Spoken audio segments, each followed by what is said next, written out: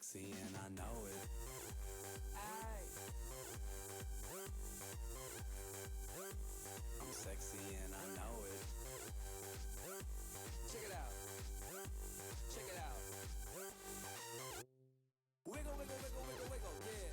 Wiggle, wiggle, wiggle, wiggle, wiggle, yeah. Wiggle, wiggle, wiggle, wiggle, wiggle, yeah. Wiggle, wiggle, wiggle, wiggle, yeah, yeah. Do the wiggle, man. I do the wiggle, man. Yeah. I'm sexy and I know it. Hey. Yeah.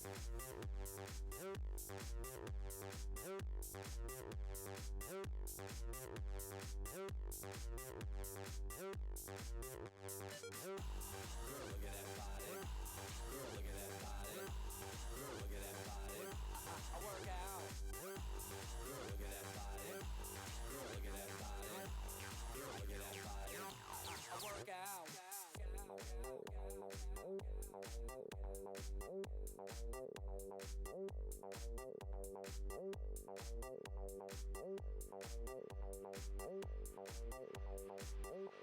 I'm sexy and I know it.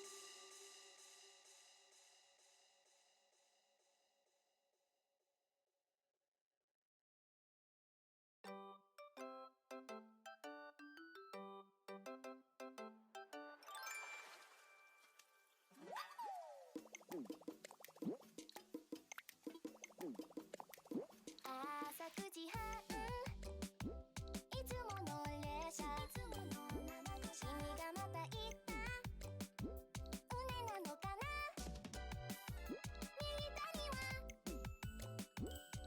複数枚いちご味のバブルガムだいつか伝えたいかと思い立ってさ神様この願い叶ってもし一枚だけ君からもらえるそのバブルガム気づかないうちに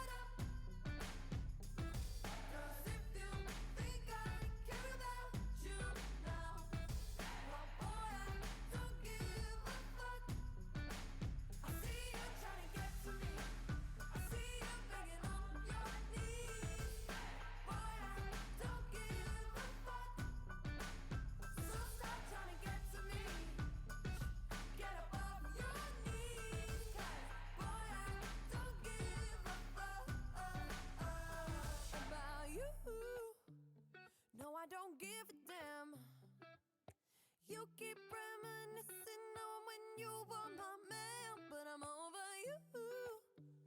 Now you're all in the past. You talk all that sweet talk, but I ain't coming back. Cut you off, I don't need your love, so you can try all you want. Your time is up, I'll tell you why. I'll tell you why. You say I'm sorry, but it's too late now. So save it, get gone, shut up. Too late now. If you think I care about you now, well boy, I don't give a fuck. Boy, I don't give a fuck. Try to get to me. I see you begging on your knees. Boy, I don't give a fuck. So stop trying to get to me. Get to me. Get up off your knees. 'Cause boy, I don't give a fuck.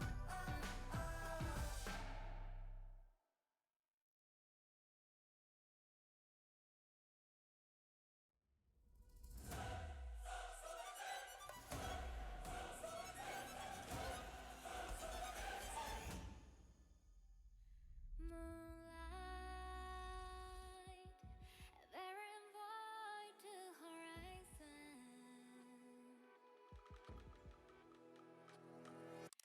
Days blur into nights of dreadful silence. Oh, you let me see thy heart lost beacon in the dark. Our lonely soul does spark. We break apart. We find, we strive. Our journey of eternity. Desire in mind to set our spirits free. Echoes take to oblivion. Freedom to make our own. We draw the destinies on a path unknown. With you, rejoice. Silence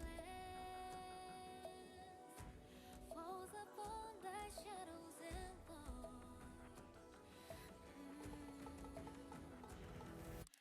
Voyage through your labyrinth of misery. Oh, then we escape afar to one that saw the scar. Prisoners of the dark, till we break apart. We ride in light through darkness where the shadows lead. Our fire resign, they led us all to keep. Gazing for flickers of light, yearning for face beside. Searching for destiny time they've left behind. And hope in vain. To who waits.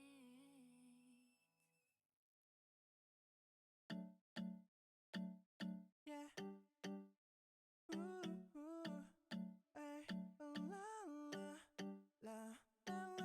一人大丈夫さ、ほら赤い水 walking down。着替えめんどくさいな、朝飯アイスでいいや。ずっと失ったまま、私はまだ君を恨んでいるから。でも気になってあなたの捨てた見ちゃうの。未練な私を殺したいよ。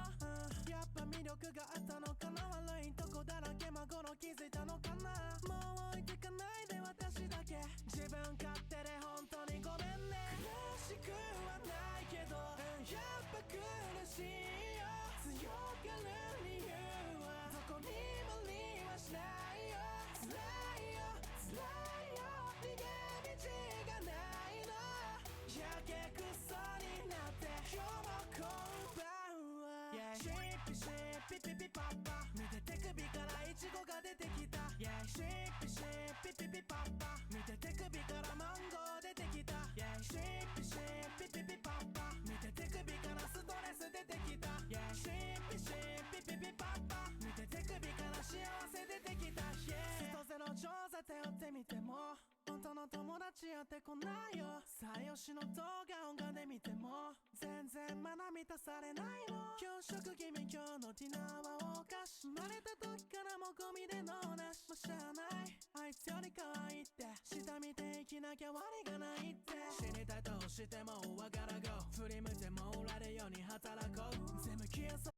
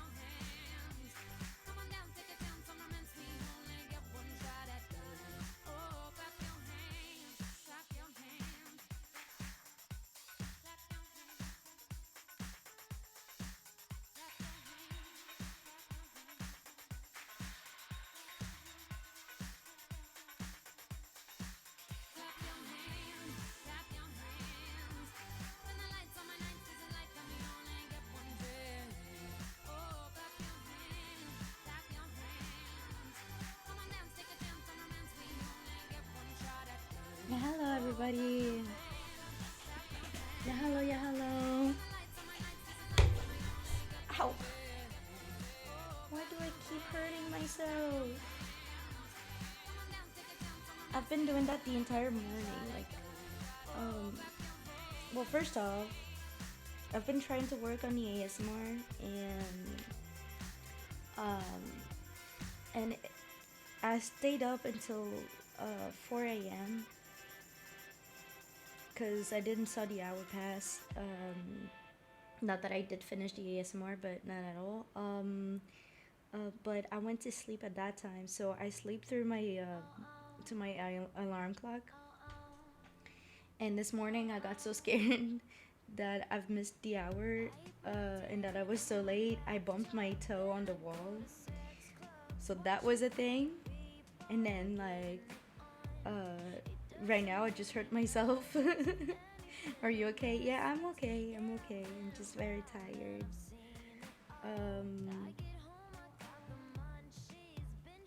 But yeah, guys, the Patreon's open. The VGen too. The commissions are open. Everything's open.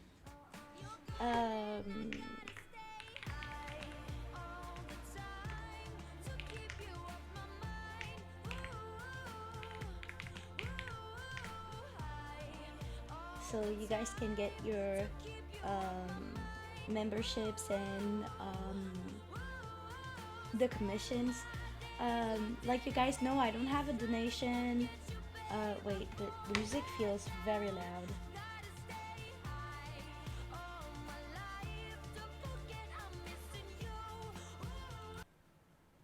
There we go. Ending it already? No! No, I'm explaining what I'm talking about. It's relevant. No, I was saying that I have my commissions open and the Patreon that is open now. I've been working on the ASMR yesterday. I didn't finish everything, which I'm still gonna work on after stream. But the Patreon and the VGen are open. As you know, I don't have a donation website or anything for you guys to help me financially or that kind of stuff. So here are my two options. Either you commission me or other, well, you get a membership. Usually do these at the end of stream, so I was like, I was in an ad. Yeah, I'm sorry. But yeah.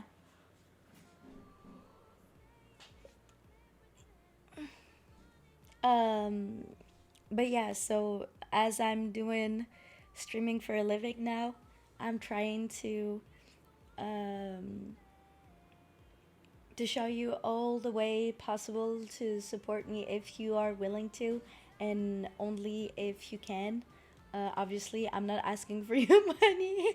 If you can't afford it, that would be stupid. But yeah, my VGen prices have been talked about with artists and taken care of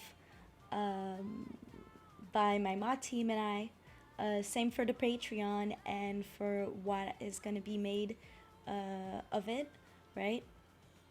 But yeah, I just wanted to let you know that this was open now, and that if you wanted to support me, well, you can support me there, as it would help me live basically, and also take care of every streaming matters. But further going, here is the schedule of this week. We are playing only spoopy games for this week, which is gonna be a handful. I'm not gonna lie to you guys. I am very scared. I don't know what I'm doing this to myself. I must be I don't know, some kind of masochist or whatever. But yeah, So we are gonna play. Let me show you a bit of the schedule of this week, so you guys actually know what I'm talking about. Cause I put it on the Discord yesterday, but I forgot to put it on my socials. So that's the old one. Give me a second. My little soda pop.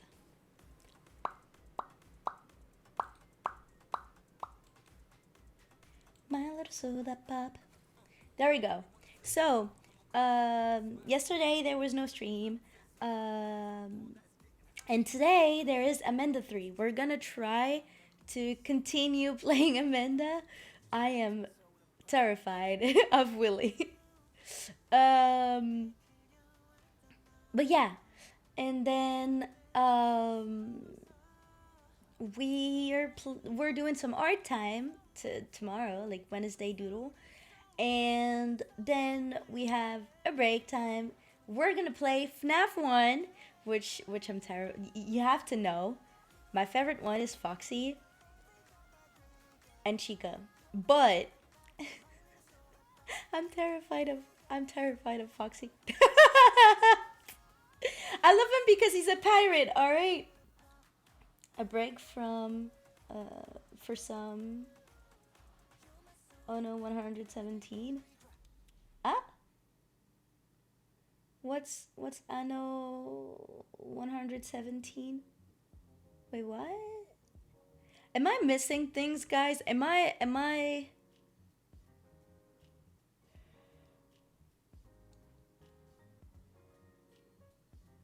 I'm confused. Also, oh my god, Sana, thanks for the cheer bits. What the hell? I'm sorry, I just saw that. What? Aw, thank you, honey. What the hell? Thank you so much. A Roman city building game that comes out on Thursday. Oh, no. I'm sorry to break it up to you, but I'm not into this kind of games, I guess. Maybe I could be into it, but I don't think it's the kind of game that I'll be into. And also, I didn't even know about it. You have to understand that I am the kind of person that don't really follow game trends or trends at all. Not because I don't want to, but simply because I don't know. I'm not aware.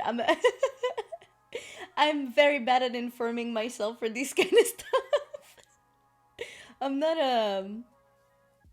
I'm not really doing that. Same for the news, by the way. In real life, I don't watch the news. I don't even have a TV. I don't own a TV. I didn't. I don't know what's going on in my country, like politically. I'm just, I'm just living. So just Clash of Clans. That's crazy.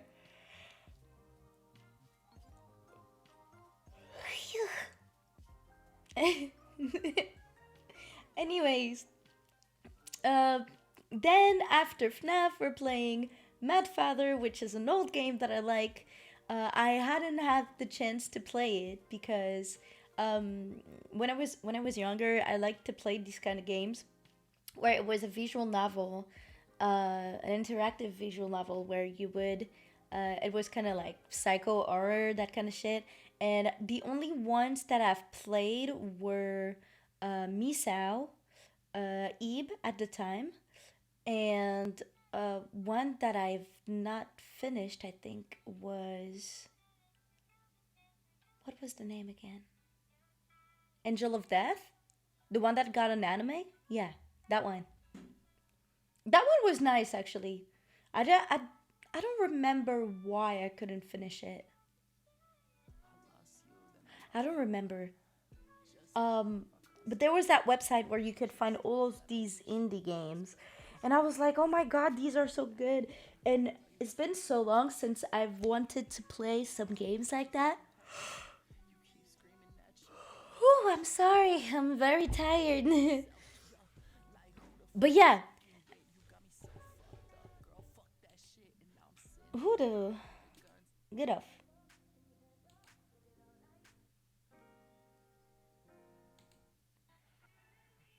No. Uh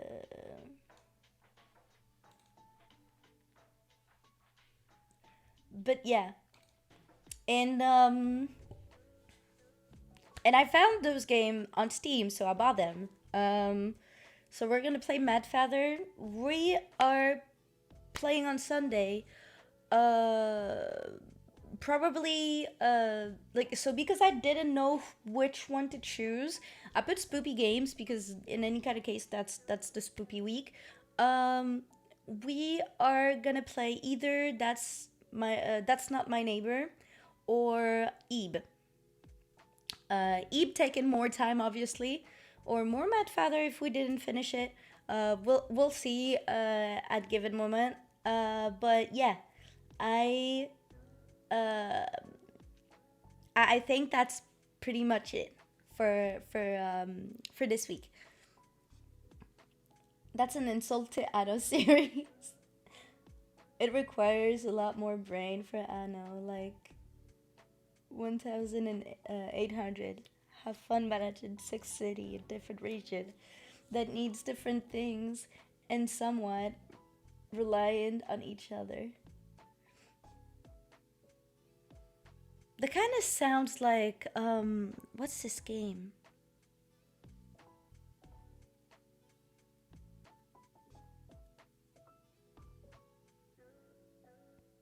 I forgot the name of SimCity. That's crazy. That's crazy. That's crazy. Oh my god. No, I was about to say what is the space game again? Everybody around me used to play it and I was there like maybe one day, but I didn't because look, I don't know. I'm I kind of am like meh, whatever. Uh Crusader Cakes? No. Ugh, no.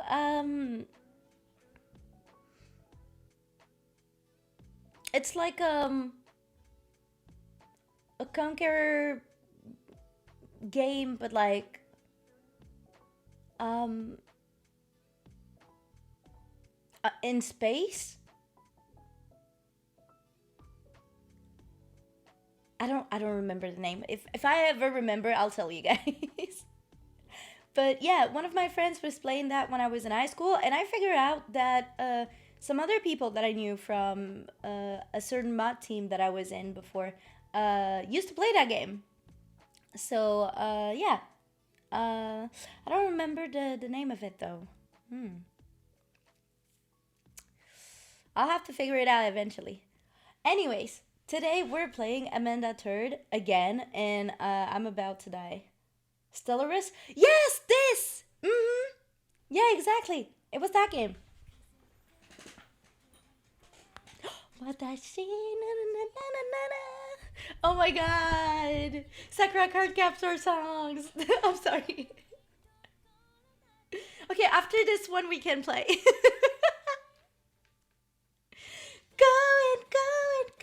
Going on.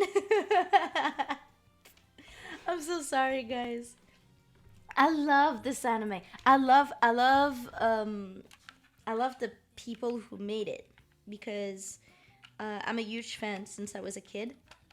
I grew up with Sakura uh, Card Captor. Card Captor Sakura. Boom.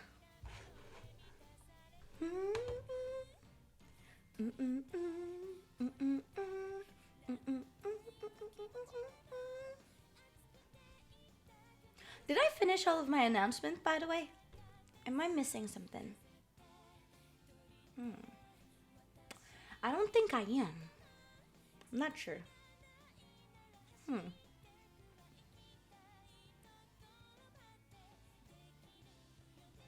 You forgot these?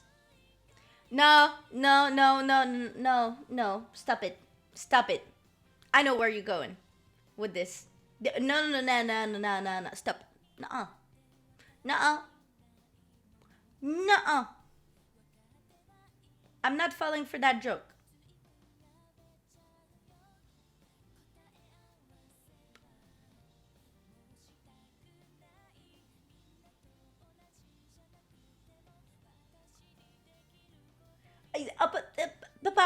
But what?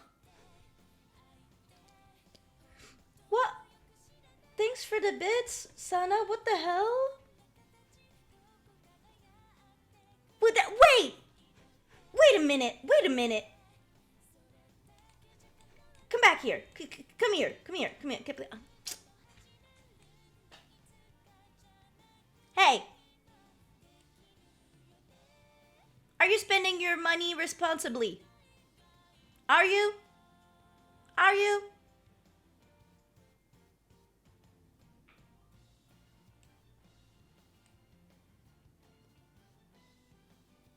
Be careful. I'm watching you.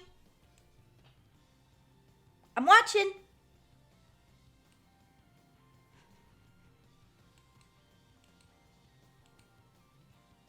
Oh. Wait. I just realized that wait, the schedule is in front of me. Whoops. Now I sound ridiculous. Look what you make me doing. That's crazy. Why are you doing this to me? Do you hate me this much? That's crazy.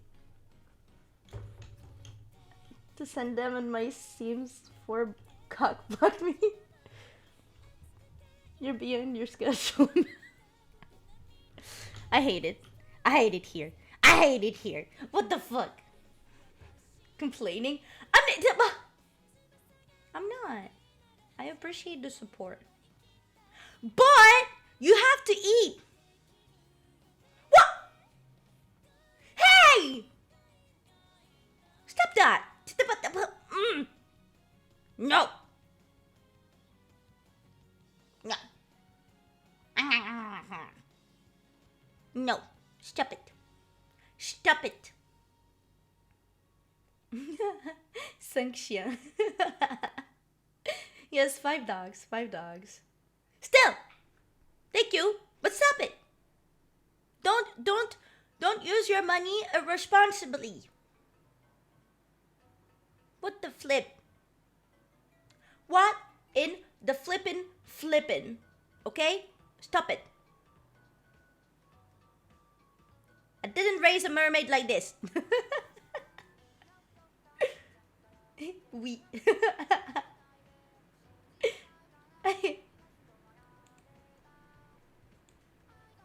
What in the slippin'? Flippin'? Macalippin'? Alright? Stop it. We stop there. I stop you there. Okay. Now it's time to play the game. Don't distract me from my goal of playing Amanda.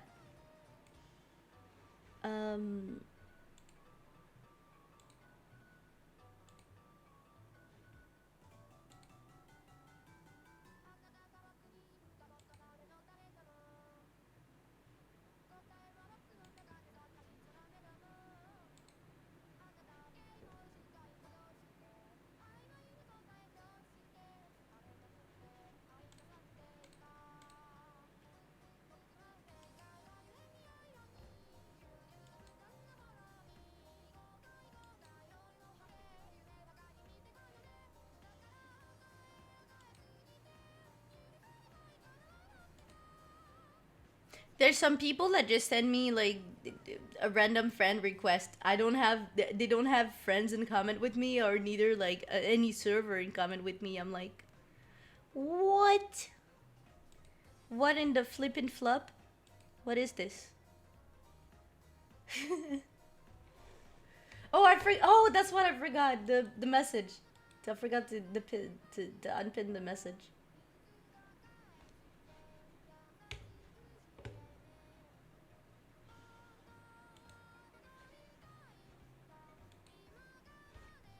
Okay, let me put the music down.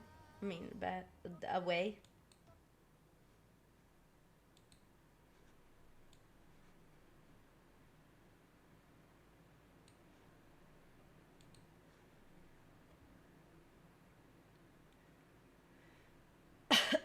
Oh wow, I'm in the middle of it. Wait, I'm in the middle of the screen. Whoops, I didn't expect to be this big. I'm sorry.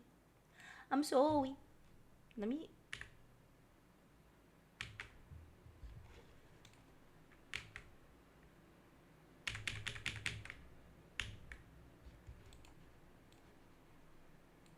Oh no, why?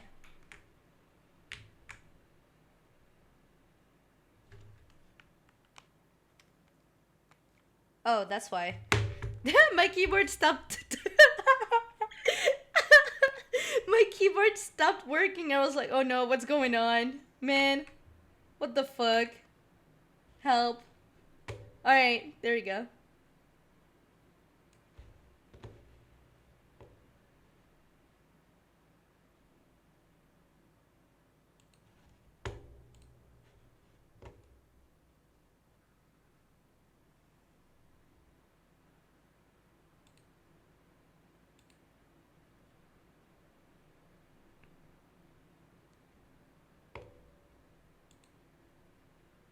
Okay, am I small enough?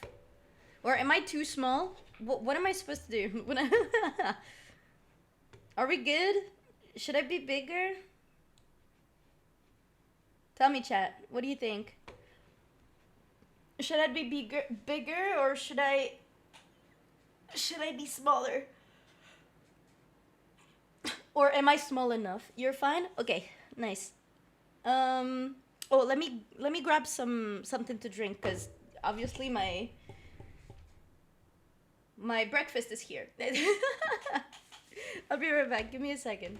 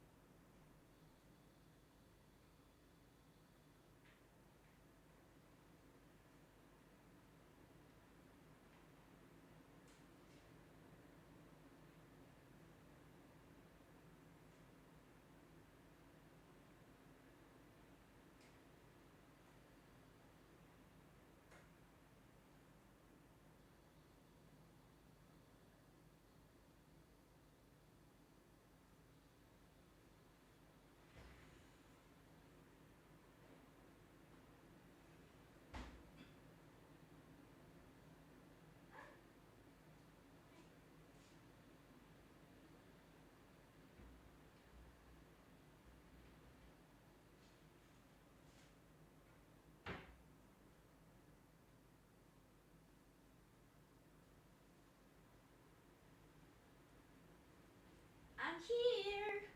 Oh my god, it's so cold in the living room. You guys don't understand. I'm about to like crash. Jesus. I'm freezing. Woo. Cuz here's the thing, like I have two reversible ACs, right? So like I usually don't really get them open, or because like you know I can always wear like a sweater or something. But this morning it's super cold, so I opened the one that is in front of me right now, above my PC, just so my room could be like, you know, not chilly. But goddamn, the living room is freezing. I'm not spending too much time in my living room, I think. That's probably why. But yeah. Anyway, let's go. We have everything. We have the breakfast. We have the controller. We're good.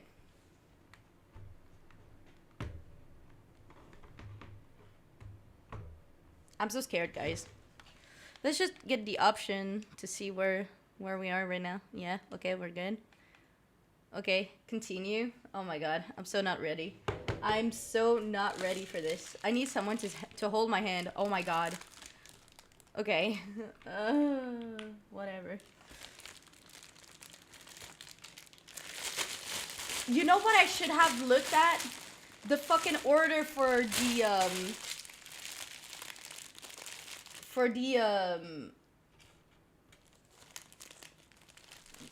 all the cables and all that shit. Cause that's what I'm gonna need right now. And like a fucking dumbass, I didn't do that the first time when I looked at it. Cause I was not fast enough. And too scared. Like the little shit I am. Oh my god.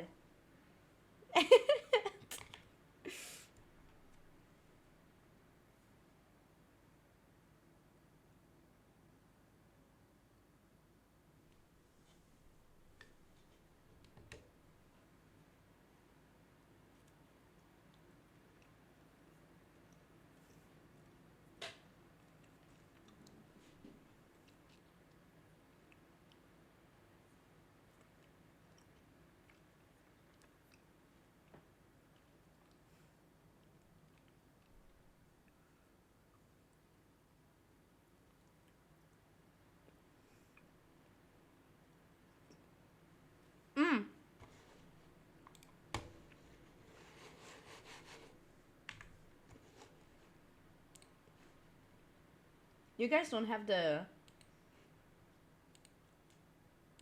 the sound, do you?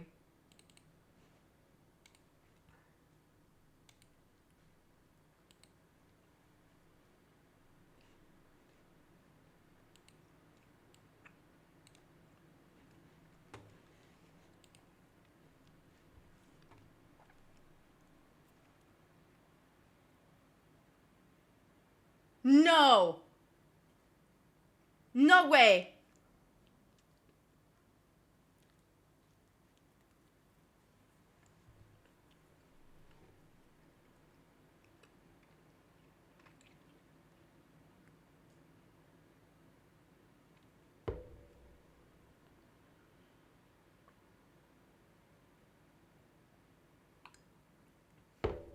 There's no way. There's no fucking way we have to restart everything. You're kidding me, right? Right.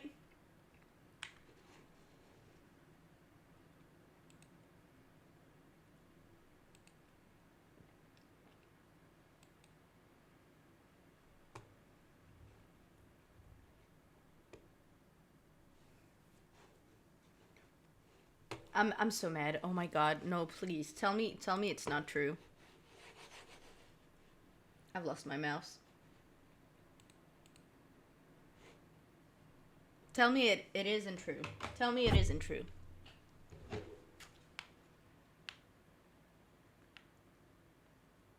Oh no, we don't have to restart everything. Okay.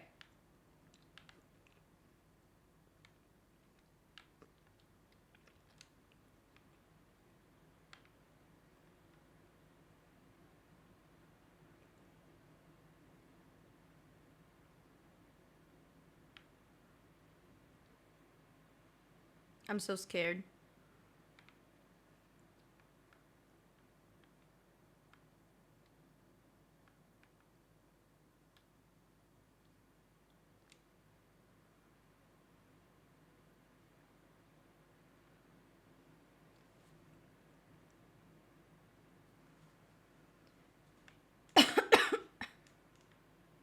So that's the door. The door is supposed to be this one, I think. I don't remember. Cloud.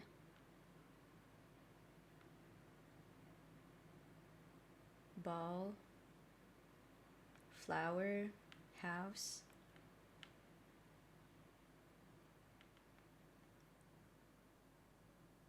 Garbage. Okay, the electric snake. The sparkly snake, like they call it. The tree. Okay. Just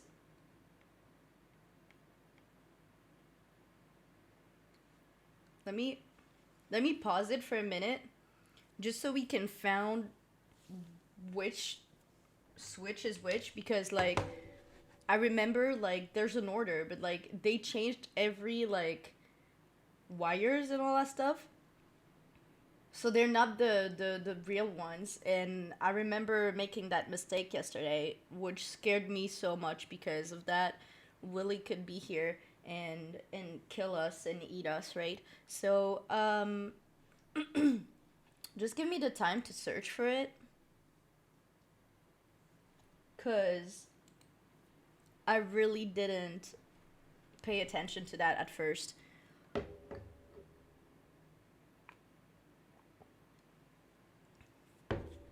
Cause I didn't thought that they would like change everything, but obviously, cause I'm a little shit.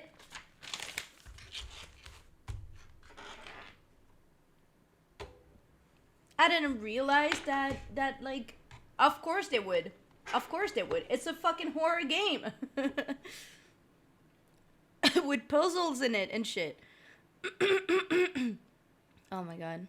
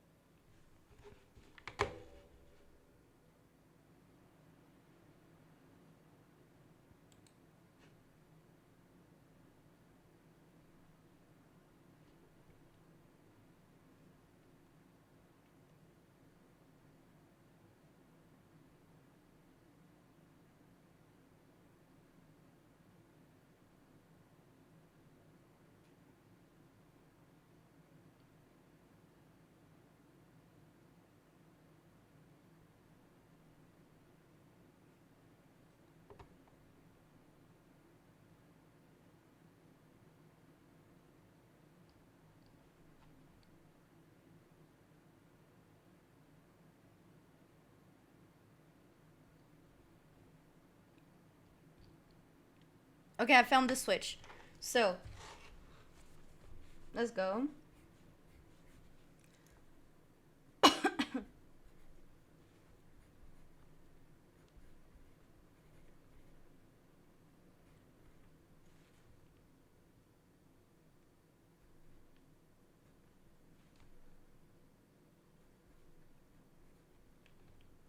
Oh, whoops.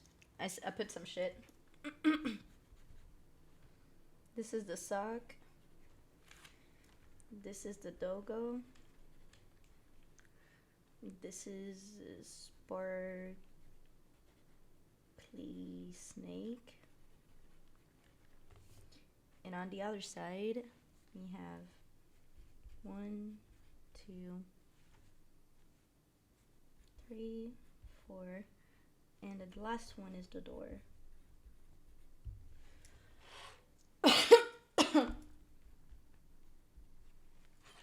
We're about to die, by the way.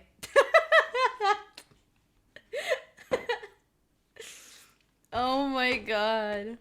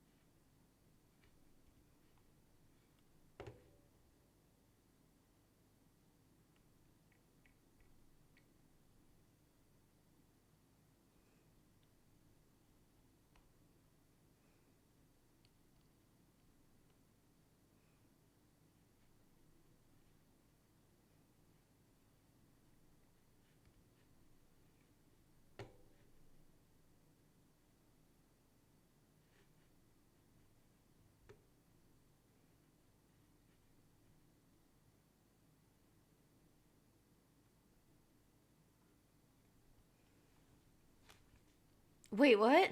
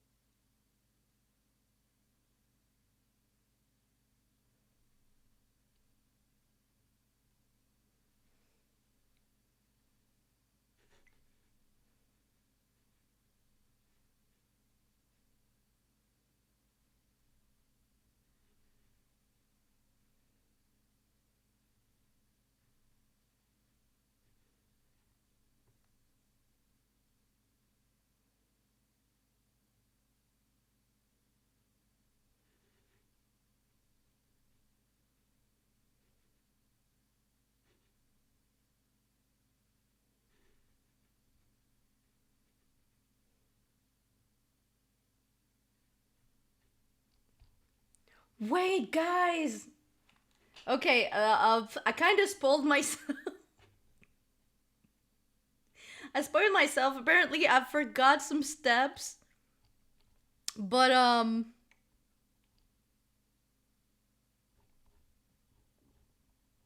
But hey, let's do this, I guess.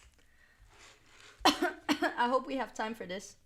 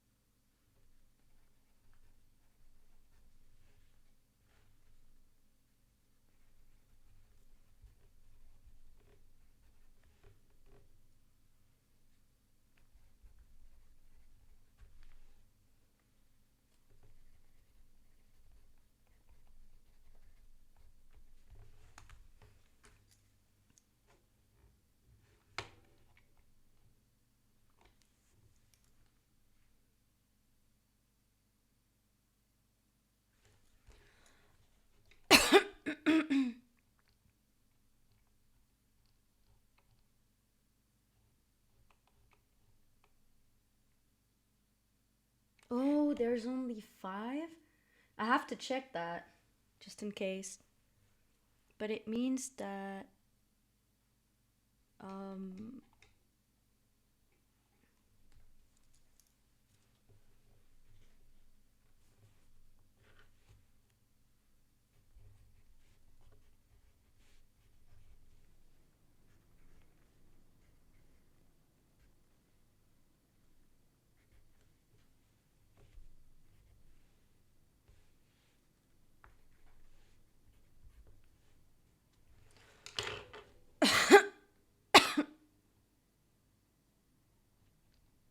Okay. Well, guys, yeah. We might want to play this properly, I guess. Or we will not have the entire lore. Damn, I didn't realize there was only 2. Alright.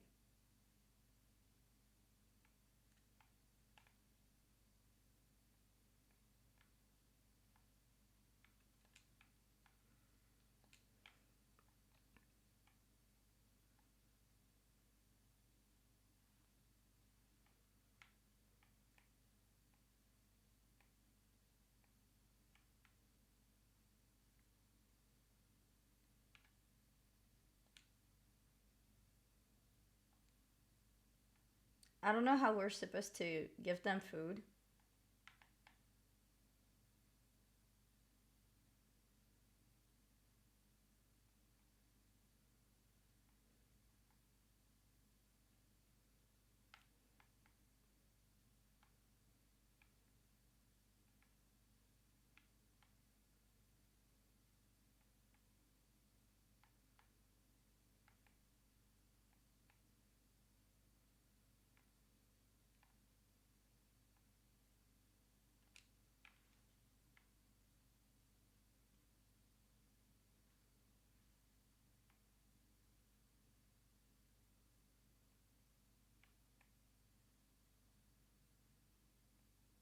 I'm very scared. This one wants the cake. Oh, I didn't give this one to him properly. There we go. So apparently these are which kind of makes sense, obviously, but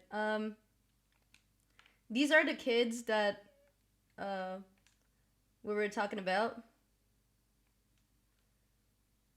this entire time. And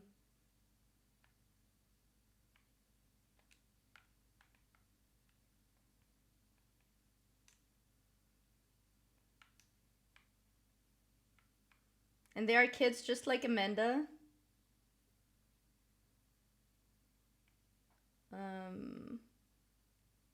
Wait, no milkshake.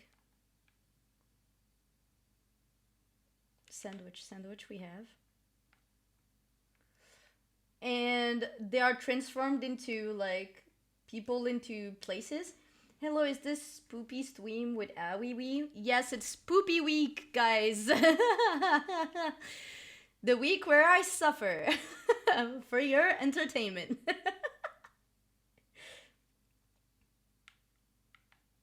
So you got the sandwich?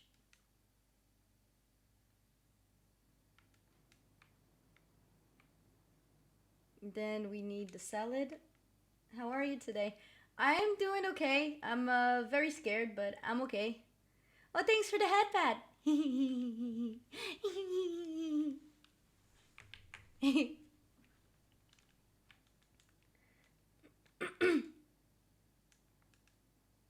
So the salad is here.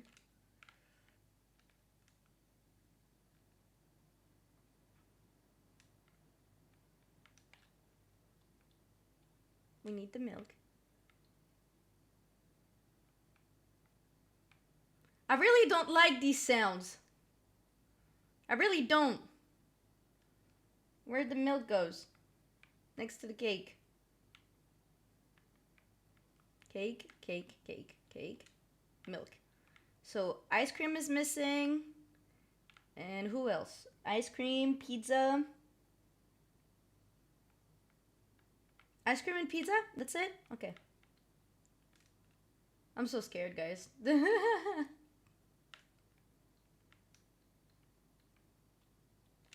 Ice cream.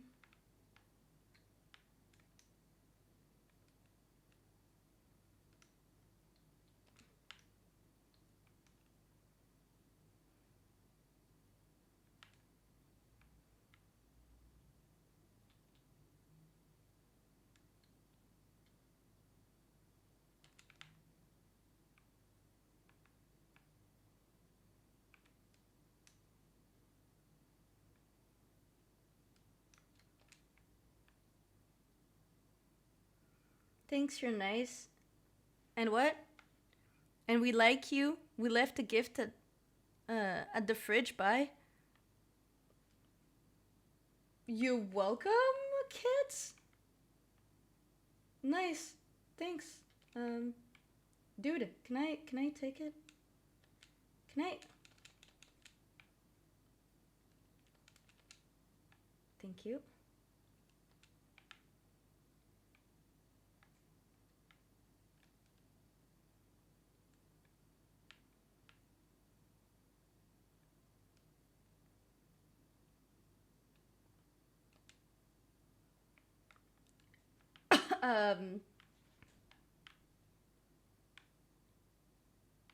Wait, let me see if I have time to read it.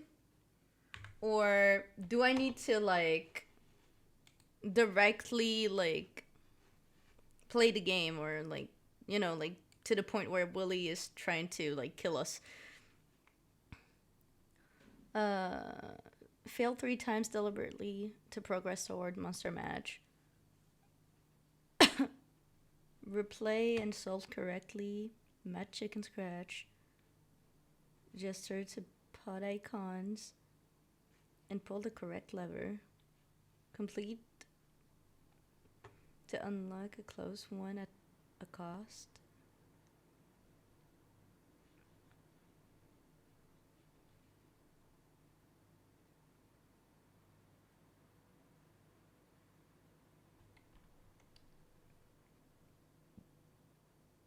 I don't like the fact that it's doing that song.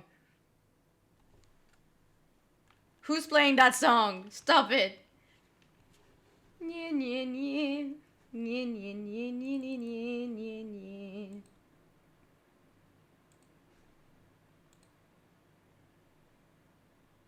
you hear it? You can't. What? Why?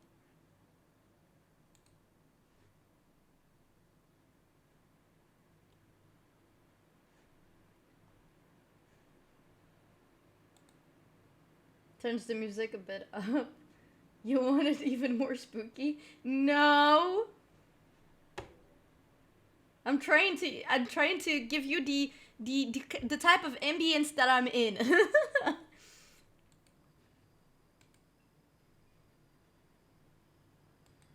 There you go.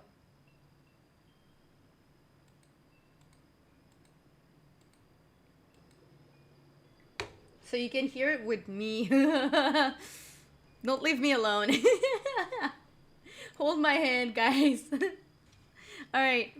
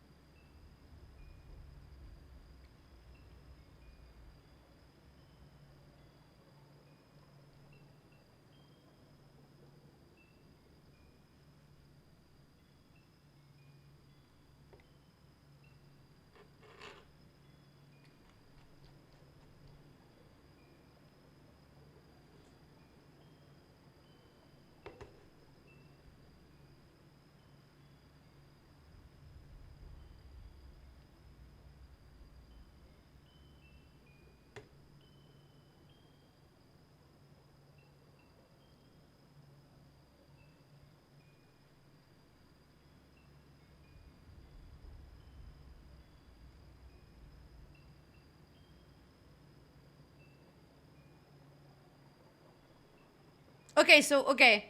No, wait. So I was right.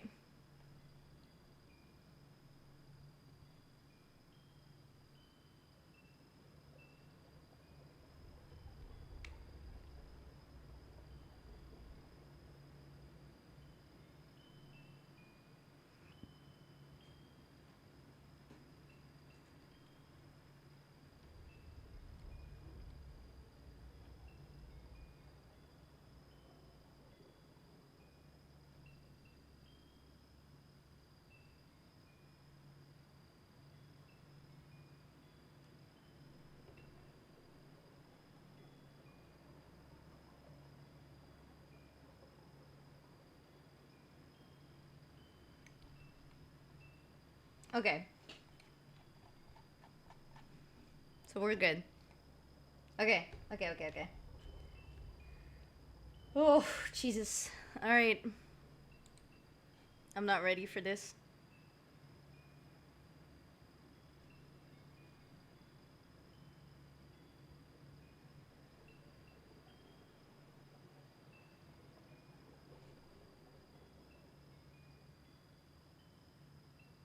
He escaped. Oh my god. Um.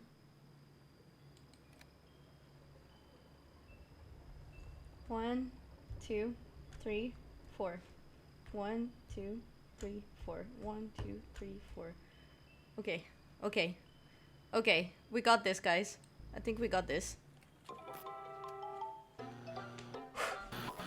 We might not got this, but we got this, alright?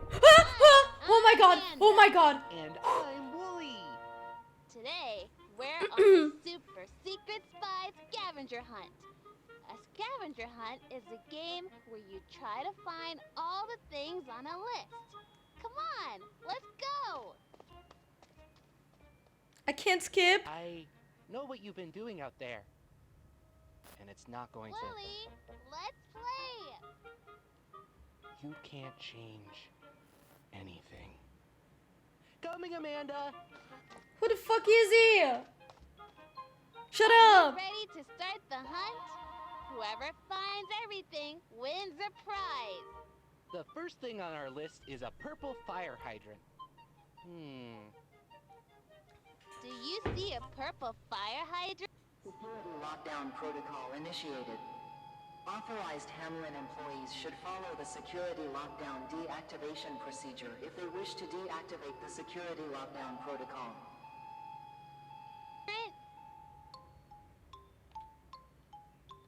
Good job! I see it over there. Willie, Help. check the purple fire hydrant off.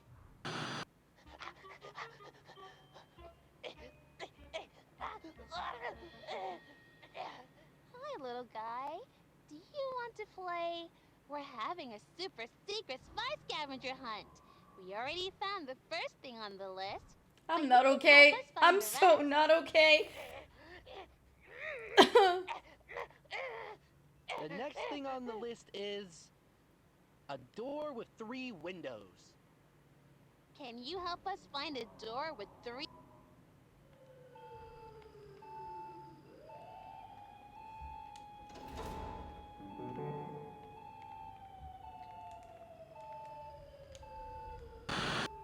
I found it!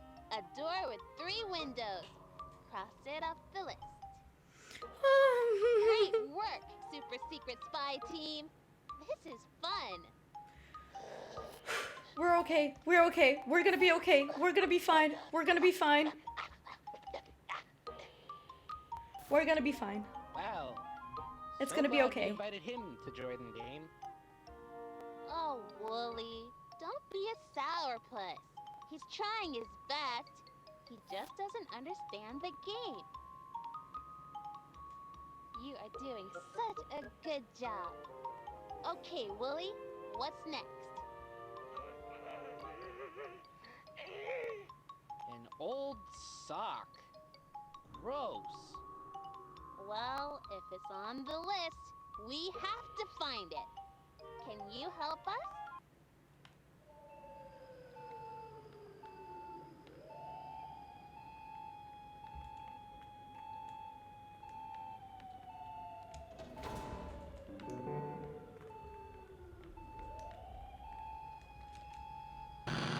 Here it is.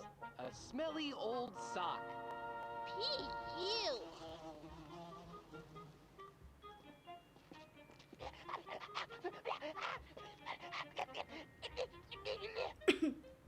Okay. Okay, what's 3, the next thing on and then the 4. list, Wooly? We're fine. We're fine. A stray dog?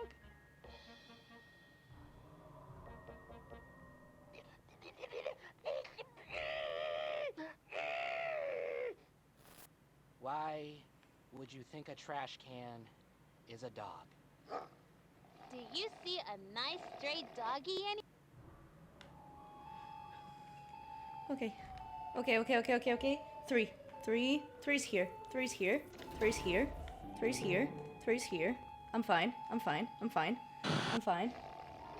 Look at this sweet puppy! We found him!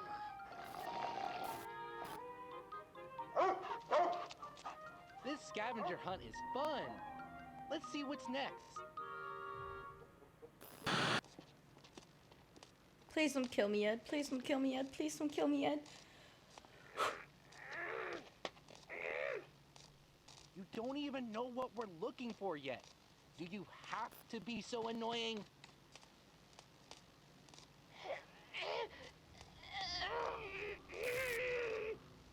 Come on, sweet little guy. You can help us find the next one. Lily, what is it? We're looking for a sparking snake.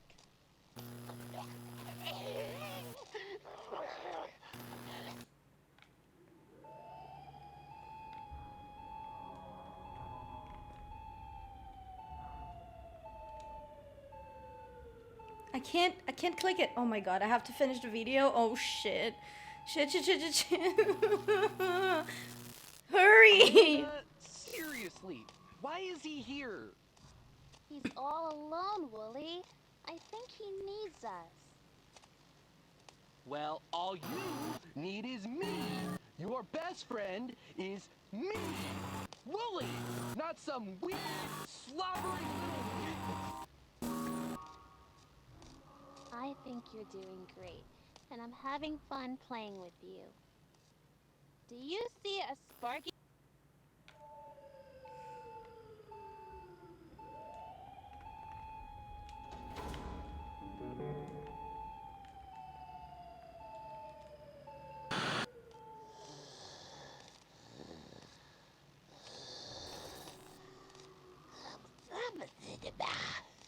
Aw, you're sweet. What's gotten into you?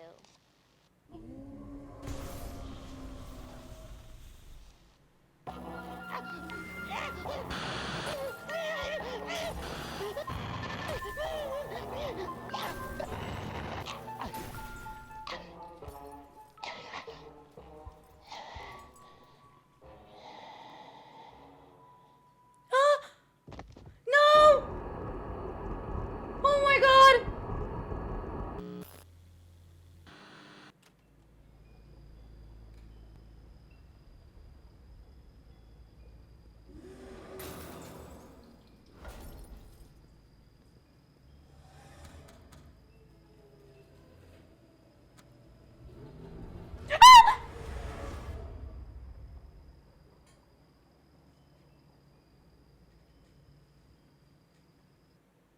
Oh my god.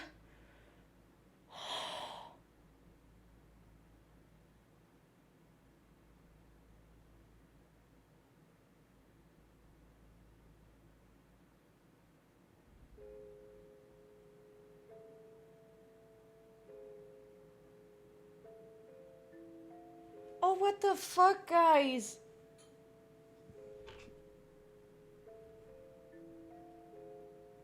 Did he sacrifice himself for us? No! Jordan!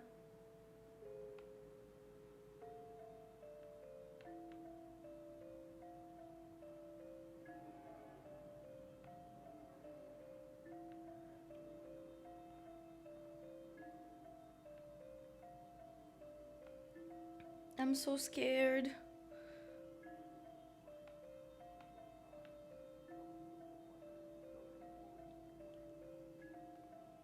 We didn't watch the blue tape! Fuck the blue tape! No! We should have watched it beforehand! Oh my god. Oh, we're so dumb! I'm so fucking dumb, man! Why? Oh my god. I was so scared that I forgot about the blue tape. I'm so stupid.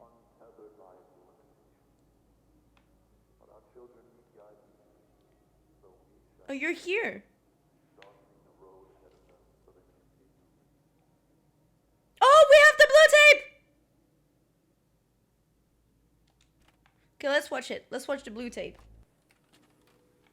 3 years after taking over production, Hamlin Entertainment has pulled the plug on beloved community TV show Amanda the Adventurer. Once a modest public access children's program, Amanda the Adventurer was purchased from local producer Sam Colton and became a high-tech and higher-budgeted animated series. Series creator Colton, whose current whereabouts remain unknown, often emphasized that Amanda the Adventurer is all about the power of children's imaginations. I wanted to create a show that teaches children that our world is a magical place, that there are little adventures waiting around every corner in their very own neighborhood. The show is a celebration of kids' imaginations. But really, it's all Rebecca. As soon as I met my beautiful daughter, the inspiration was there. You know, she was so young when I adopted her. And despite what she's gone through, she's always seen the world with such kindness and joy. She's the light of my life, and it makes me so happy to share that light with our community. Colton disappeared shortly after striking a deal with Hamlin in late 2002. Initially resistant to the involvement of outside forces, he signed over both the rights and, according to an anonymous source, stewardship of his adopted daughter Rebecca to the company.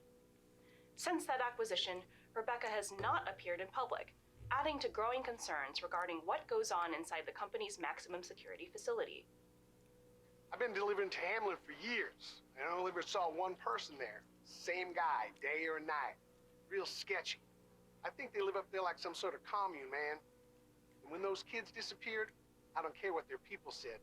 They had something to do with it. Kensdale used to be a peaceful place. Then they got here, things got real weird. Real weird. Some members of the community have suggested that Amanda the Adventurer is not the innocent program it once was, pointing to disappearances of local children and accusations of harmful influence. Faced with mounting public outcry, Hamlin has maintained denial of any wrongdoing, but declined an invitation to provide a statement to our team. For now, the Kensdale community has been left with more questions than answers surrounding the show's announced cancellation and the reclusive nature of its young star. We will share further details of this story as they develop. Coming up, think hot dogs are only for summer barbecues? Think again. When we return, we'll catch up with Chef Adrian Dingle, who's relishing all the unexpected ways you can add a little weenie magic to your Thanksgiving.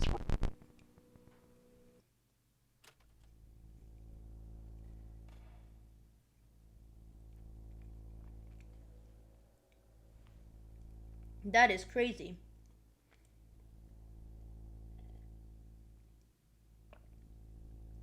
That is insane. They took away, they wanted to buy his show. He said no. They fucking forced him at some point, any kind of moment, and stole his daughter to make Amanda the Adventurer like this. And they stole all their children. That's crazy.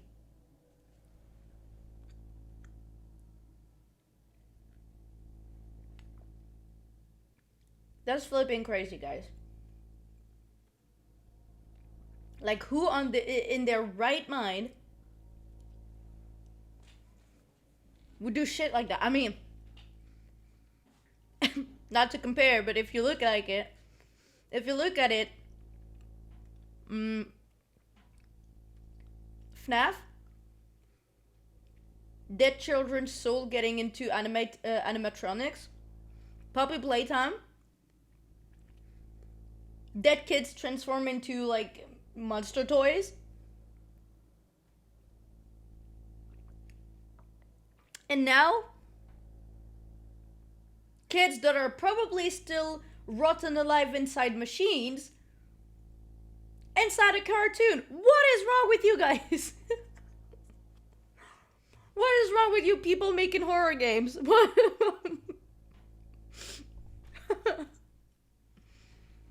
That's insane. Do you hate children? I need to know. Like, what is this? What is this obsession with, like, kids?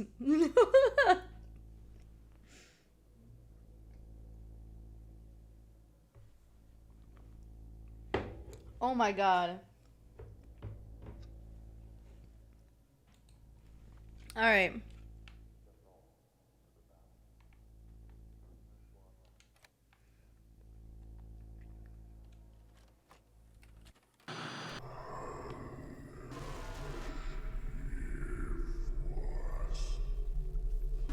What the fuck?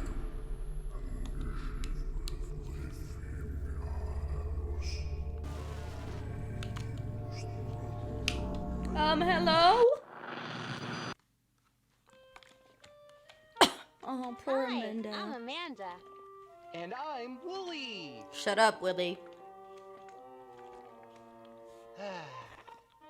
Amanda, it's so nice to be playing here with you, my very best friend.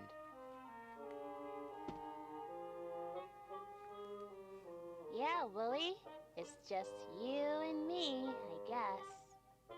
Let's have a Wait, look fancy at the party to eyes! celebrate. Oh my god, did all the children What exactly die? are we celebrating? Oh, there are lots of reasons to have parties. What's something you celebrated with a party?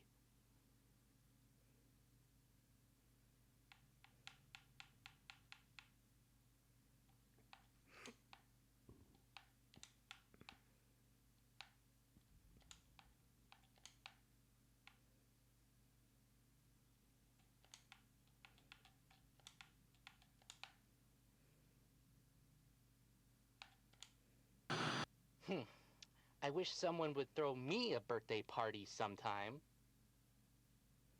Wooly, no matter what you're celebrating, you can't have a party with just 2 people. That's true. It would be nice to have another friend around. Amanda, we have all the friends we need right here. Sweet Penswallop, would you be so kind as to attend our party? Oh, my dear McIntyre, I would be delighted. Maggie, would you like to go to a fancy party? Well, Maggie, you're all grown up now. And sometimes you have to do things just for other people, even if what they want isn't right for you. Maggie is a very successful grown-up.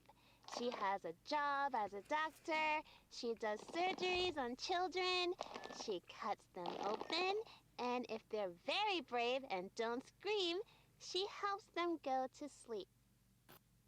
Amanda, can we pick another doll for the party? That one is all messy anyway. Sometimes I think about what I might be like as a grown-up. What do you want to be if you grow up?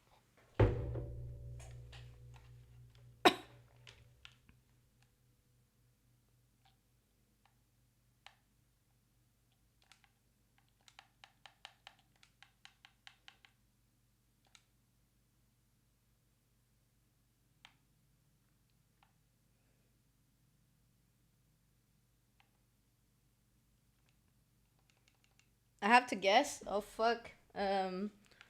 Free, I guess.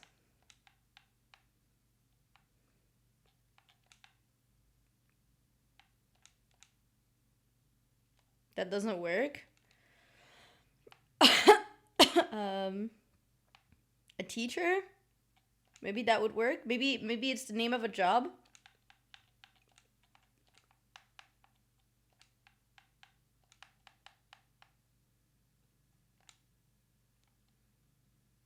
No.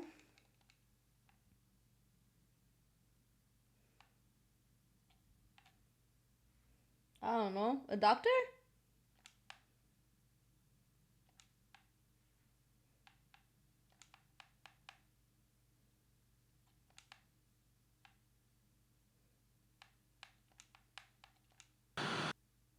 Would you be a nice one or a bad one?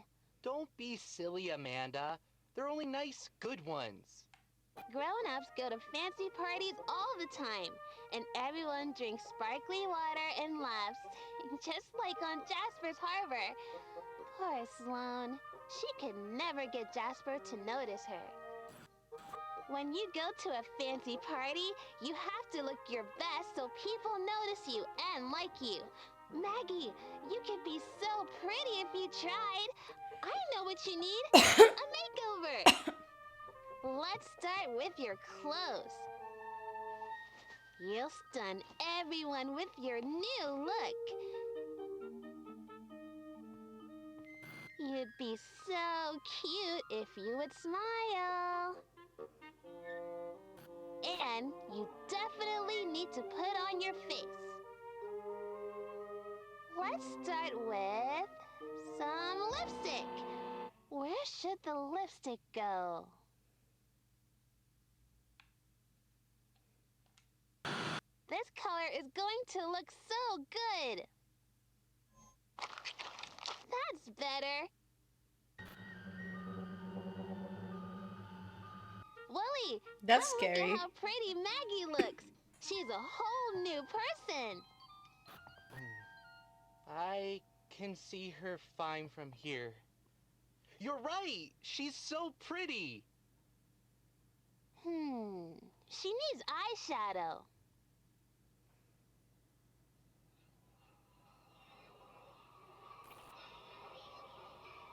Sorry, Maggie. It doesn't matter what you want. This is your life-changing makeover. Okay, hold still, Maggie. Where do we put the eyeshadow?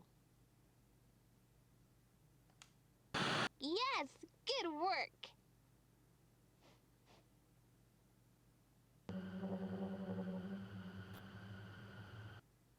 Willie, look! I'm okay over here, Amanda. Come look. Okay, okay.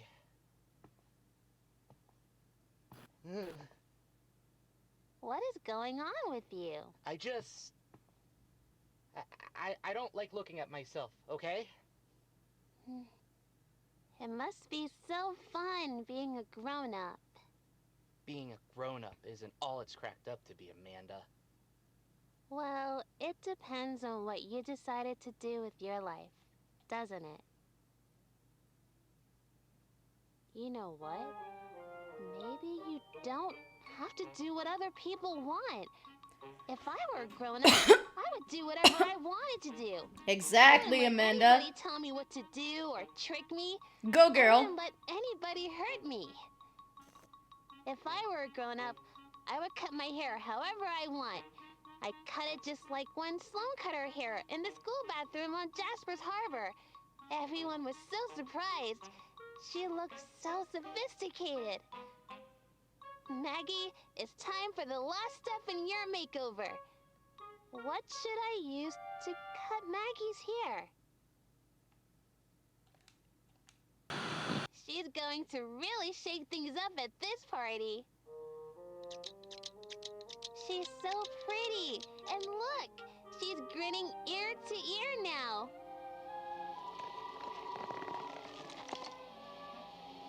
See, Maggie? I knew this is what you wanted. She's scary as all fuck. I'm along. just saying. Come on, Willie. We have to Though set she's up pretty our with that party. haircut.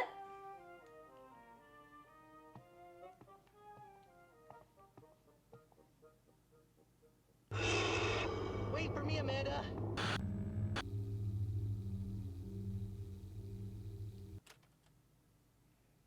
Six, 704.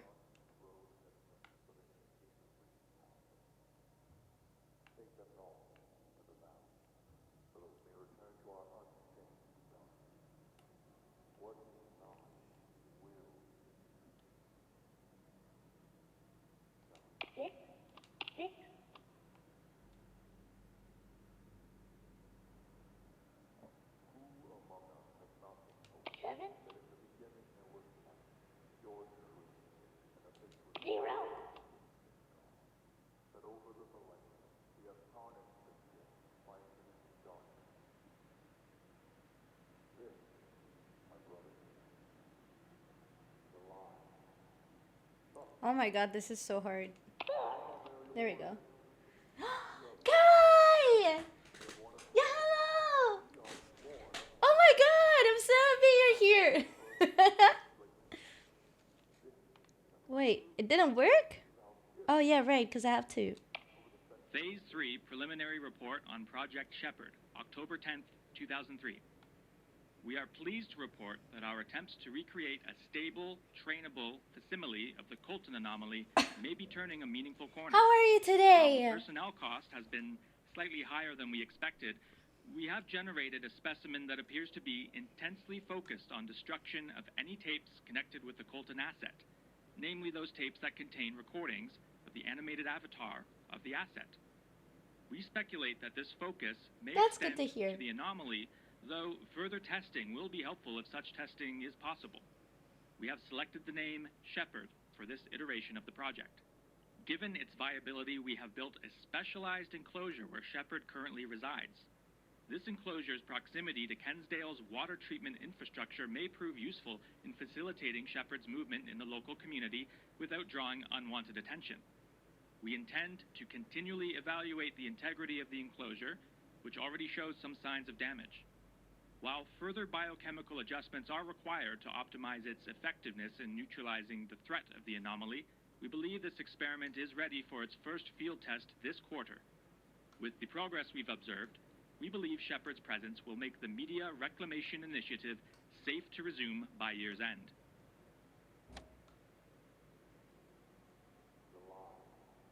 Is Shepherd Willie? That's crazy. They're basically saying, oh, by the way, we created a monster just so you don't use the fucking tape.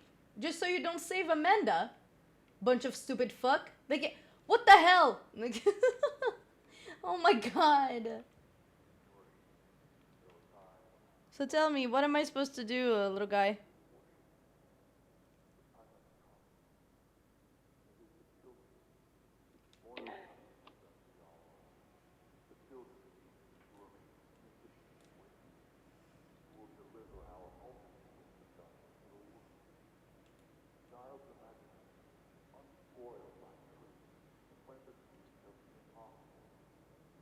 His fucking eyes moves. It's been several times that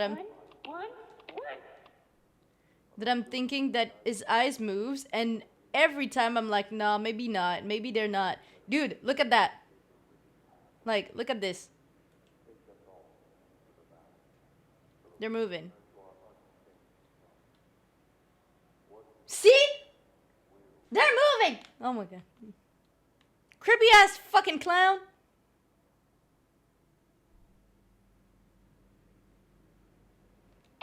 They say a friend's eye is a good mirror. Something tells me the ones in the hall are gonna be your best buddies here. Just don't stare at them too long. Nobody likes a creep, kid.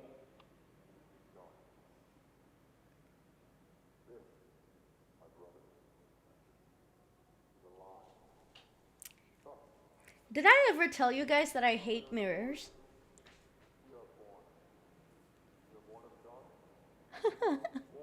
Did I ever mention that I hate, like, that I'm kind of scared of, like, mirror and shit? I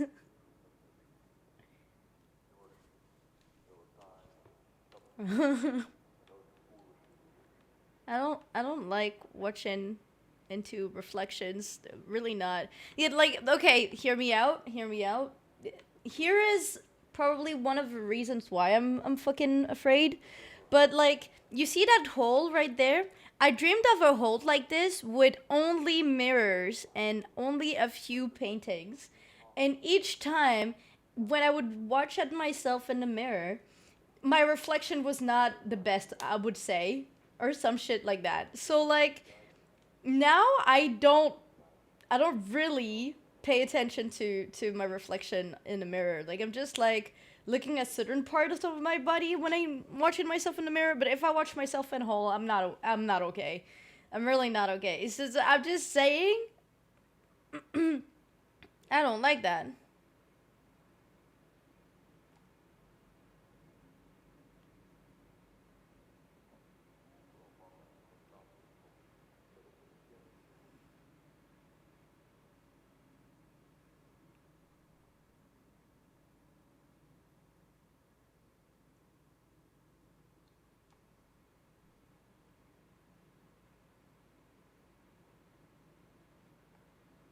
If something appears,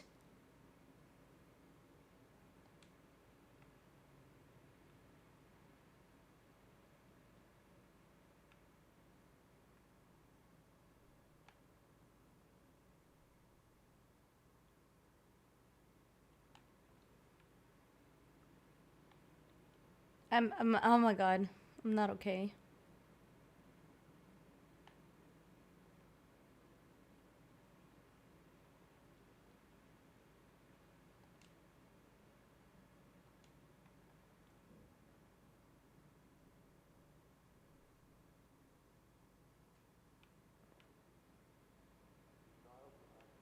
I don't understand what I'm supposed. That scared the shit out of me. I'm not. I don't know. I don't understand what I'm supposed to do. Plus, I'm too. I don't think I'm. I think I'm too scared to understand what's going on.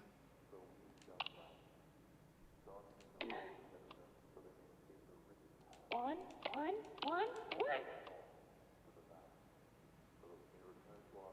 Maybe replay the tape. They say a friend's eye is a good mirror.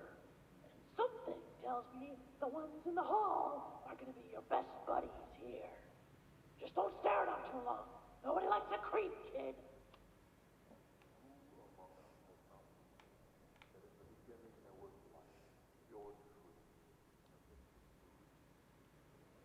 So, good friend's eye. No. Okay, a good friend's eye is a good mirror.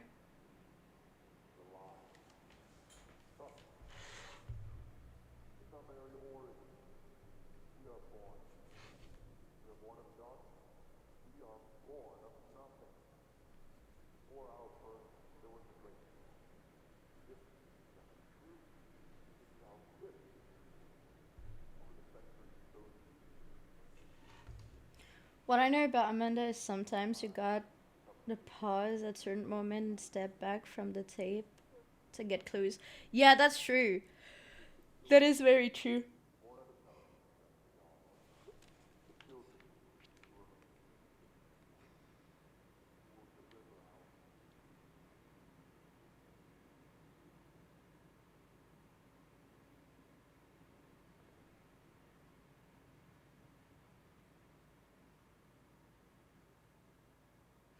Well, each one of them has a shepherd other than this one. I mean, a shepherd. A fucking... How you call that?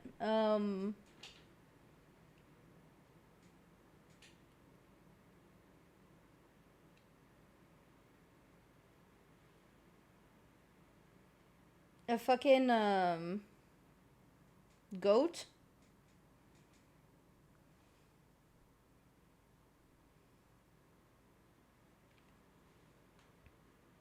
And Wooly is a sheep?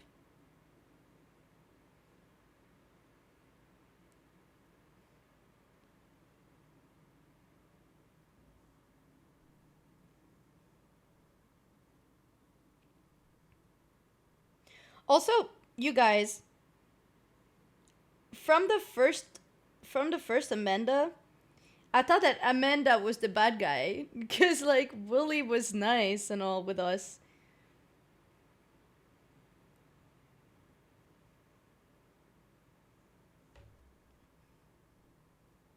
But I guess he wasn't all this time. I mean, if he is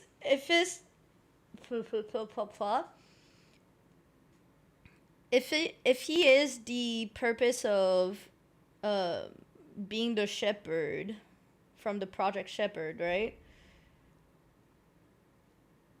Maybe he really is a nice guy by trying to stop the anomaly, which is literally like Amanda's monster, from what I understand. Right? But in that case, why is he trying to like, why is he not... Why is he like against Amanda's will when he's supposed to be her best friend, right?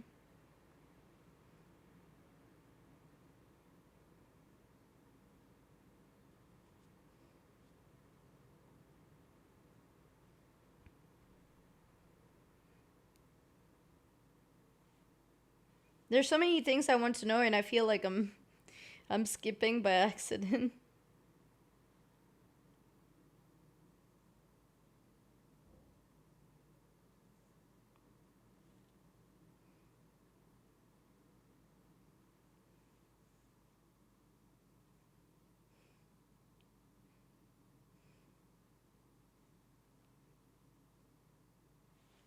Okay. Let's try again.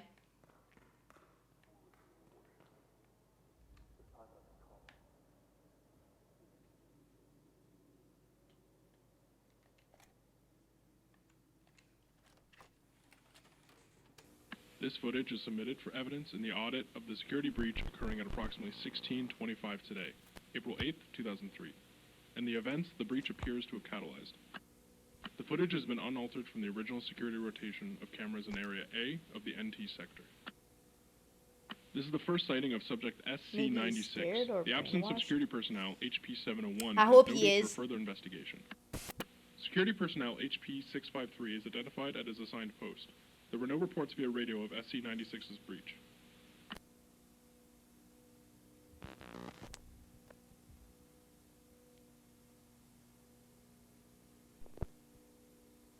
PR-362 is positively identified en route to a shift change.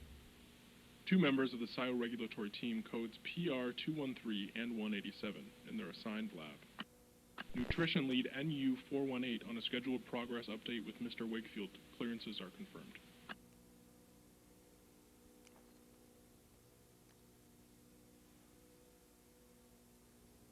SIO regulatory team member PR-362 reported nothing of note as SC-96 moves behind her. SIO regulatory lead PR-734 escorting subject XF582KP02 to pediatric lab number 5 for mnemotocognitive diagnostic. That's one of the kids they've used for the experiment. You know, like one of the kids that eats like the foods and all that stuff, I think. All requirements of the scheduled shift change are confirmed to have been fulfilled. It's crazy.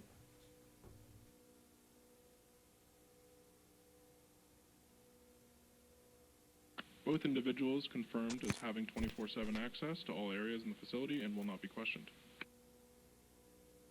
Still unseen by any security personnel, subject SC-96 is seen here entering his daughter's room.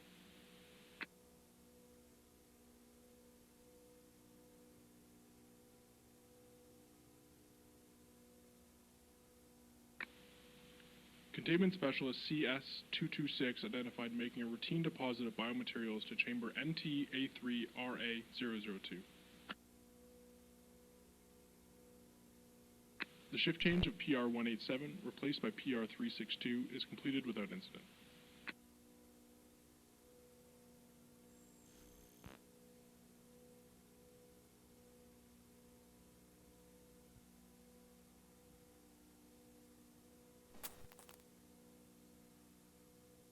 Localized aggressive tremors are observed here. Preliminary investigation suggests this is the moment of inception of the Colton anomaly. Security personnel HP-653 has been cleared for the abandonment of his designated post. His response to the tremors is deemed appropriate.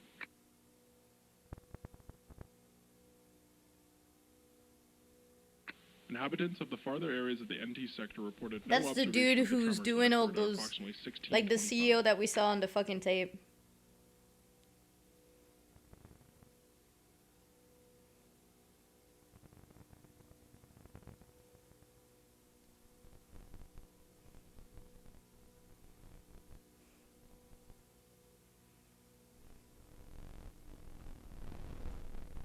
Further investigation of this first sighting of the anomaly is necessary to understanding its characteristics and movement patterns. Reports of disturbing noises in the ceiling followed the incident. Follow-up on these reports is ongoing.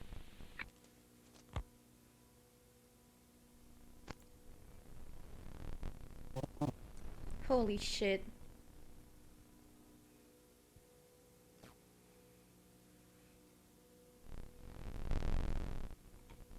She's basically in the ceiling, and that's fine. Gosh, Amanda. Yeah.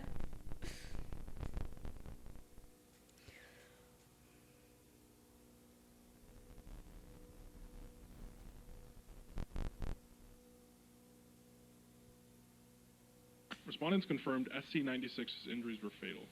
Preliminary theories point to an energy surge that overloaded the Colton asset's neuropsychic system and discharged in the form of the anomaly. Understanding of the incident is limited. That was a big one. It hurts. Assets induced unresponsive state. Attempts to capture the anomaly are postponed until further understanding can be obtained. This concludes the security audit. Bless you. Thank you. God damn it.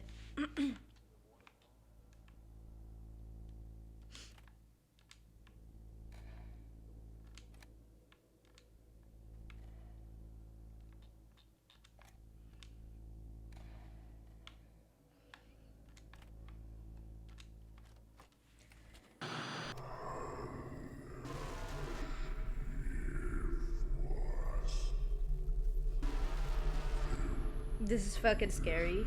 I'm just saying.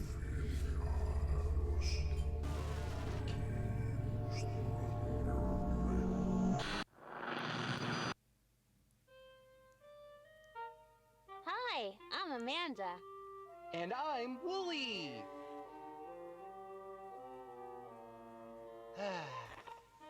Amanda, It's so nice to be playing here with you, my very best friend.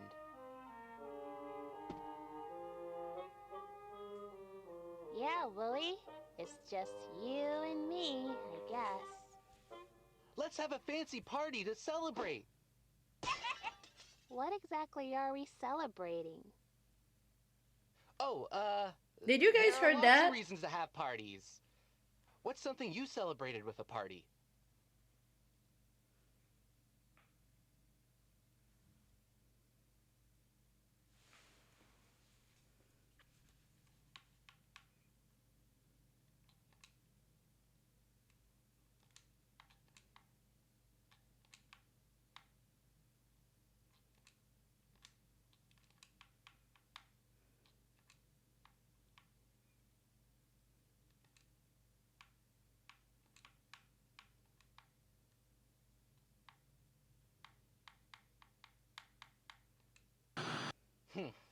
I wish someone would throw me a birthday party sometime. Willie, She rolled no her matter what you're eyes. celebrating, you can't have a party with just 2 people. It would be nice to have another friend around. Amanda, we have all the friends we need right here. Sweet Pen Swallow, would you be so kind as to attend our party? Oh, my dear McIntyre, I would be delighted. Maggie, would you like to go to a fancy party? Well, Maggie, you're all grown up now. And sometimes you have to do things just for other people, even if what they want isn't right for you. Maggie is a very successful grown-up. She has a job as a doctor, she does surgeries on children, she cuts them open, and if they're very brave and don't scream, she helps them go to sleep. Amanda, can we pick another doll for the party? That one is all So messy Maggie is an anyway. actual doctor that she remembers. Sometimes I think about what I might be like as a grown-up. What do you want to be if you grow up?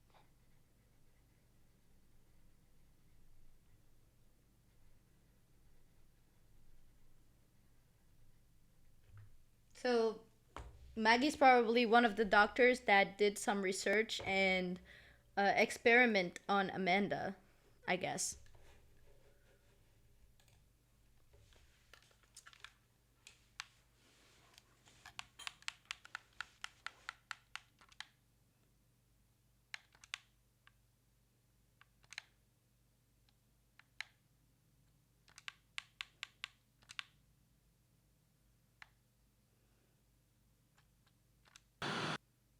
Would you be a nice one or a bad one?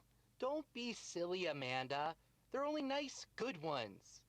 Grown-ups go to fancy parties all the time, and everyone drinks sparkly water and laughs, just like on Jasper's Harbor. Poor Sloane. So Riley She is can a never doctor get Jasper to herself. notice her. When you go to a fancy party, you have to look your best so people notice you and like you. Maggie, you could be so pretty if you tried. I know what you need. A makeover. Let's start with your clothes. You'll stun everyone with your new look. You'd be so cute if you would smile. And you definitely need to put on your face. Let's start with some lipstick. Where should the lipstick go?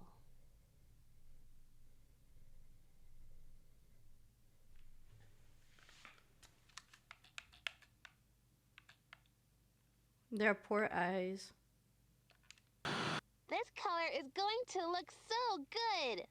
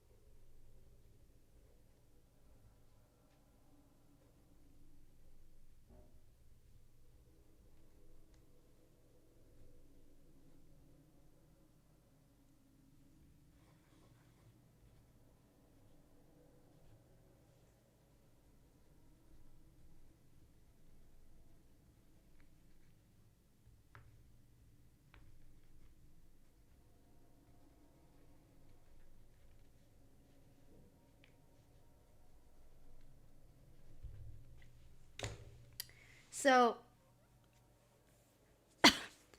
I'm trying to think of the lore right now. So cuz I might have just like missed a lot of stuff in the first and second game, right? Lore wise, I mean, right? Because I didn't replay them in a while. So in the first one, I think we were playing Riley. I'm not totally sure, but it was saying that Amanda the Adventurer. She was saying that Amanda the Adventurer was a cartoon that she was watching when she was a kid. Basically, it was out when she was a kid, and then they stopped doing the show, whatever, because it was too dangerous. Amanda was basically talking to the kids like if she was real or whatever. So it started scaring the parents, and so they shut down the show.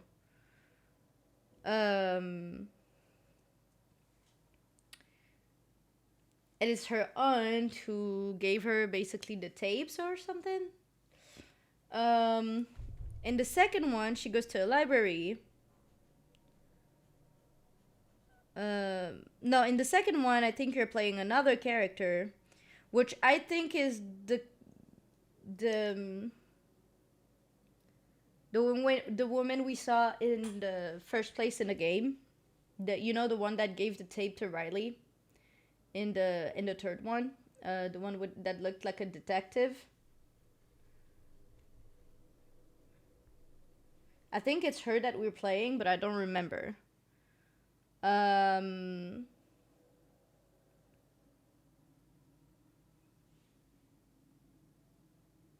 she basically discovers shit about Amanda the Adventurer. Which then, here, the detective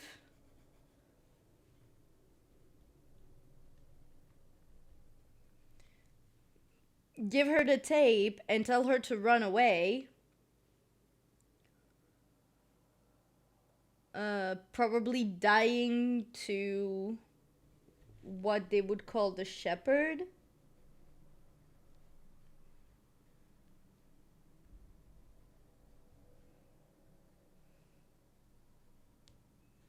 Which is most likely probably Willie.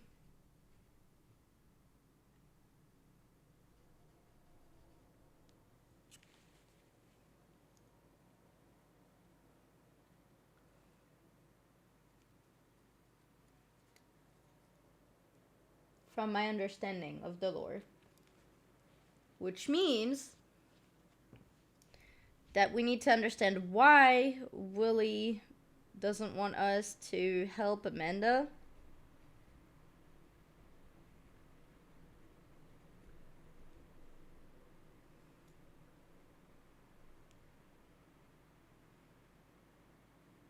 And to know who he really is.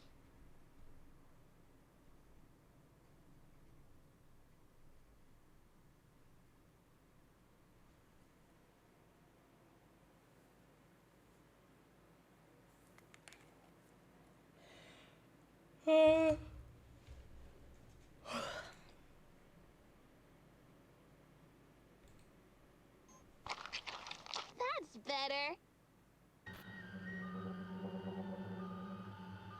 Willie, come look at how pretty Maggie looks. She's a whole new person. I can see her fine from here. You're right! She's so pretty! She needs eyeshadow.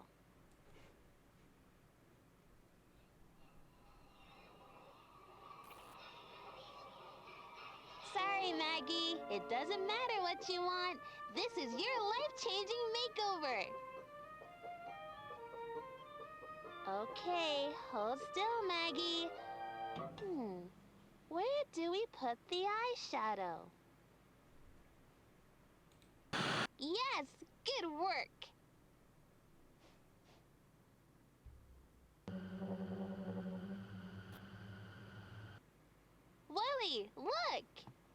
I'm okay over here, Amanda. Come look. Okay, okay.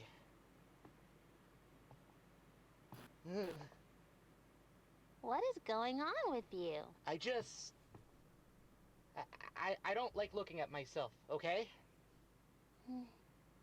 It must be so fun being a grown-up.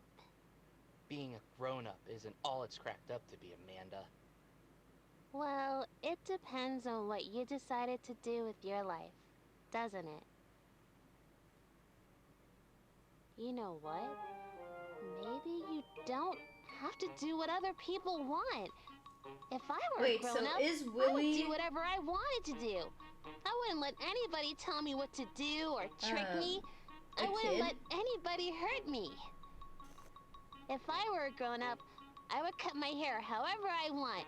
I cut it just like when Sloan cut her hair in the school bathroom on Jasper's Harbor. Everyone was so surprised. She looked so sophisticated.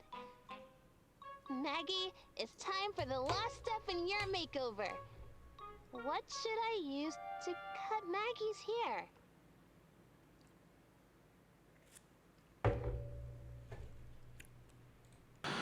She's going to really shake things up at this party.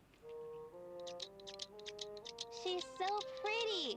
And look, she's grinning ear to ear now.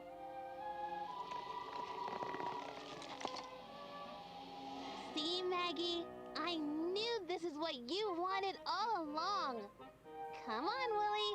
We have to set up for the party.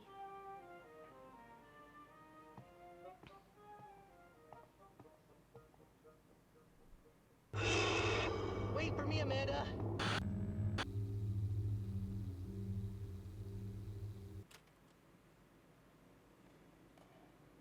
I know, right?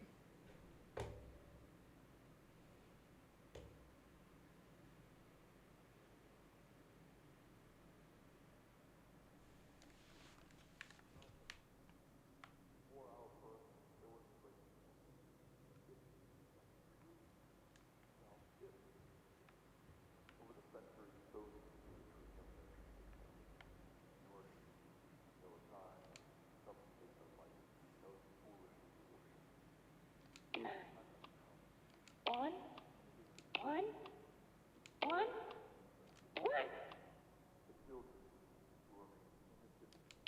They say a friend's eye is a good mirror. And something tells me the ones in the hall are gonna be your best buddies here. Just don't stare at them too long. Nobody likes a creep, kid.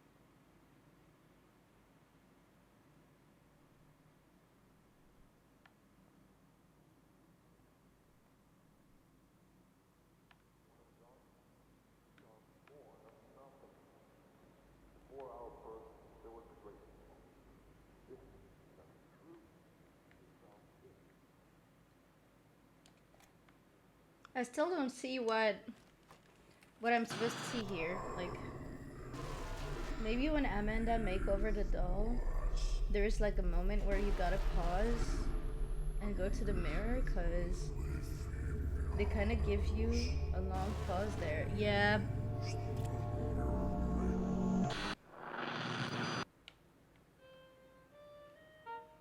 Hi, I'm Amanda. And I'm Wooly! What's something you celebrated with a party?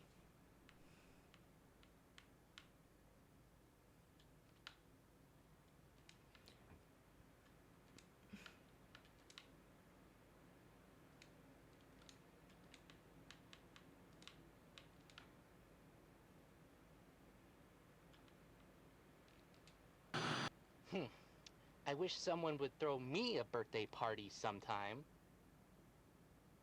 Wooly, no matter what you're Anyway, sometimes I think about what I might be like as a grown-up.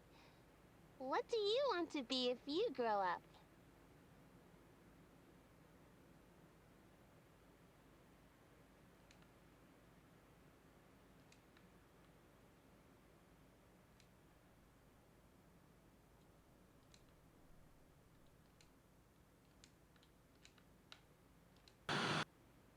Would you be a nice one or a bad one? don't be silly, Amanda. They're only nice, good ones. Grown-ups go to fancy parties all the time, and everyone drinks sparkly water and laughs, just like on Jasper's Harbor. Where should the lipstick go?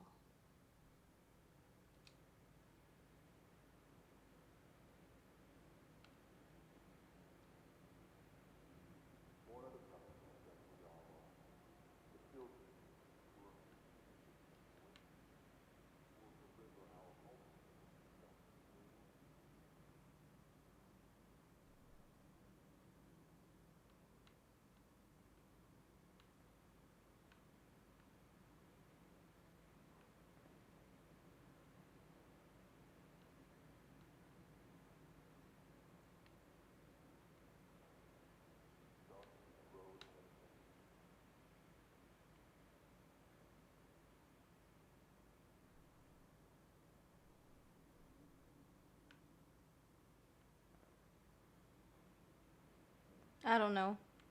I don't know.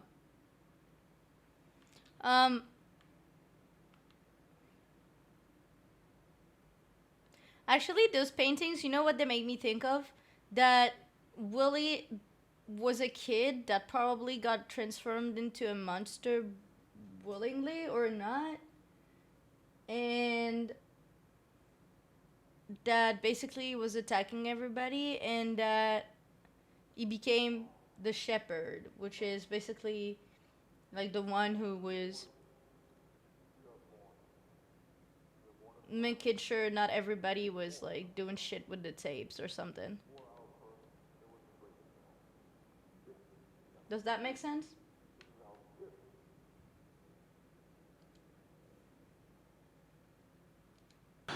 This color is going to look so good.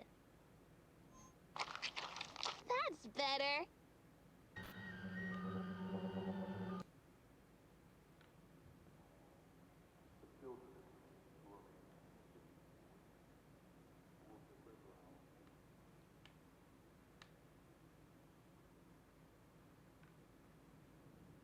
Oh my god!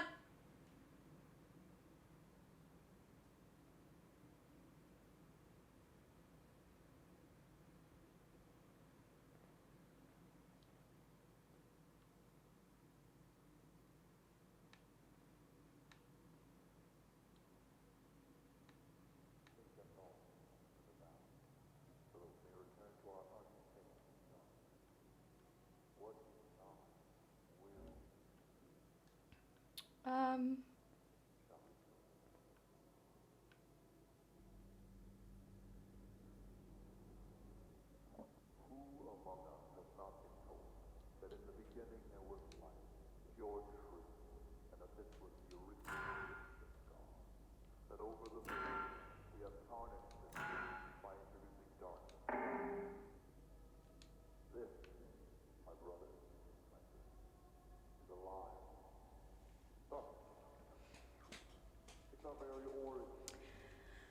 I am scared.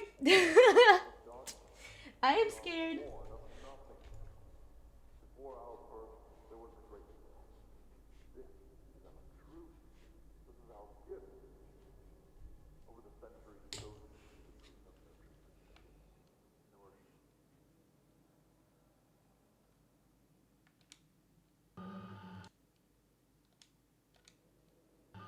Willie, come look at how pretty Maggie looks. She's a whole new person. I can see her fine from here. You're right! She's so pretty! She needs eyeshadow.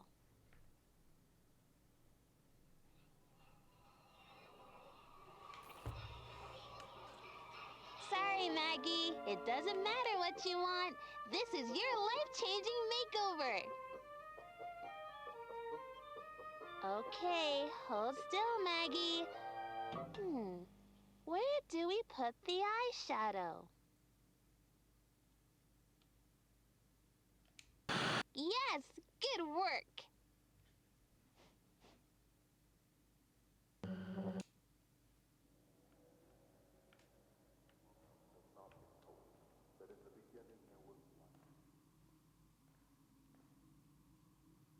I just realized this was a kind of painting, but whatever. Okay, so what about now? She's not here. All right. She's here. She's here too. And she's here too. All right.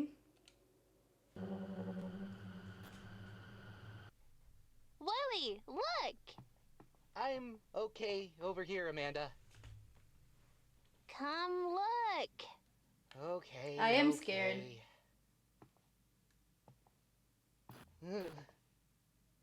What is going on with you? I just... I don't like looking at myself, okay? It must be so fun being a grown-up. Being a grown-up isn't all it's cracked up to be. Complicated. Maggie, it's time for the last step in your makeover. What should Yeah, I I think use the right to one is the cut second Maggie's one. hair? Like the third mirror. She's going But I to don't know really shake things up really at what this we're party. supposed to do with this information, you know? She's so pretty. And look, she's grinning ear to ear now.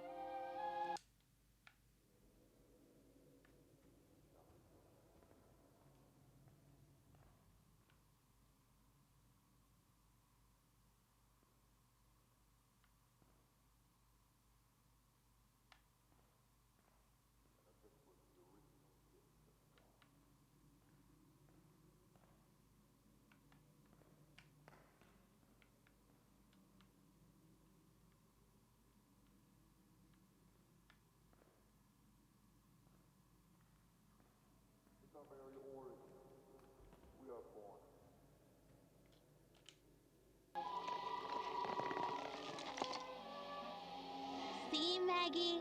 I knew this is what you wanted all along. Come on, Willie. We have to set up for the party.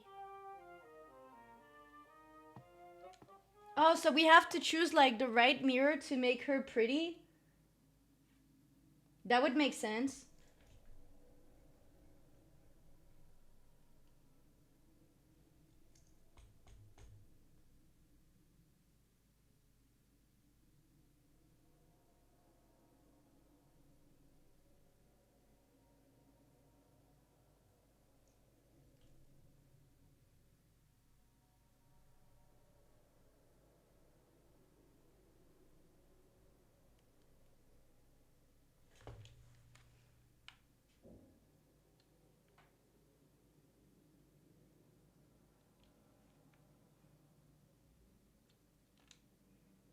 I think we need to know what she really. Oh my For me, Amanda. God. Holy shit. All right.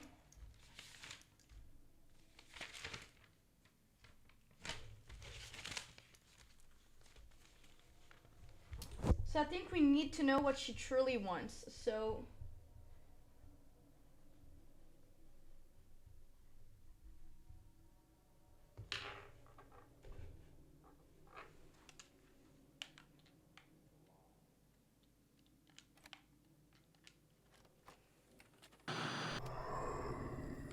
These.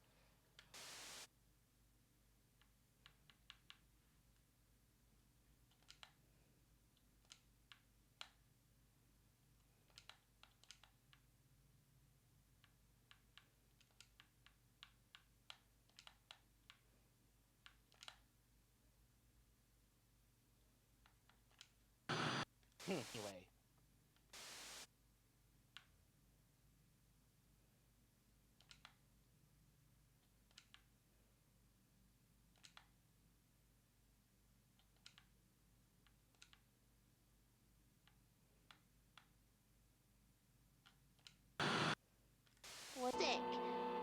should the lipstick go?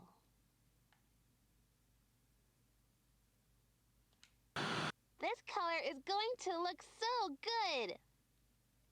That's better.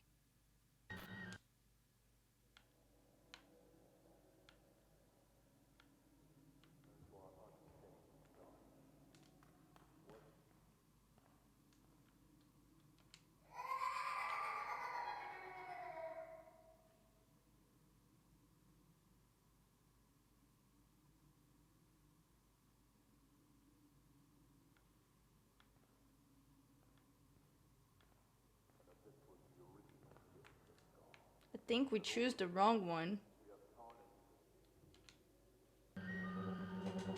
Oh my god, I'm so scared. Willie, come look at how pretty Maggie looks.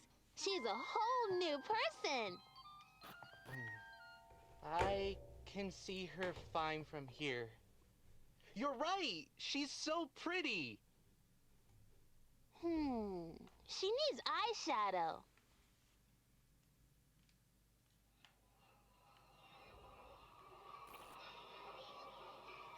Sorry, Maggie. It doesn't matter what you want. This is your life-changing makeover. Damn, friend. Okay, hold still, Maggie. Where do we put the eyeshadow? Yes, good work.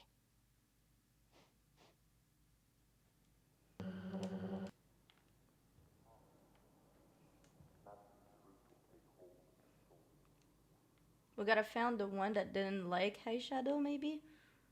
Oh, they all have eyeshadow, so maybe the green one?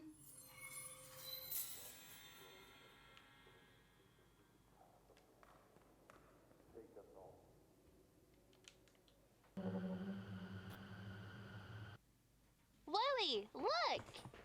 I'm okay over here, Amanda. Come look, kid. Maggie, it's time for the last step in your makeover. What should I use to cut Maggie's hair? She's going to really shake things up at this party.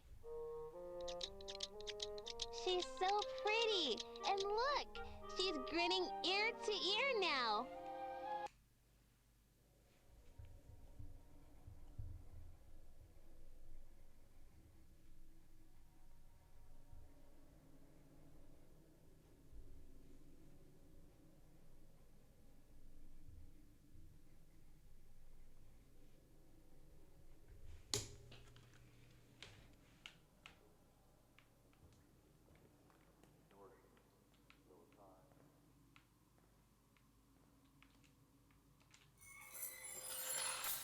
Ah!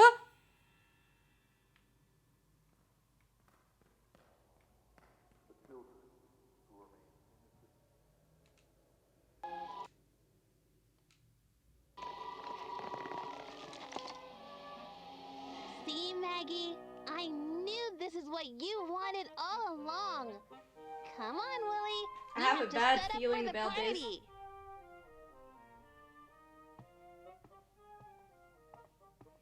Please don't grin ever again, Maggie.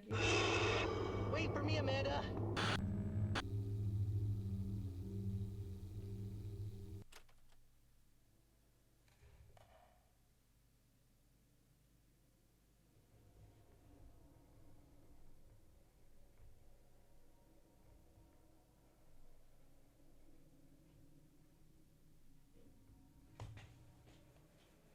So the mirror broke. One.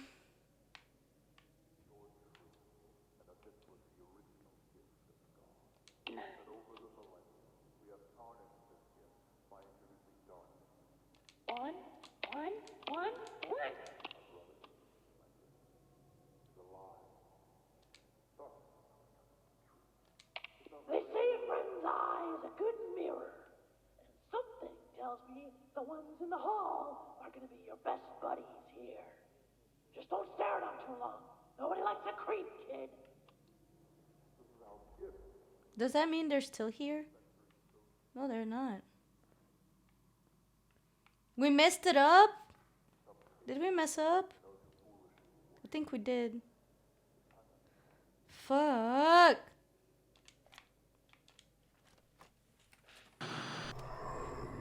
Shut up. What's Oh my something God. you celebrated with a party?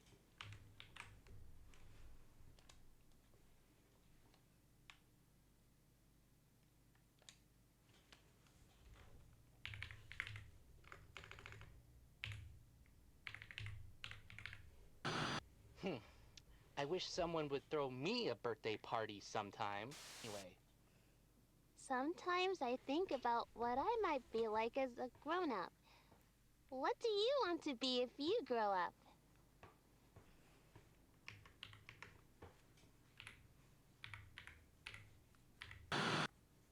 Would you be a nice stick? Where should the lipstick go? Wait, let me check. There's a website walkthrough. Let me check it.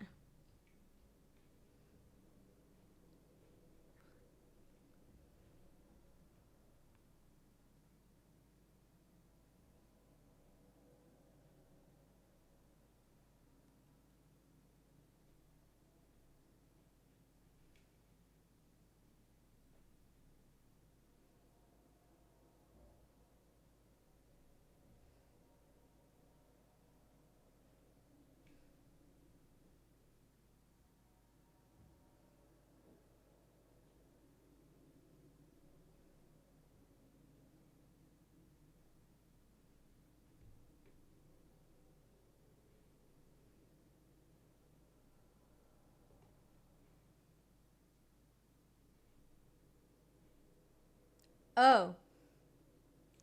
That's why. Okay. I know why we're having a hard time. We missed a step.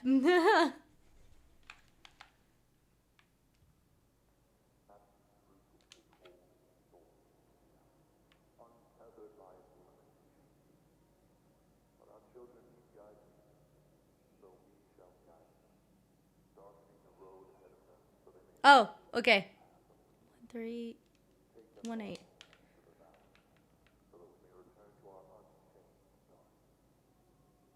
Six. 1.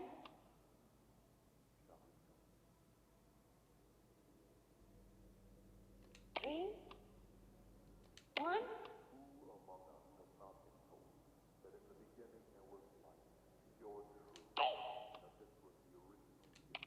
Marcus. M-A-R-C-U-S. Haven't heard that name in a while.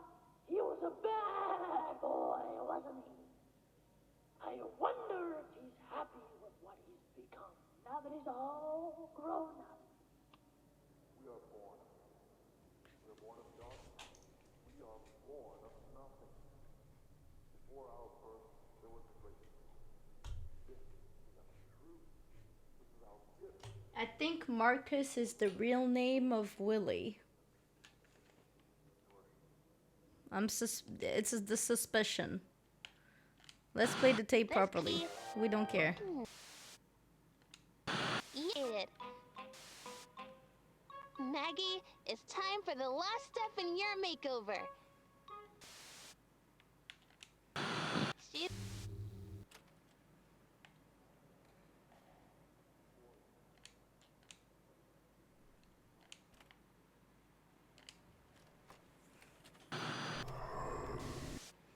What's up?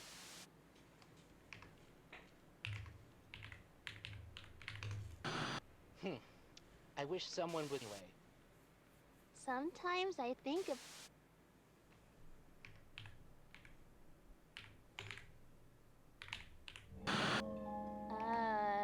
did you not understand the question or what? Yes, Anyway, Willie. Oh my God, we know grown-ups Willie's go to name. fancy parties all the time. And We know who he everyone really drinks is. Sparkly water and laughs. Oh, Just Jesus. like on Jasper's Harbor. Poor Sloane. She could never get Jasper sick. Where should the lipstick go?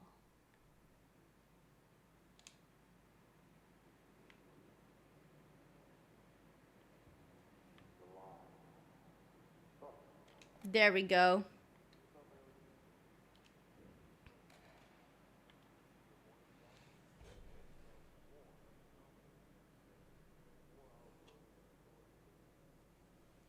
So Willy is bad. Yes, he is.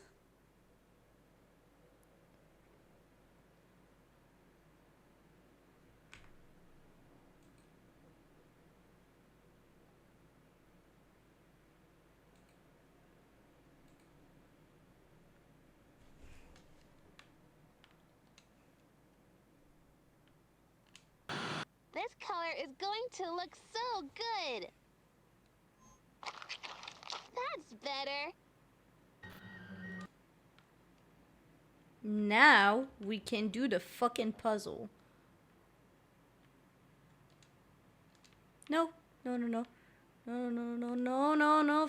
Fuck. She went away. Shit, I didn't have time to click on her. Willy, come look at how Yes, Kate.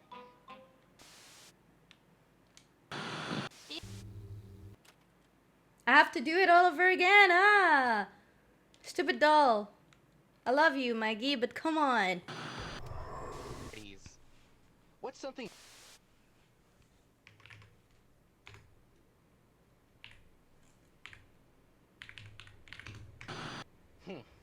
I wish someone would throw away.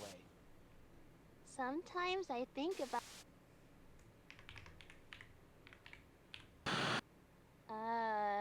Did you not understand the question, or what? Anyway... Lipstick! Where should the lipstick go? This color is going to look so good! Gonna be lurking, got some things planned with That's some friends. better. Good luck with what this is and your stream. This is Amanda the Adventurer 3. Also, hi Umeko, and enjoy your lurk, I guess.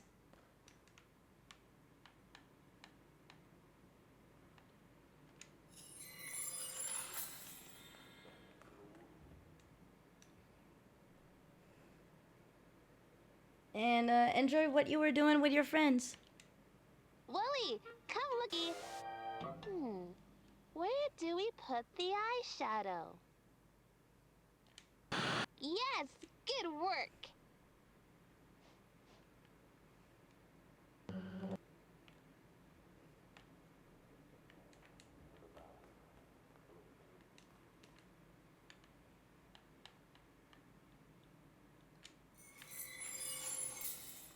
Got you.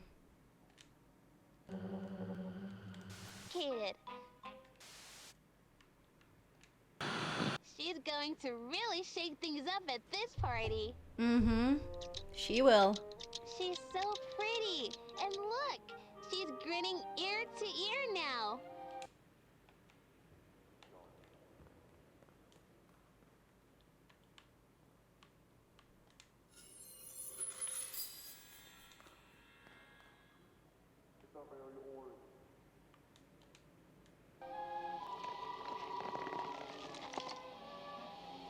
See, Maggie? I knew this is what you wanted all along. Come on, Willy. We have to set up for the party.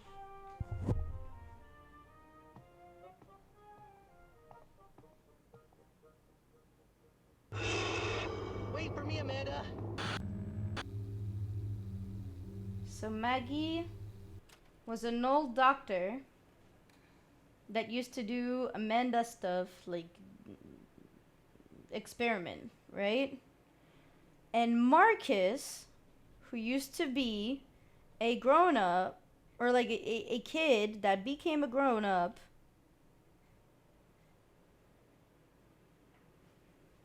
is actually Willy.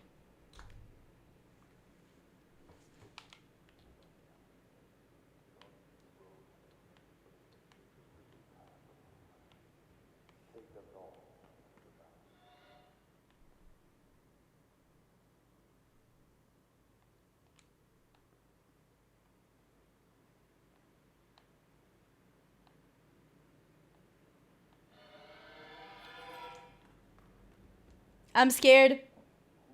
Dang. He said don't look at her too much.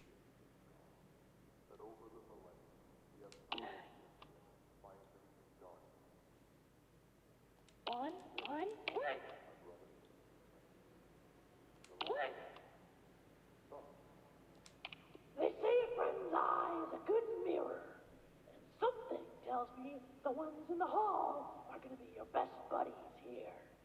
Just don't stare at them too long. Nobody likes a creep, kid.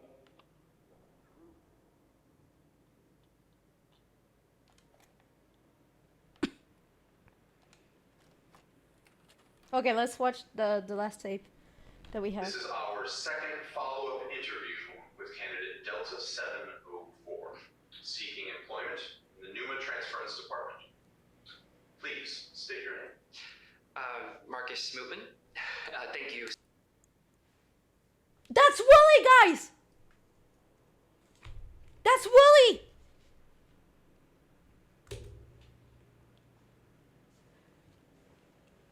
Oh, what the fuck? So much for this opportunity. Mr. Movement, in your previous interview, we established your technical education and engineering expertise. Your skills would certainly be valuable in conducting our procedures. Do you understand that your employment here would be under the condition of strict confidentiality? Yes, absolutely. I am thrilled to apply. Mr. Movement, on a scale of 1 to 10, when you adopt a cause, what is your degree of devotion to that cause? Pretty devoted, I guess. I'd say an 8. No, a 9. I aim to please. When you are asked to complete a task by your supervisor, what is your degree of questioning that task, even if it comes into conflict with your current worldview? I'm sorry, questioning? Do you mean? When you are asked to complete a task by your supervisor, Mm-hmm. what is your degree of questioning that task, even if it comes into conflict with your current worldview? 2. Please rate your ability to suppress personal autonomy for the benefit of maintaining harmony in business operations. Oh, wow. I'd say an 8. Nope. A 9. Marcus, will you please turn to your left and hold?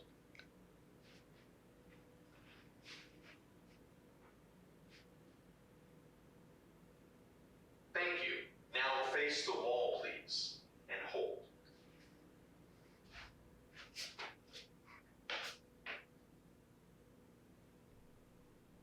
Burn need him money, Now I guess, please yeah. face straight ahead and hold.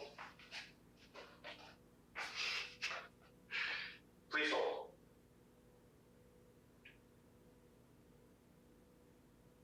Thank you. Now please turn to the right and hold.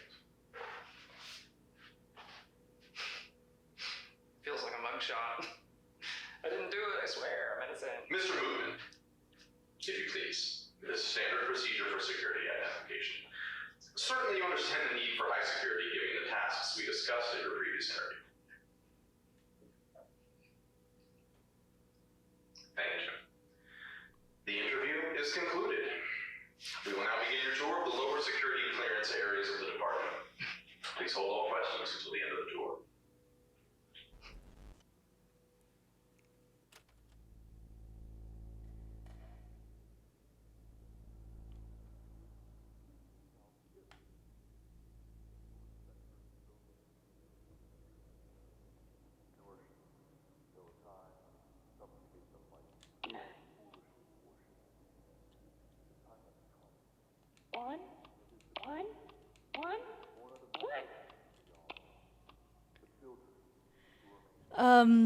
Okay.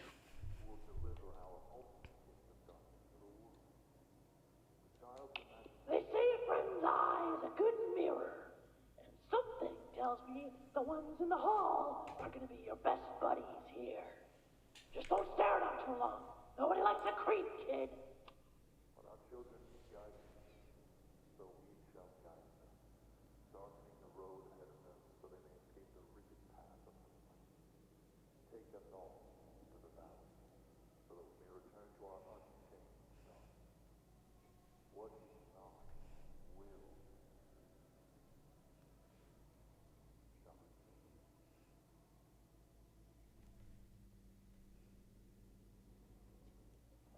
Who among us has not been told that in the beginning your truth, and that this was the original gift of God.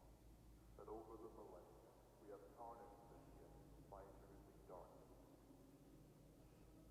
This, my brothers and sisters, is a lie. Darkness is not the truth. It's our very origin. We are born of it. We are born of darkness. We are born of nothing. Before our birth, there was the great storm. This is our truth. This is our gift. Over the centuries, those who see the truth have been treated nourish till a time subjugate the light, and those who foolishly worship. The time has come, and it is the children, born out of nothing, that we all are. The children.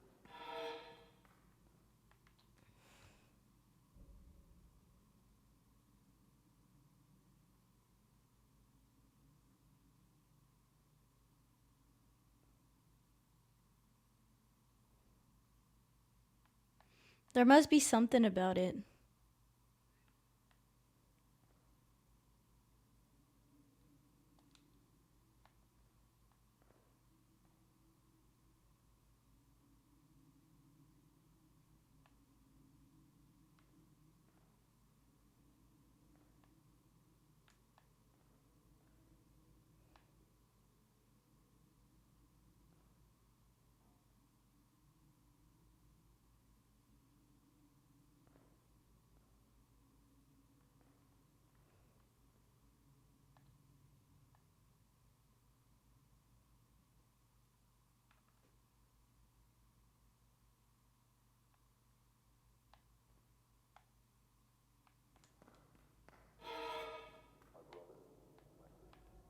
I don't like it. I don't like it. I don't want to stare at her.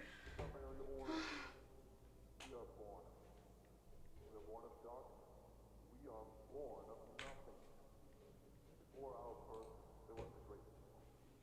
This is our truth. This is our gift.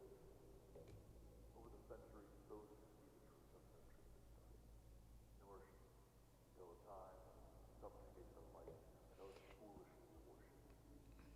The time has come, and it is the children, born out of nothing, that we all are. The children who remain innocent and waiting, who will deliver our ultimate gift of darkness to the world. The child's imagination, unspoiled by truth, can plant the seed of the impossible. That truth will take hold in the soul. I don't like it. Untethered by Stop watching me with my fucking. Oh my god. This clown. Fuck off. so they may escape the rigid path of the light. Take us all to the valley, so that we may return to our unchanged darkness. Was he not weary?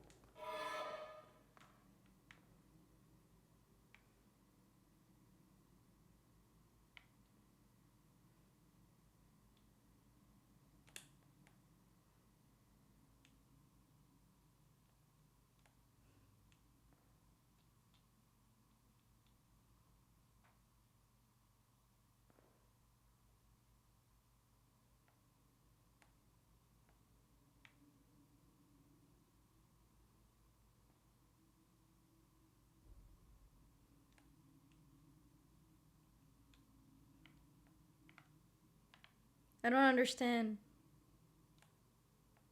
What am I supposed to see?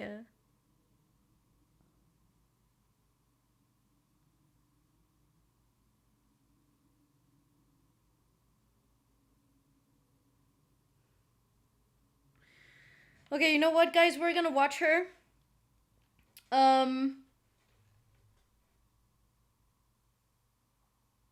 Yeah, that's what I was gonna say. Let's look away and let's the game stare at her. You ready?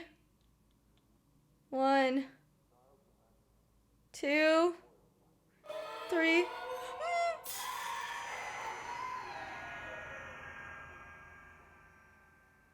Untethered by but our children need guidance, so we shall guide them, darkening the road ahead of them, so they may escape the rigid path of the light.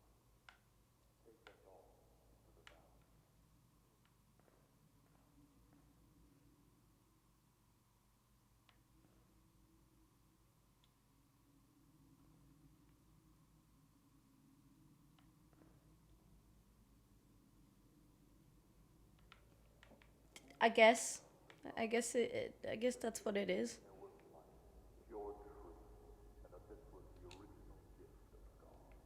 That over the millennium we have conquered it by introducing darkness. This, my brother, the lie. Darkness is not complete truth. It's our very origin. We are born of concealment. We are born of darkness. We are born of nothingness. Before our birth, there was the great deal.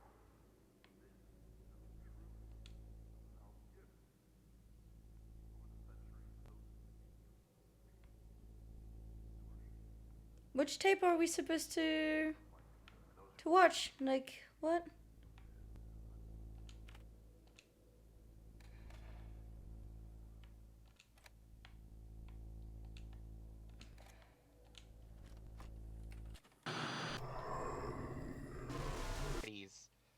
What's something you celebrated?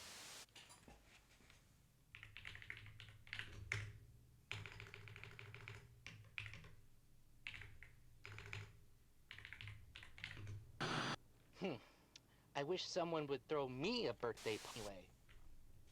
Sometimes I think about what I might be like as a grown-up. What do you want to be if you grow up?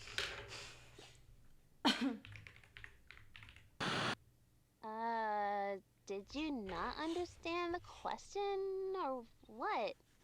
Anyway, grown-ups go to fancy parties all the sick. Where should the lipstick go?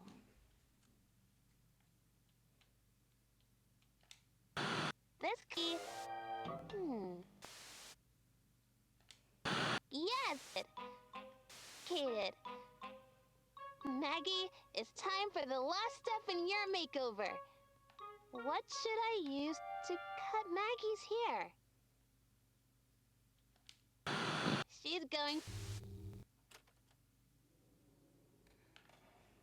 Before our birth, there was the great deal.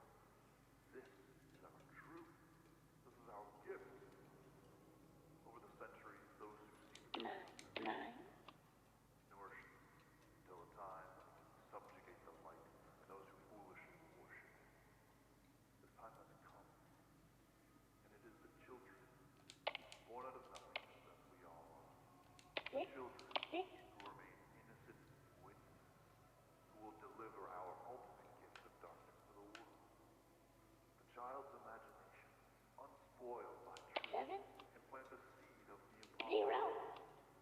And that seed's roots will take hold of the soil of reality, untethered by its limitations. But our children need guidance, so we shall guide them, darkening the road ahead of them so they may escape the rigid path. Phase 3 Preliminary Report on Project Shepherd, October 10th, 2003. We are pleased to report that our attempts to recreate a stable, trainable facsimile of the Colton anomaly may be turning a meaningful corner. While the personnel cost has been slightly higher than we expected, we have generated a specimen that appears to be intensely focused on destruction of any tapes connected with the Colton asset, namely those tapes that contain recordings of the animated avatar of the asset. We speculate that this focus may extend to the anomaly, though further testing will be helpful if such testing is possible. We have selected the name Shepherd for this iteration of the project. Given its viability, we have built a specialized enclosure where Shepherd currently resides.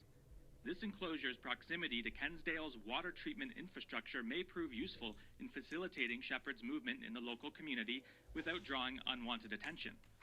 We intend to continually evaluate the integrity of the enclosure, which already shows some signs of damage.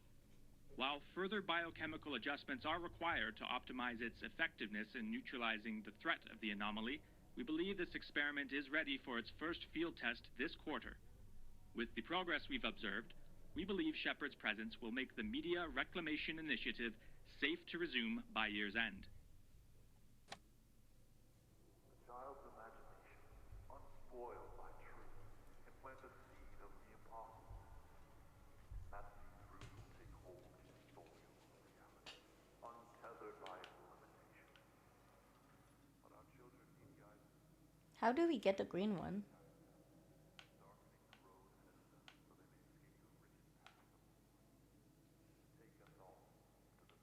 Is there another tape somewhere? What is not will be, and we shall enjoy. I'm kind of scared. I'm not gonna lie to you guys. How do we get the green tape?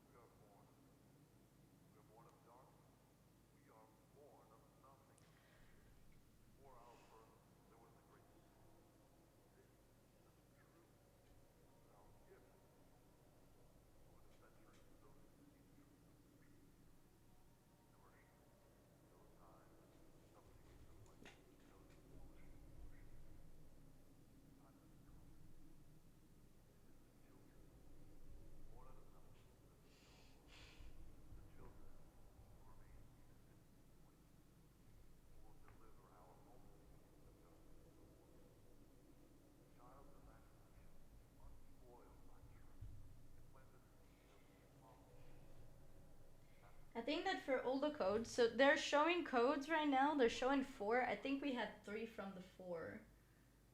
The candles.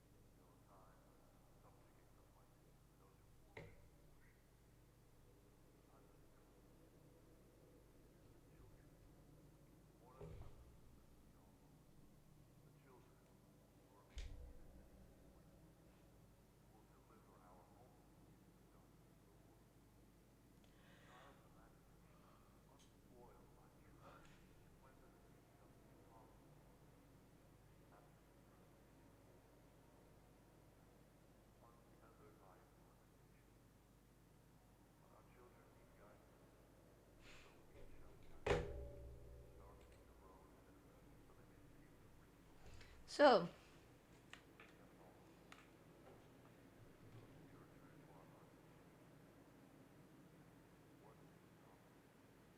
well, things have gotten strange. Yeah, really.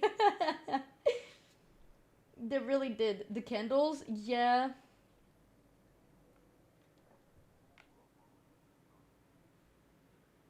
What moved?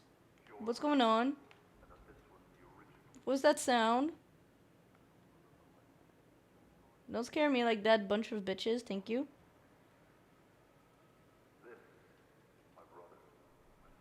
Maybe we should make those eyes open. But I don't know how. It could have something to do with the candles. You think? Now what about that code?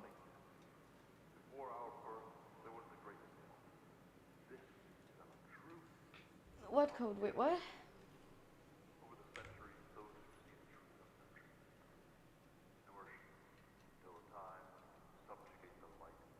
Which code? What? What are we talking about? I'm so lost, guys. Well, I don't know, maybe it's just for getting that info from the clown. Just put that code in the clown. Look at the TV.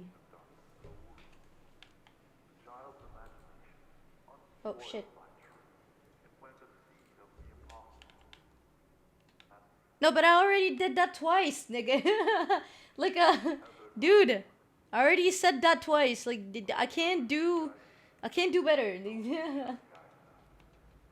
the road ahead of them so they may escape the rigid path of the light and take us all into the valley so that we may return to our unchained darkness. What is not will be, and we shall rejoice.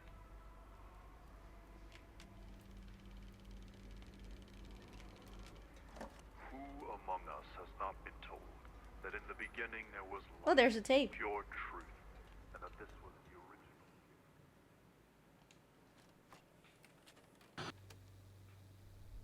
Hi, I'm Amanda. And I'm Wooly.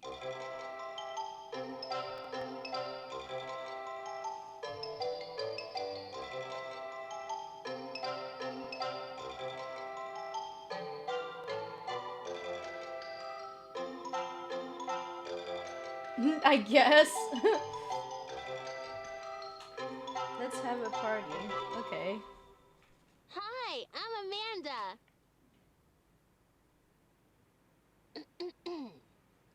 And I'm Wooly. Today, we are having a fancy party to welcome home a friend I thought I had lost. I really missed you, Ellie. I thought you Chicken's were crush is gone for good. forever. Yes, he is gone for good. Everyone is all Jordan. dressed up and ready for the party. Now, we just Jordan need to sacrificed figure out himself where for everyone will us. sit. Wooly, will you help me? Come on, Wooly. Our guests are only happy when they're in the right seats at the table, and the party can't start until they're happy. I don't know if I want to play anymore, Amanda. W. Jordan. Well, you don't have to play with me all the time, Wooly. Maybe I don't want you here all the time. Well, does it matter what I want? Do you ever even think about what I want? No, nobody does. All anyone does is make promises that they can't keep.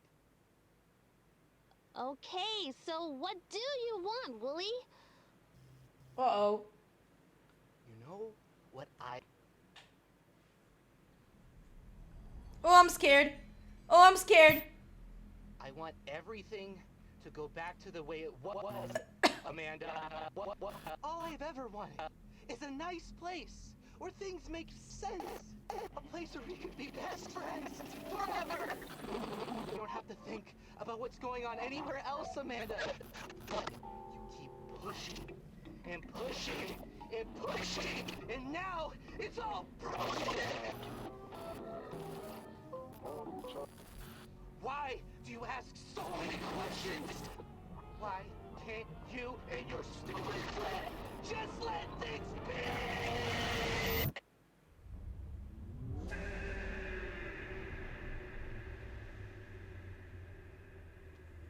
Am I allowed to be scared, guys?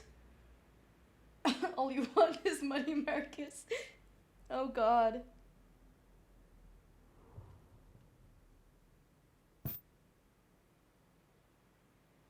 Well, I was just being polite.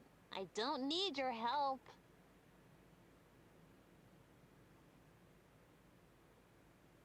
Huh. We need to figure out where our friends will sit for the party. The party can't start until they're all in the right places.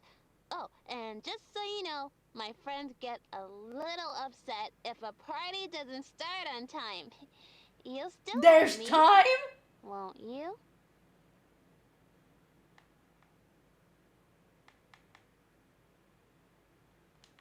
Sure. Yeah. Great! Maggie loves to be in charge when she is able, so she's only happy at the head of the table. Ellie wants to be in close reach of the cake, and Kitty's near to keep an eye on any move that Ellie makes. Jaws adores Maggie, but Kitty she detests, and Clementine will sit wherever you think is best. Can you figure out where they all belong? I'm gonna try.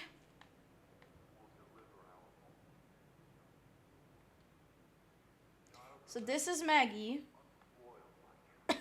She's at the head of the party. Oh wait, it's red. That must be there. Untethered by its limitations. But our children need guidance, and so we shall guide them, darkening the road ahead of them so they may escape the rigid. Take us all. Then who's that? Oh, that's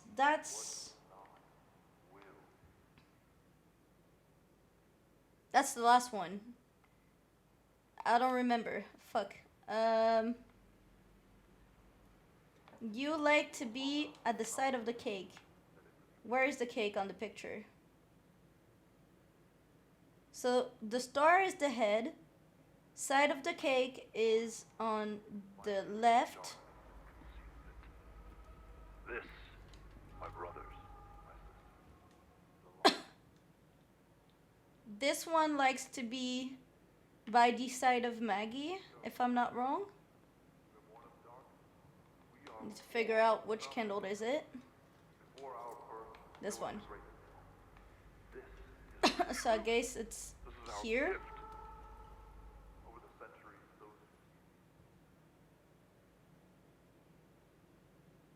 And I don't remember the last ones. The two last ones. What did they say for the two last ones?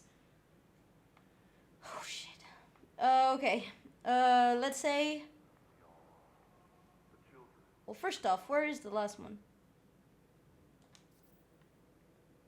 Oh shit! Oh guys, I think I messed it up. Oh no. Oh no, I didn't mess up. Alright. I didn't mess up. Wait!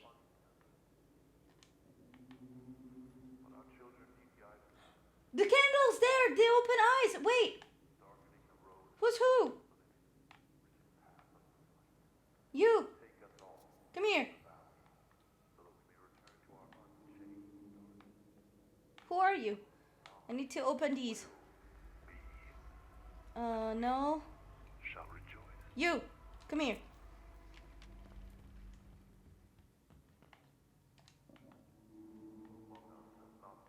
This last one.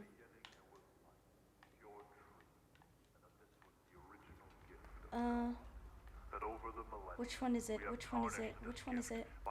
This one.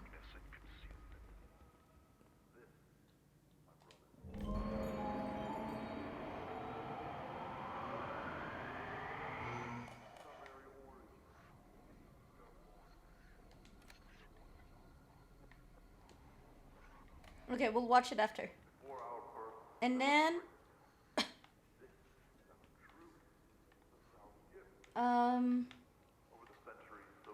which one we said? You. I don't remember you. I don't remember where you go. You help me.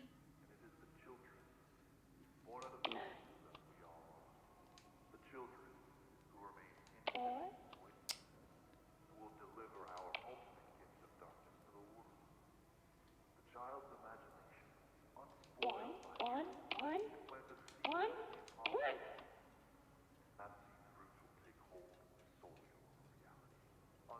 Isn't that wonderful?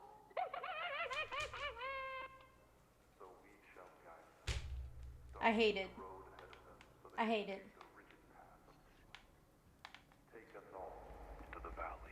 Not helping me at all. What is not will be, and we shall rejoice.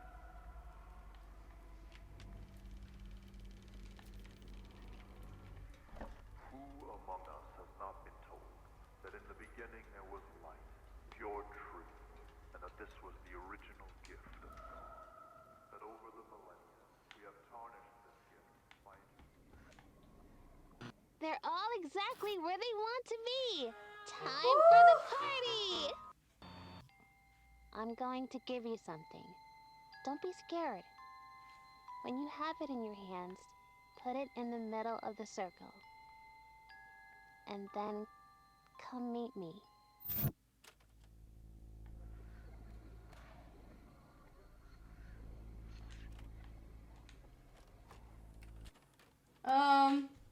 Yeah, okay. Well, first I'm gonna read this and then we'll see. Give me time. I'm not ready. Good afternoon, and thank you for joining us.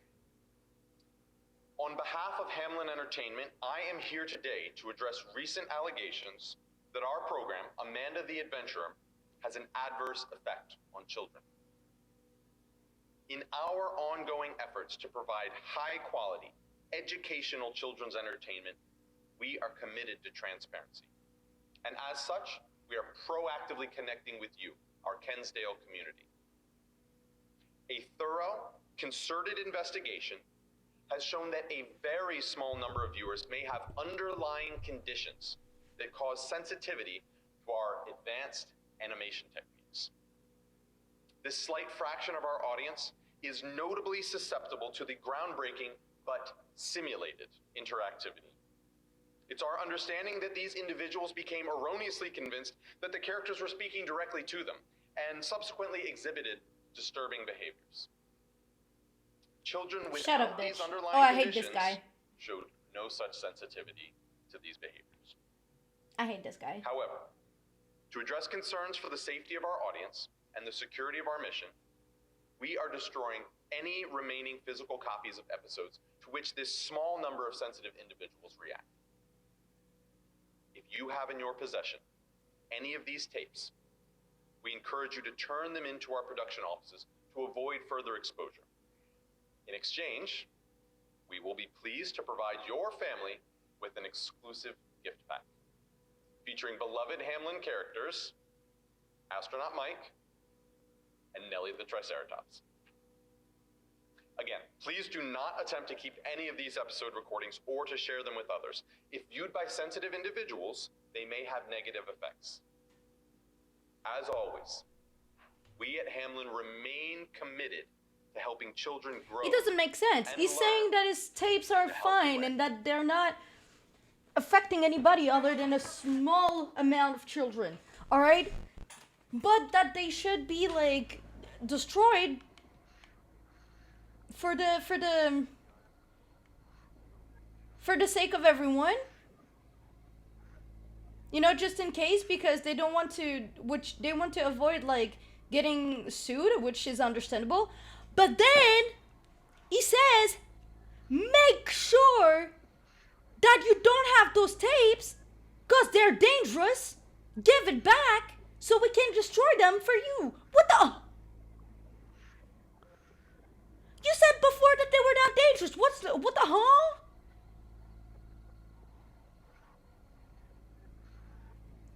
What's the chance we have to unlock the true ending now? Cause these games always have true ending. They do.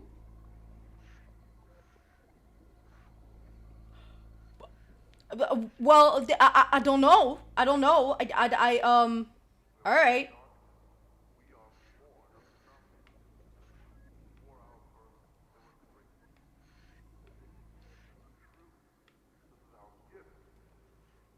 Over the centuries, those who see the truth of their dreams nourish till a time subjugate the light, and those who foolishly worship it. One. It is the children, born out of nothingness, that we all are. Once more from the top. Maggie loves to be in charge when she's able, so she's only happy at the head of the table.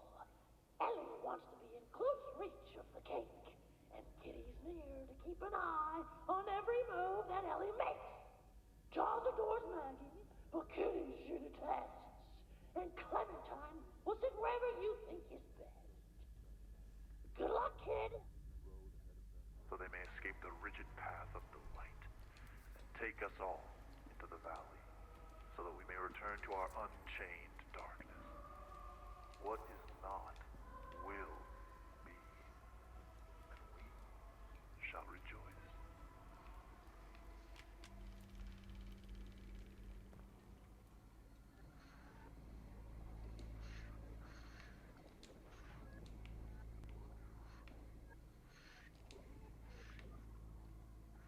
How do we watch the tape? Where's the tape? Oh. Oh, fuck. Come back here.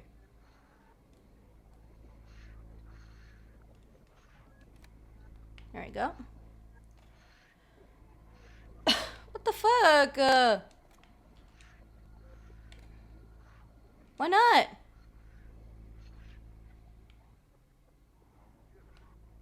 I want to watch it. Is it not working anymore?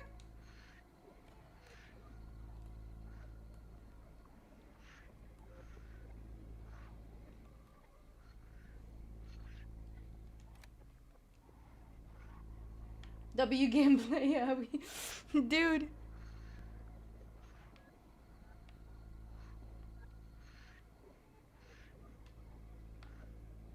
Did I broke the game again?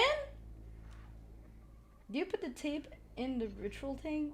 Tethered by its limitation. But our children need guidance, so we shall guide them. Darkening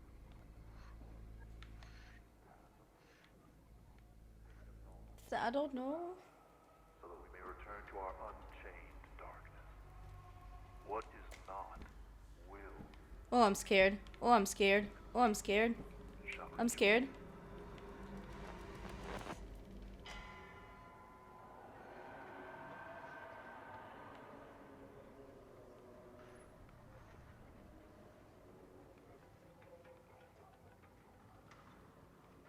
So what now? 7th birthday? It became a new tape.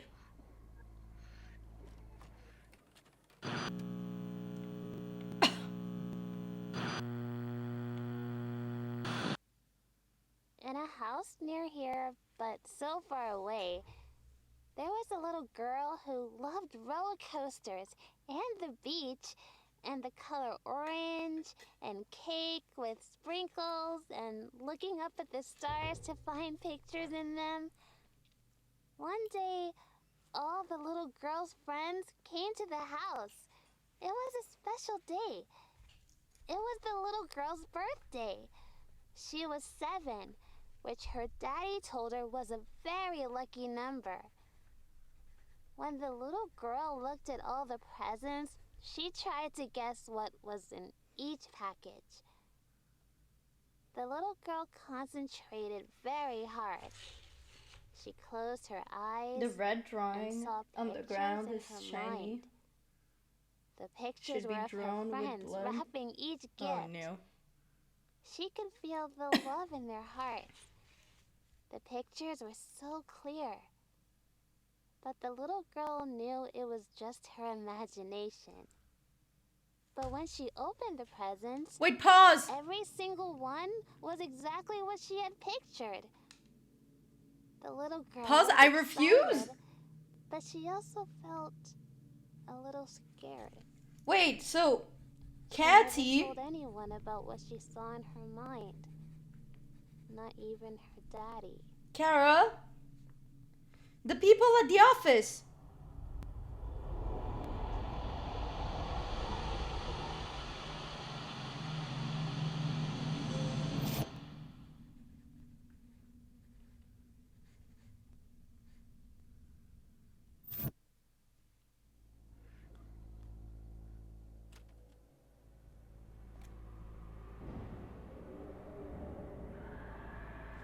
Oh, I'm scared, guys. I'm scared. I'm scared. No, no, no, no, no, no, no, no, no, no.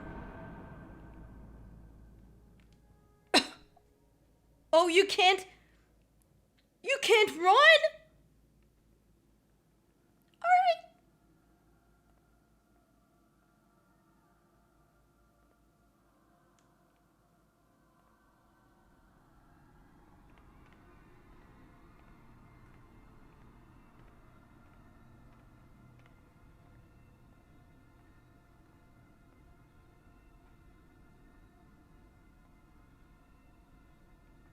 Oh fuck, I think she's awake.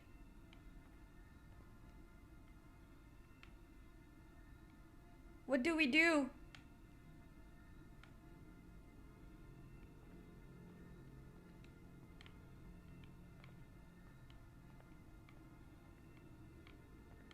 What do we do? What am I supposed to do?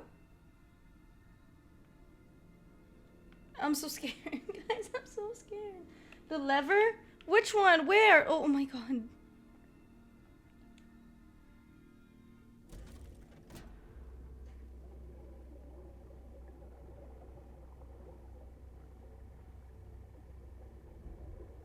Oh, she became a teenager.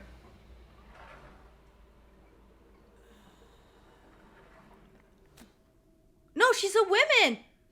She's a grown up. She's moldy and all. What?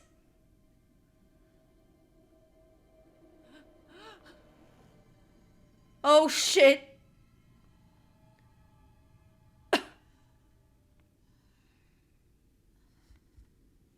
Oh my god. Oh my god. Oh my god, I'm so scared. Give it to me. You sure? Rebecca! This is for both of us.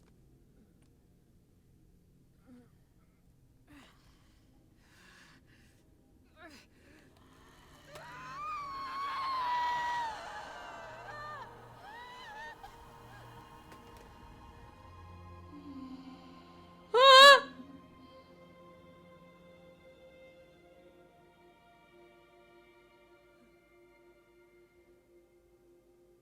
You didn't leave me.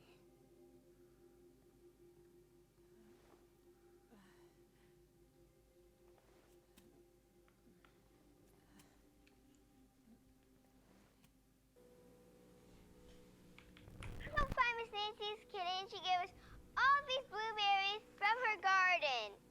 Dad, Cut! I'm sorry, Daddy. I spilled the berries. You're doing great, sweetheart. I'm so proud of you. I love you, Daddy. Trevor, are you still rolling, you rascal? Come on, we'll get back these berries after lunch. And I mean it this time. Cut.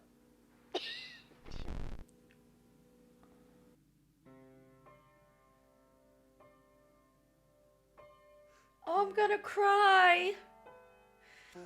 We saved Rebecca, guys.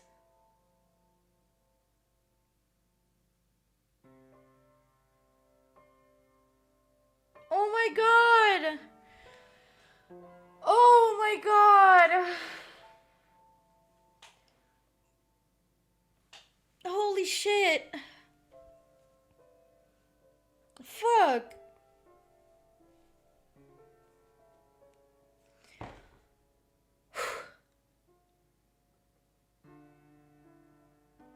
I think you should see what the bad ending looks like. Nuh-uh. Nuh-uh, I'm staying on this. I'm not doing more. GG's, thank you. You get the bad ending by not collecting the secret tapes. Well, we almost got the bad ending, I guess. No, the bad ending is legit insane.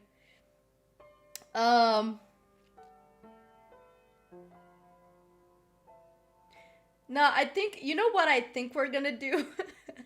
I think we're gonna watch some game theory about Amanda the Adventurer. So we can know what's going on with the bad ending, but also we can collect all the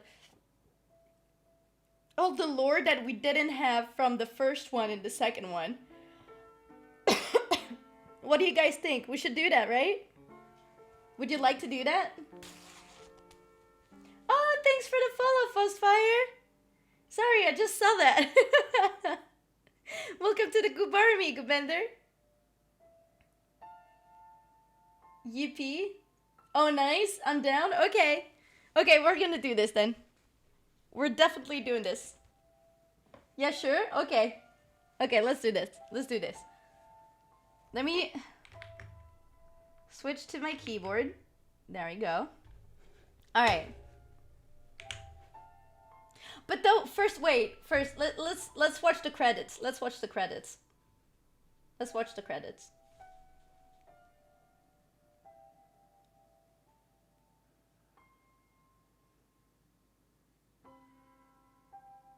Guys, it's insane.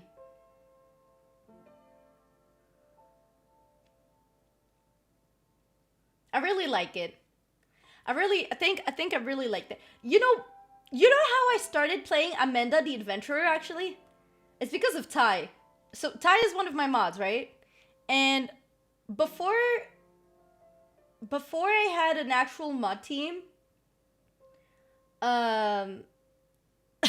like at the very first times that I was like streaming, on the second week, Ty was like, "Hey, you should definitely play Amanda the Adventurer because I will not be able to play it because I'm a coward, and I think it would be great content for your streaming." And I was like, "Oh, okay. Well, I'll play it for you if you hold my hand." And he was like, "Yeah, okay." The first time I played it, he came to my chat and he couldn't hold my hand in VC because like he was busy. So, he didn't. For the second game, he did. Thanks for the headband!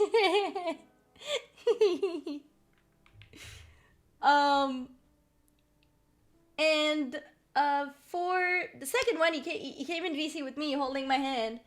And it was not that scary. I got scared, like, twice, maybe. And I think it's because, like, most of the stuff, like, I didn't get it. You know, I didn't get all the puzzle properly, probably. And honestly, I probably didn't got I probably even didn't finish the game by accident, you know? And, and I saw that the Adventure 3 got out recently, so I was like, okay, we're gonna play this, because we played the first one, we played the second one, let's play the third one, right? I didn't expect to have so much lore in the third one, because of the two first ones that I've played. A wee wee cat, a wee wee wee, a wee wee. Oh, the pops too?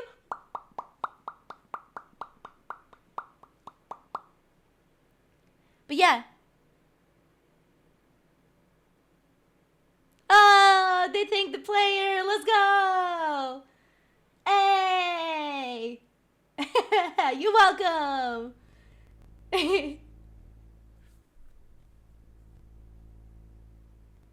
I wonder if the menu is gonna be different now that we did the ending.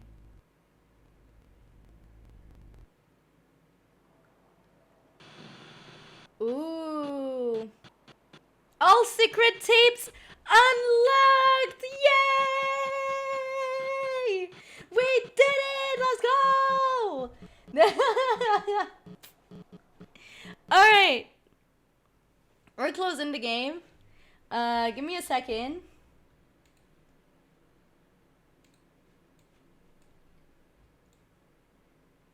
Give me a little second. Just so I can get through it. Ah, thanks for the follow, Doze and Dozer. I hope I said that properly. There we go, stretch. Yeah, welcome to the Goob Army, Goobender. Alright, let's see. So I'm gonna open in a new Opera stuff because like most of the stuff for the ASMR are in there. I don't want you guys to be spoiled by my fucking my fucking search history.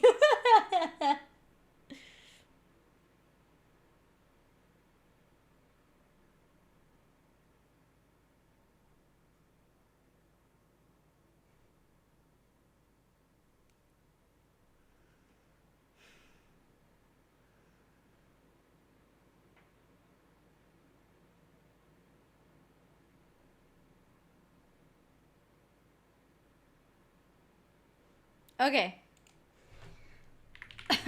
The game theory. Amanda the Adventurer. There we go.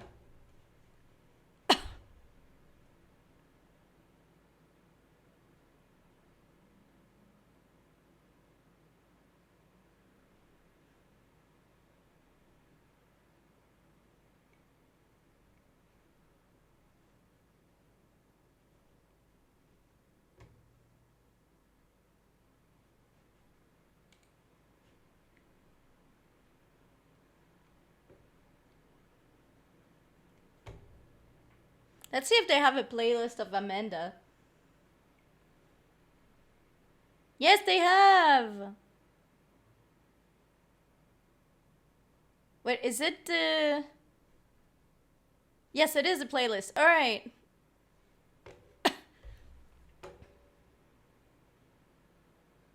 Oh, they only have 2 in there. Wait. They didn't put the first one? Oh shit, wait. Where's the first video? What's the video about the first one?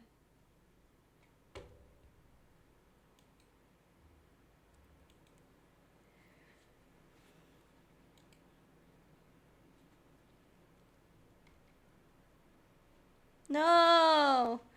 Okay. Yeah, there are a lot. Dating back to when it first came out as a small demo game. Yeah.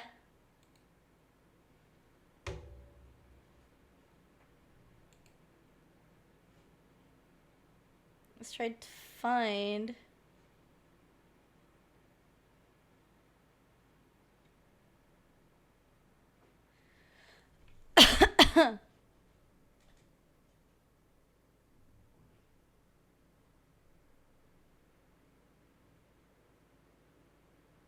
Okay. So I think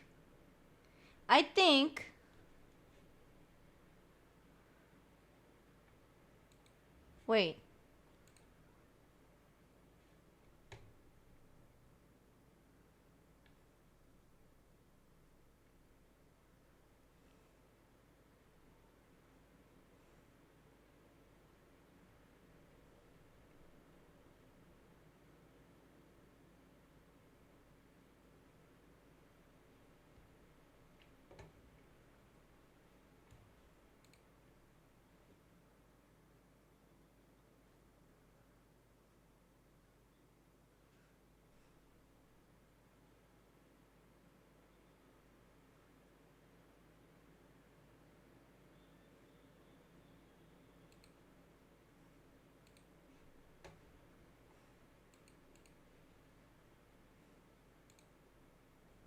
So that's about the demo. I want to know about the game. They're just like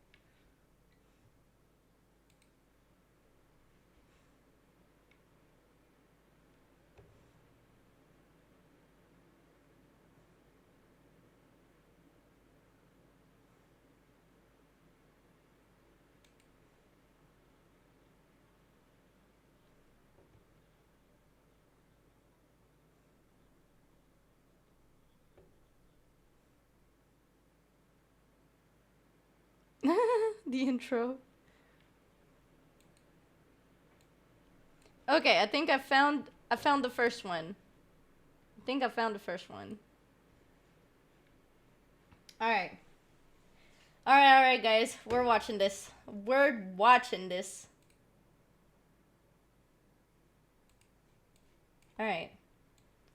Let me get off the keyboard.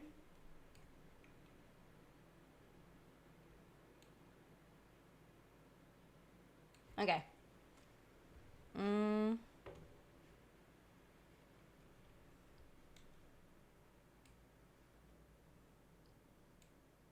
Hi. I'm in the corner of your stream. Hello. Hello. I must stay in the corner right here. If you don't mind, I would really appreciate that. Being in the corner like that. Game capture. No. Window capture. Yes. Uh-huh. Holy shoot, that's big. Ah! Bring me back here. Thank you. I don't want to be off the screen. Thank you. What the flip? Probably gonna do this. Yeah. What you think? And then boom. Do that. Do you see the screen? Do you see the screen properly, guys? Do you want me to put it bigger? I can if you want. Is this big enough for you guys to see the screen? Yeah? Peeking from the corner, yeah. It's me, hi. Hello, hello. Hey. Hey. It's me, hi. It's me, a wee wee.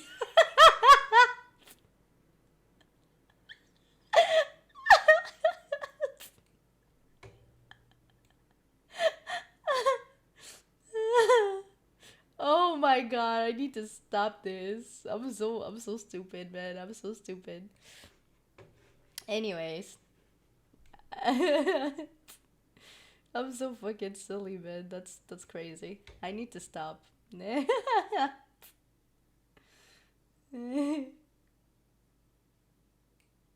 Oh my god.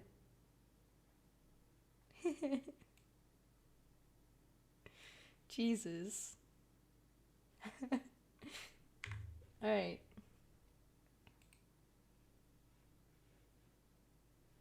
I guess we're watching Amanda game theory videos. Yeah. We're gonna watch that. So we're sure that we didn't miss anything about the lore. Hello, wee wee. Yeah, hello. Yeah, hello. You see me? You don't see me. You see me? You don't see me. You see me? You don't see me. Alright.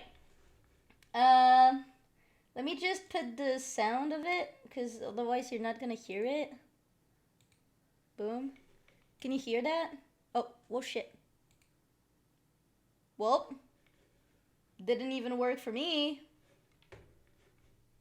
Hi, Internet. There we go. Welcome to Game Theory. I'm MatPat. Today we're going to be talking about Amanda the Adventurer. Do you know which of these games that is?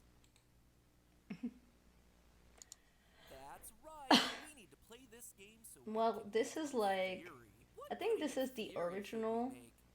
Only 3 episodes, 1 room, very creepy. What kind of Okay. theory should we make? Say the right answer. That's right, a game theory. Well, look at that. We're now outside your house. How do we break in? Come on, you have to choose something. Let me in. Let me in. Let me in. Let me in. Oh, goddamn. What the fuck? Hello, Internet. Welcome to Game Theory, the show that's asking, do you see the subscription button? Don't click on that one. Nope, you don't want to see what happens if you click on it. Good choice. What a good. Dora the Explorer. She's cute, she's funny, she's willing to stare at you for hours with her cold, dead eyes. Can you say vamos a la fiesta? No, I can't. Alors j'ai testé ce site qui s'appelle Hint. Il te montre à quoi ressemble ton âme sœur. Yeah, okay, AI shit. Get out. But what if you took the concept of Dora the Explorer and truly let it enter the dark nightmare purgatory that we know all children's programming to be? Enter Amanda the Adventurer, a short little indie title developed by designer James Pratt as part of Dread XP's Found Footage Jam back in April. The basic premise is that you find some old VHS tapes of the show Amanda the Adventurer in your attic, but immediately you can tell that something here is gonna be amiss. I love that the one E is backwards. That's how you know it's scary, Matt. But they figured, like, the rest of the E's are correct. This is the scary E! This is the scary E! Amanda wants you to click on specific things or spell certain words, pausing an awkwardly long amount of time for you to figure out what the correct answer is. Do you know where the store is?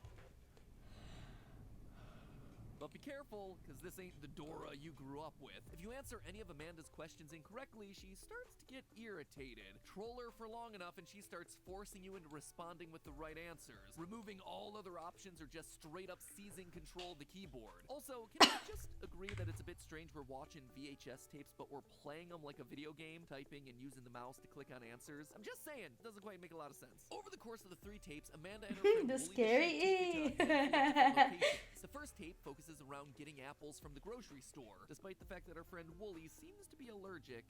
I'm allergic to apples. That's okay. You should never be afraid to try something new.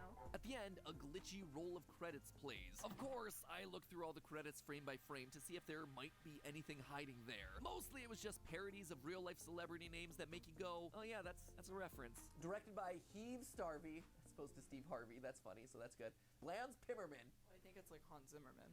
Oh, good one. Yeah.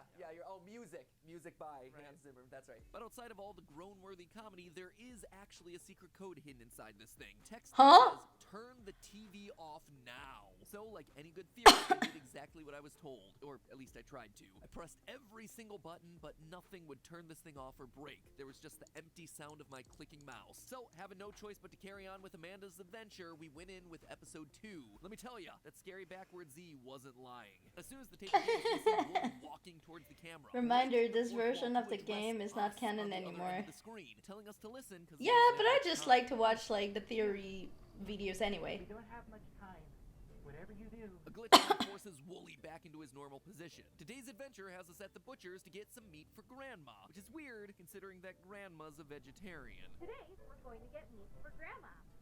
But isn't Grandma a vegetarian? Once you fill in the blank and ask the butcher for meat, he brings out a large pile of realistic-looking stuff, and we just stand there awkwardly watching as he cuts, and Amanda slowly turns to Wooly. Beef.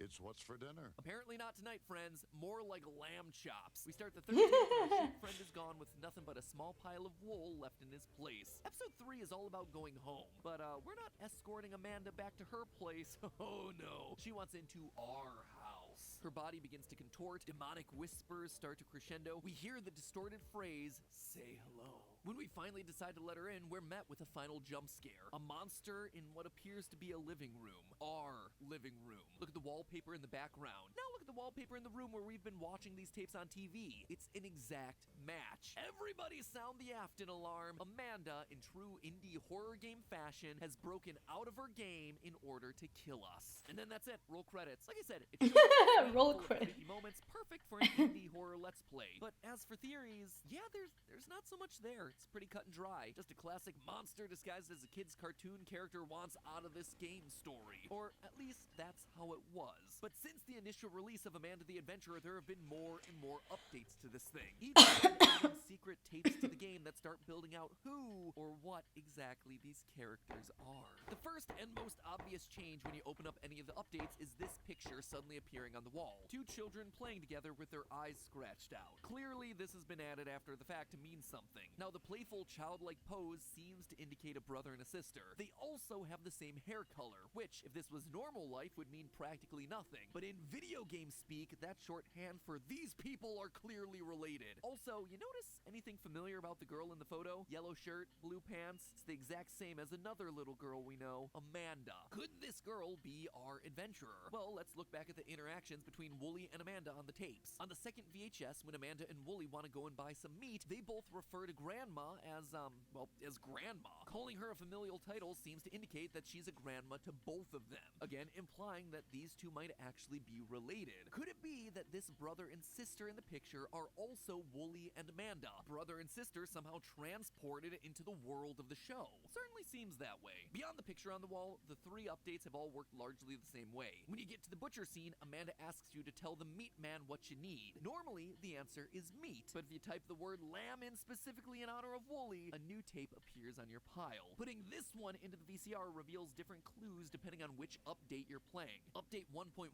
gives you 3 real photos: a house, a forest trail, and a butcher shop with a load of pigs hanging from hooks. Update 1.2 Goddamn. replaces the image that you find on the secret 4th tape. This time, it reveals the image of a real forest with a big red circle marking part of it. Seems to be continuing the 1.1 update and the forest. The original game was terrifying. Yeah, I can see that.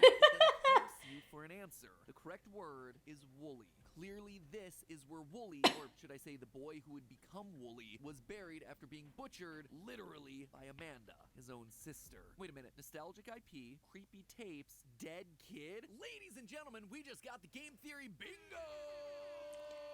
At this point, I was just That's literally what I said earlier.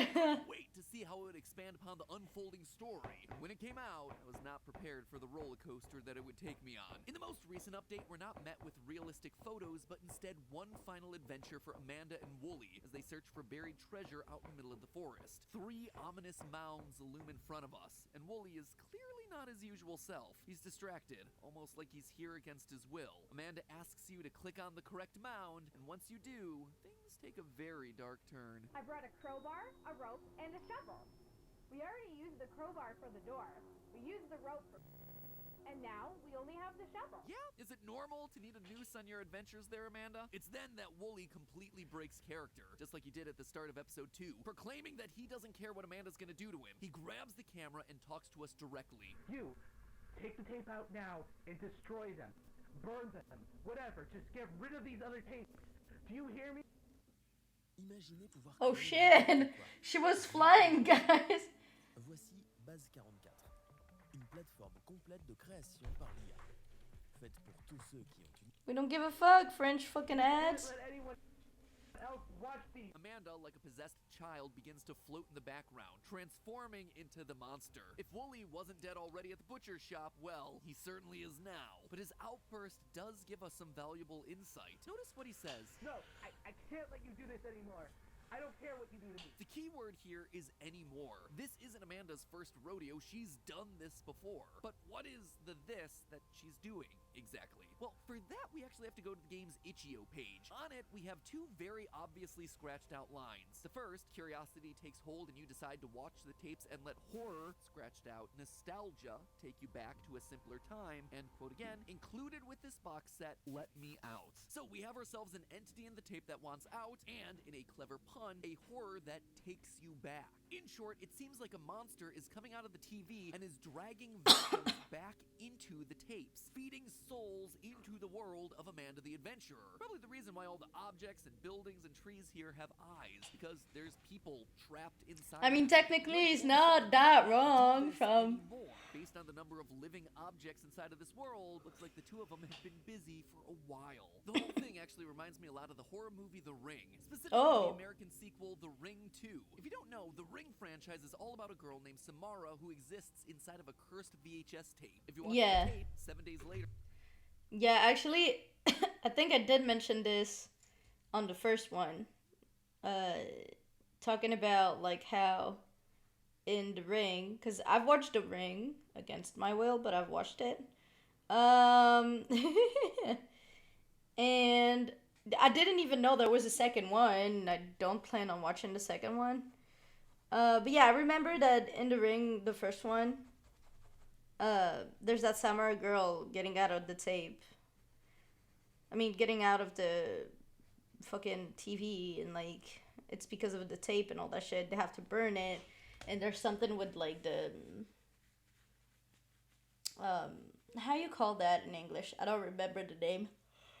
You know, the big hole where there's water at the end, and you're supposed to like get the water from there. Whatever.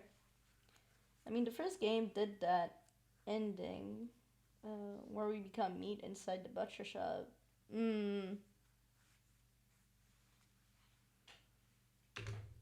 The evil girl crawls out of the TV to kill you, and immediately you can start to see a resemblance in these stories. Yes. Sisters from other misters crawling out of sisters of other misters. In the sequel, one of the main characters has a dream about being pulled into the television and is then literally possessed by Samara. Later on, another character gets dragged in. Sounds familiar, right? And in both The Ring and Amanda the Adventurer, our monster clearly wants to get out, but doesn't seem to want to stay out, having to return back to the realm of the VHS every single time. That then begs the question, was Amanda always a monster, or was she and her brother the first to be dragged in by something that was already on the tapes? Honestly, it's unclear. There's not a lot to go off of, but if I were to guess, it actually has to do with this right here. These weird white circles that are on the top of the monster's head. Notice that overall the monster has humanoid features, fingers, hips, even has Amanda's hair buns. Really, the most notable thing about the design here are these white dots. Are they empty eyeballs? Some sort of a fungus? Maybe. But to me, knowing that this is a game where humans and monsters are entering and leaving digital worlds, they're very reminiscent of the nodes on an EEG cap. Now, longtime theorists know that in a former life I studied neuroscience, and one of the labs that I worked in did experiments using these sorts of EEG caps, or electroencephalography caps. Basically, these caps are networks of electrodes placed at specific locations around the head, all reading electrical signals that are passing from one section of the brain to the next. That's so cool. In the experiment that I worked on, I could read Nope, the what eyes a are- person's brain was thinking before nope, they those are eyes. themselves realized it. Now, The obviously, theory I'm is talking about declined. very rudimentary signals here, but in theory, in neurological theory, I was taking a person's thoughts and I was putting them into a computer via these electrical signals. This could be an explanation for the Amanda monster, a girl that was brought into the game using one of these sorts of caps. And now she's trapped, eager to force others to join her inside this VHS world. Or considering that Amanda's a 3D animated character, Well, maybe he this was a not situation far with no wrong, cap but he or was a not lie, far or a right. white outfit all over the actress's face and body to capture her movement to create animation, only for her to then wind up inside of the machine. Regardless, this appears to be the moment of Wooly's death. Amanda and Wooly have lured yet another victim to the forest. Wooly can't do this anymore. He stands up to Amanda and is ultimately killed off and buried in the woods for it. It's worth noting here that the brother in the game, Wooly, is depicted as a sheep. Up to this point, he's someone who's been too scared to stand up for what's right. He's been sheepish. He's then followed along with Amanda's murder scheme. He's followed her like a sheep does. Finally, like a sheep, when he does try to fight, he's ultimately slaughtered. Either way, the tapes don't stop at Wooly's murder. In the second half of this newest installment, once Wooly's been dealt with by Amanda, the video then shifts to found footage. Not just real images, but actual video of someone with a flashlight wandering through the woods. Eventually, they reach a pile of sticks that almost looks like a shrine. They place this most recent tape underneath the sticks and pull out a lighter, ready to burn it, except then they hear the familiar whispers of demonic force. The same whispers that you hear at the end of the game once you free the monster. They wind up not burning the tape, instead taking it back to the truck and lying about burning it to someone else on the phone. Yeah, I found the place. It was just off the highway. The tapes are all destroyed too. Apparently this thing has a hold of our protagonist. But the key detail here is this. Was I followed? No, I don't think so. Who would be following me? It seems like there's someone else, or a group of people out there who are trying to gather these tapes because they understand the power the tapes hold. Swiper, no swiping those evil possessed tapes. Oh man! Throughout the video, Oh man! Swipers was my favorite character in Dora the Explorer, and I used to hate Dora the Explorer just in general, like the cartoon and all that stuff. I was so scared of her when I was a kid. This is not how you prevent a demonic uprising. So, Amanda the Adventurer, a series of tapes where a girl is drawn into a fictional world and trapped there. Then who goes He was my favorite because each time we would call him, it was like, oh man, snapping his fingers and going away. Nuh-uh, you're not doing mischief today. I mean, that is some seriously scary kids content. Almost as scary as those Spider-Man Elsa channels. But hey, it's just a theory. A game theory. Thanks for watching. Do you know what the subscribe button is? Good job. Now, should the subscribe button be red or gray? That's right, gray. If it's red, you should click it. Then it'll be gray, and you'll get all the latest videos. We're already subscribed, dude. Like, we don't need to.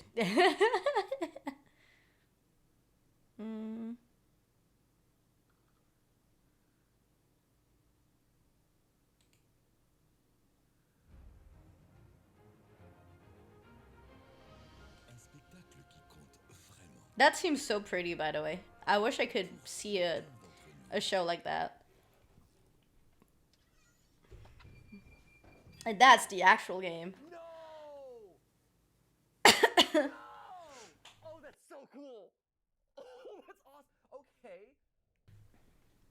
No way. Oh my god!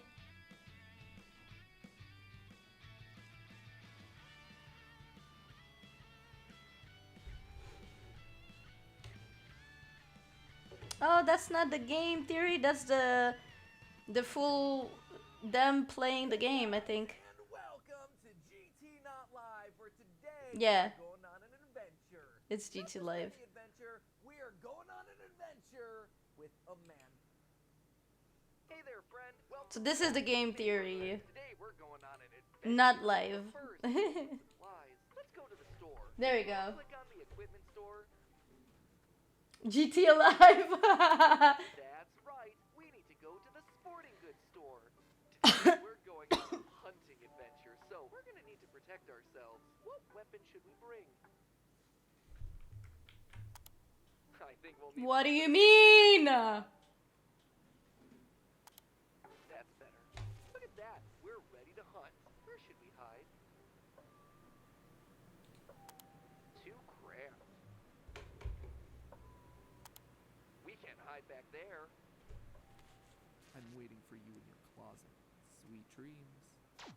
Hello, Internet. Holy shit. Welcome to Game Theory, the show that regrets the things it had to do to make this video. Tell me the Lord, I won't. Holy shit. No!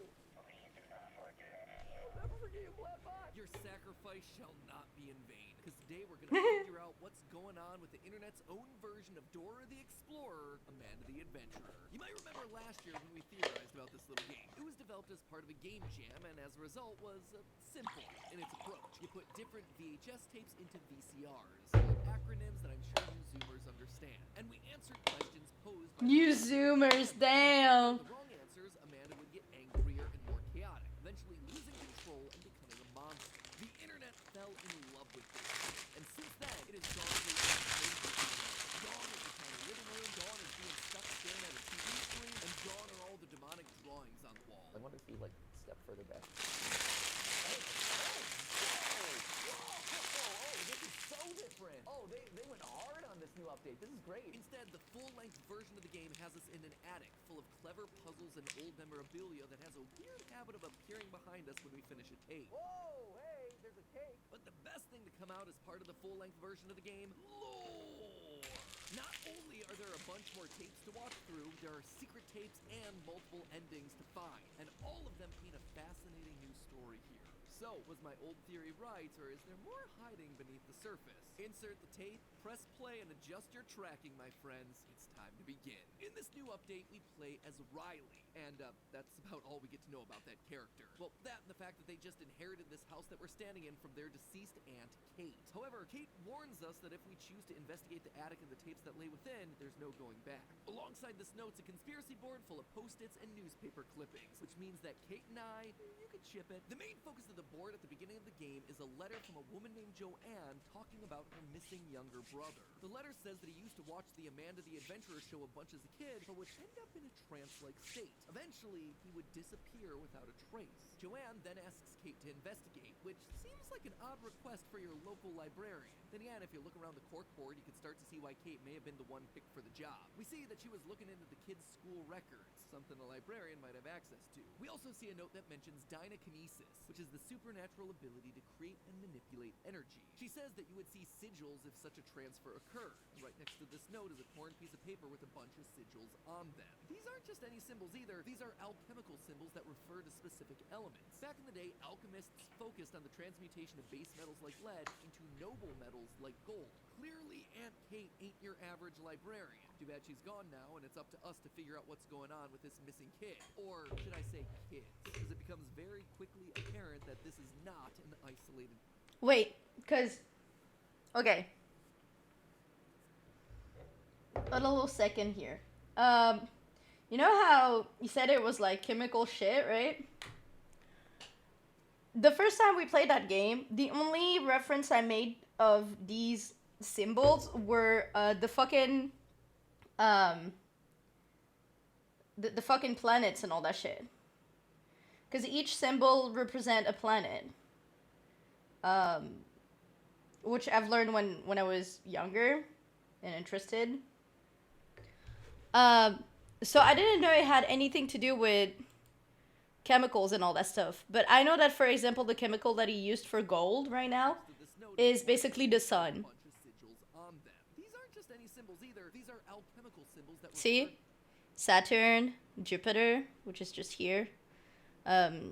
This is Sol, so this is the sun. Venus, Mercury. Then you have the Luna, which is the moon. And if this can go away... Oh, you don't have the other ones. Fuck. But you have so many other ones. And basically, I didn't know that it was like for chemical shit. Which is super cool. But these are symbols of the planets that we have in our solar system. And that was something that I knew. So at first I thought that it was something like astrology type of shit. So I was like, oh, let's make a theory about that. But I was completely wrong apparently, which is super cool. elements. Back in the day, alchemists focused on the transmutation of base metals like lead into noble metals See, I didn't know that that was lead. like gold.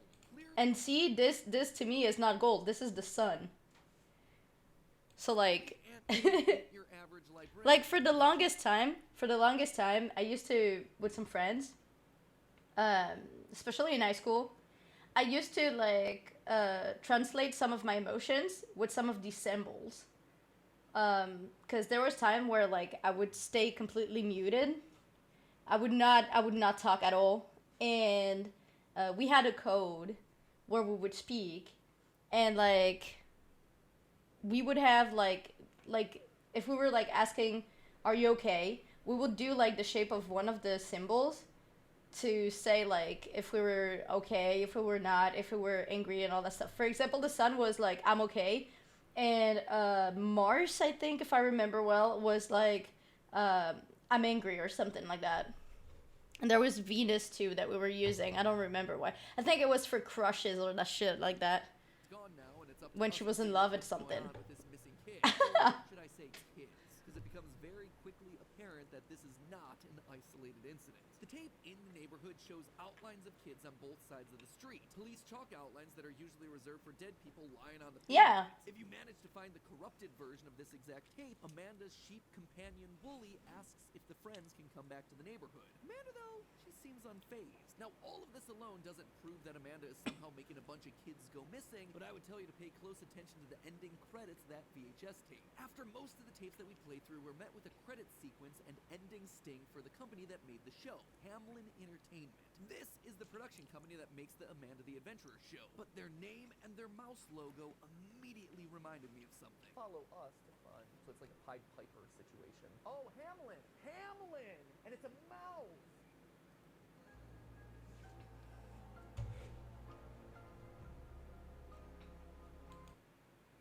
What is YouTube trying to tell me? If you, like Ash, don't know what's going on, this whole thing's one big reference to the story of the Pied Piper. Basically, this fairy tale is the story of the town of Hamlin. See, there's the Oh, right there. yeah! By rats. And there's your logo. And so the town hires the Pied Piper to play his magic pipe to get rid of those rats. And he does exactly that. He plays a song that lures all the rats to him, where he then leads them down to the local river to drown themselves. I love this tale. Hamlin doesn't pay him for his services, he once again uses his pipe. But this time he plays a song that leads all the children out of town. He marches them all over to a local cave where they're never seen again. This story seems to match the idea that the neighborhood is now missing all of Wooly's friends. Amanda is essentially our Pied Piper, and we actually see this firsthand through one of the game's secret tapes that you can unlock. Instead of our usual CGI Amanda and Wooly adventure, we actually get ourselves a home videotape of a girl named Lauren on her birthday. She's sitting there glaring at the TV, transfixed, much like we heard about in that note from Joanne at the beginning of the game. Her parents are trying to get her attention, telling her that they have her favorite ice cream ready, mint chocolate chip, which whose favorite flavor is mint chocolate chip? I mean, it's good, don't get me wrong, but favorite flavor? Flavor preferences aside, the parents go back.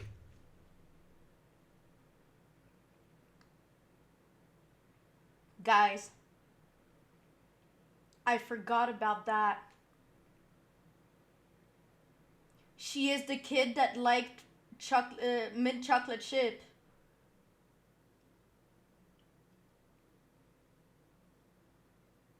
At the fucking lab.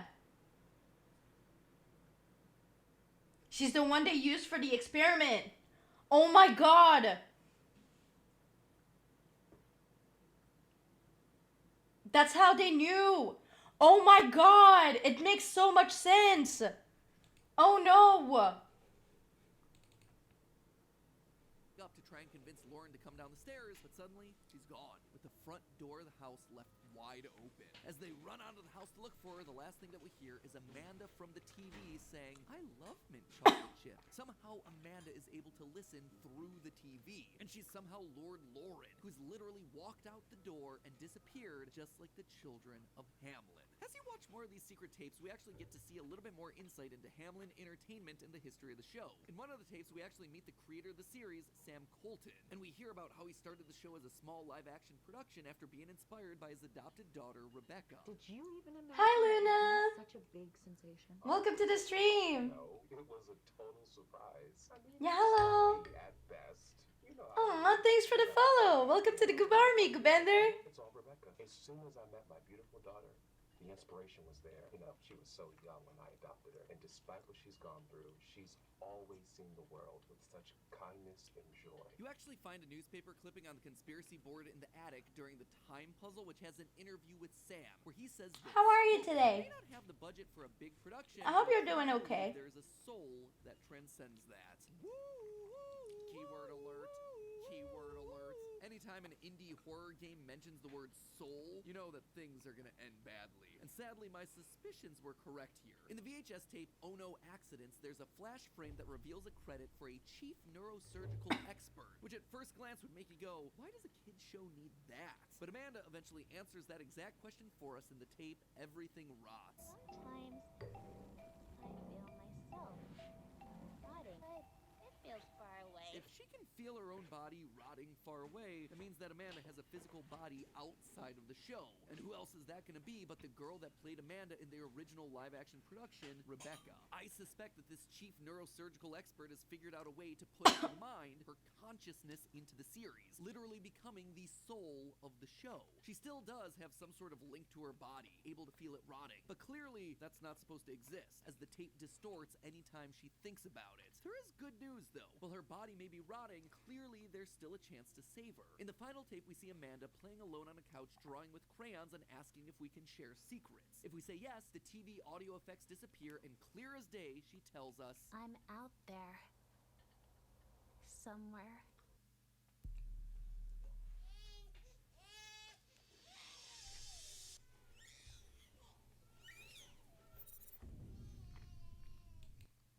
Rebecca is alive. Sure, her body might slowly be atrophying and her mind might be separated from her body, but there is still time to save her. That said, we're gonna have to face the evil that's up ahead if we hope to do it. What is that evil? Ask yourself this: why would Sam, Rebecca's seemingly loving adopted father, do this to her? Was it just to make the show more popular? Did he need to gather more children to him like the Pied Piper? I know we talk a lot about awful father figures across the various series that we cover.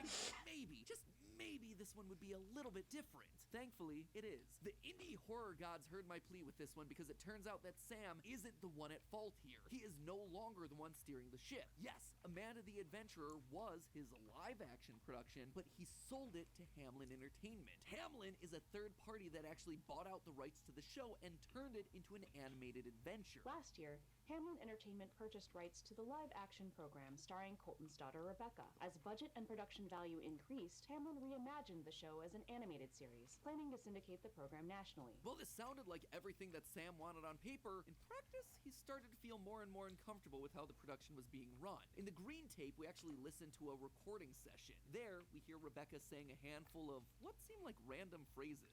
Rebecca, that was great. Let's move on to the next one. Pie man, pie man, pie man, pie. What is this? What is she reading? Just a few simple words. This script is specifically tuned to train the technology's dynamic voice reaction. The what? I want this to stop.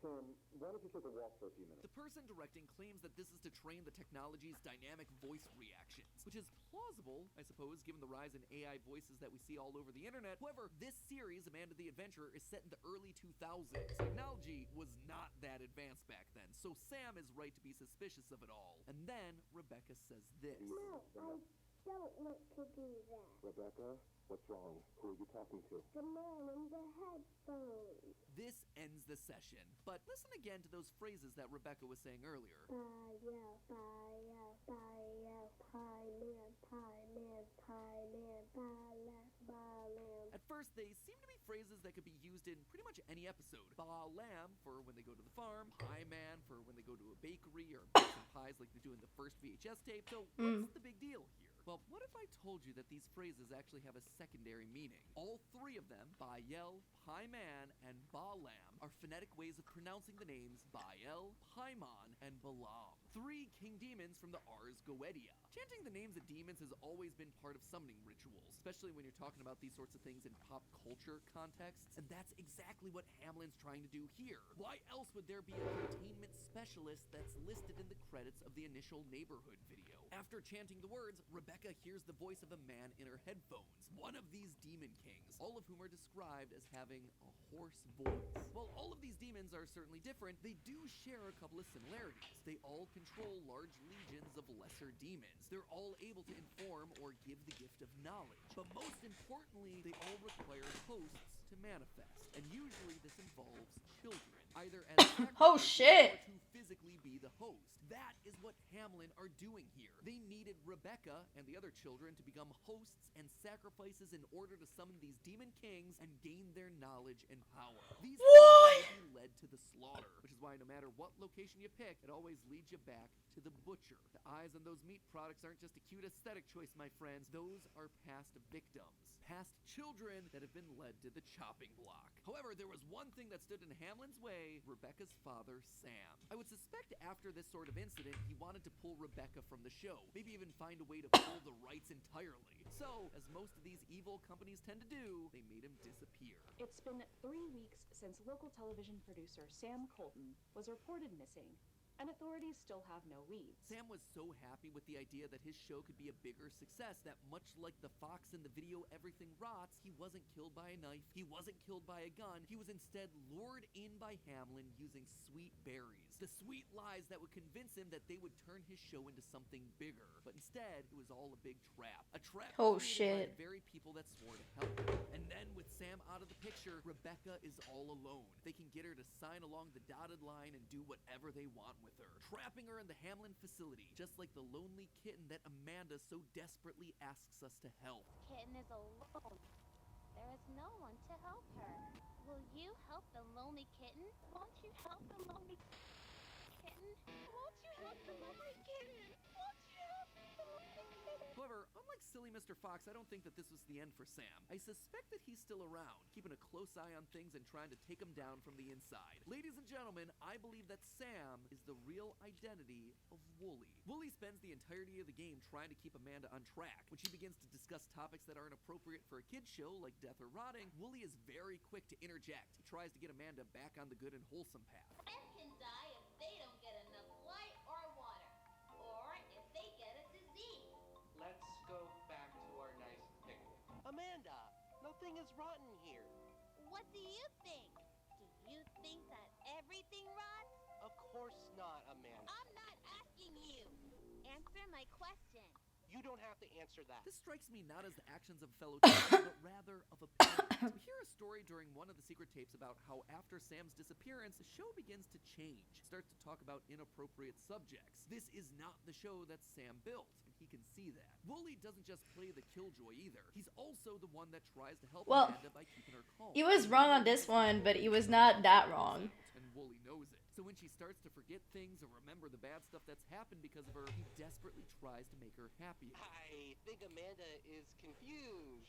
Here's a secret. It's my birthday. Maybe we can help her out. Sounds to me like the actions of a concerned father. He knows what Amanda is and what'll happen if the monster's let loose. So he steers Amanda and the player towards positive and happy subjects in order to keep that beast at bay. But the monster and Hamlin are fighting back. In their visit to the farm, Wooly is constantly being silent. Oh, shit. Amanda tells him that sheep don't talk. And as we go through, he begins to baa uncontrollably until he becomes another mindless sheep like all the rest. finally falling in line with Hamlin's plan. It's actually pretty diabolical. You're wanting to turn Rebecca into Amanda, so why not test out that mind transfer ability on someone you don't mind accidentally killing if it goes wrong? Notice that it's only once Wooly becomes a true sheep that we see Amanda asking to help the poor and lonely kitten, the kitten that represents her. Now that Sam is gone, she's truly alone, asking for someone, anyone to help her. It looks like this kitten is in big trouble.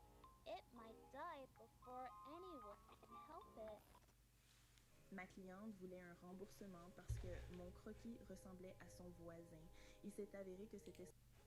But hey, well, Riley really did luck out, just being gifted a house by their aunt. Sadly, we're not all that lucky. We just can't wait around for a property with an attic this large to fall into our laps. Fortunately, you can start saving up today to buy the house of your dreams thanks to today's sponsor, SoFi.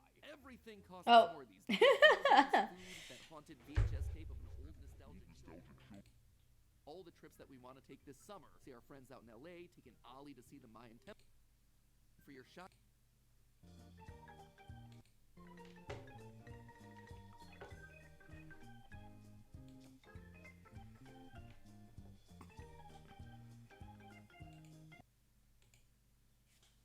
Who is Wooly in Amanda the Adventurer? This single question has plagued all of us since the very first game. Heck, we've already done 2 videos tearing our hair out trying to figure it out. But now, thanks to the sequel, we're going to not only answer the debate of who Wooly is, but also answer the question of why Wooly is.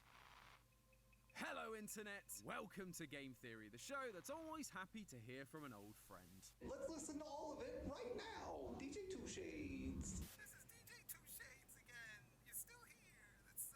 Does this mean that Amanda the Adventurer and Mortuary Assistant share a universe? They're both published by Dread XP, so I suppose it's possible. I should look into that. But not today, because we've got to give all our attention to our demonic Dora wannabe and her brand new sequel, Amanda the Adventurer 2.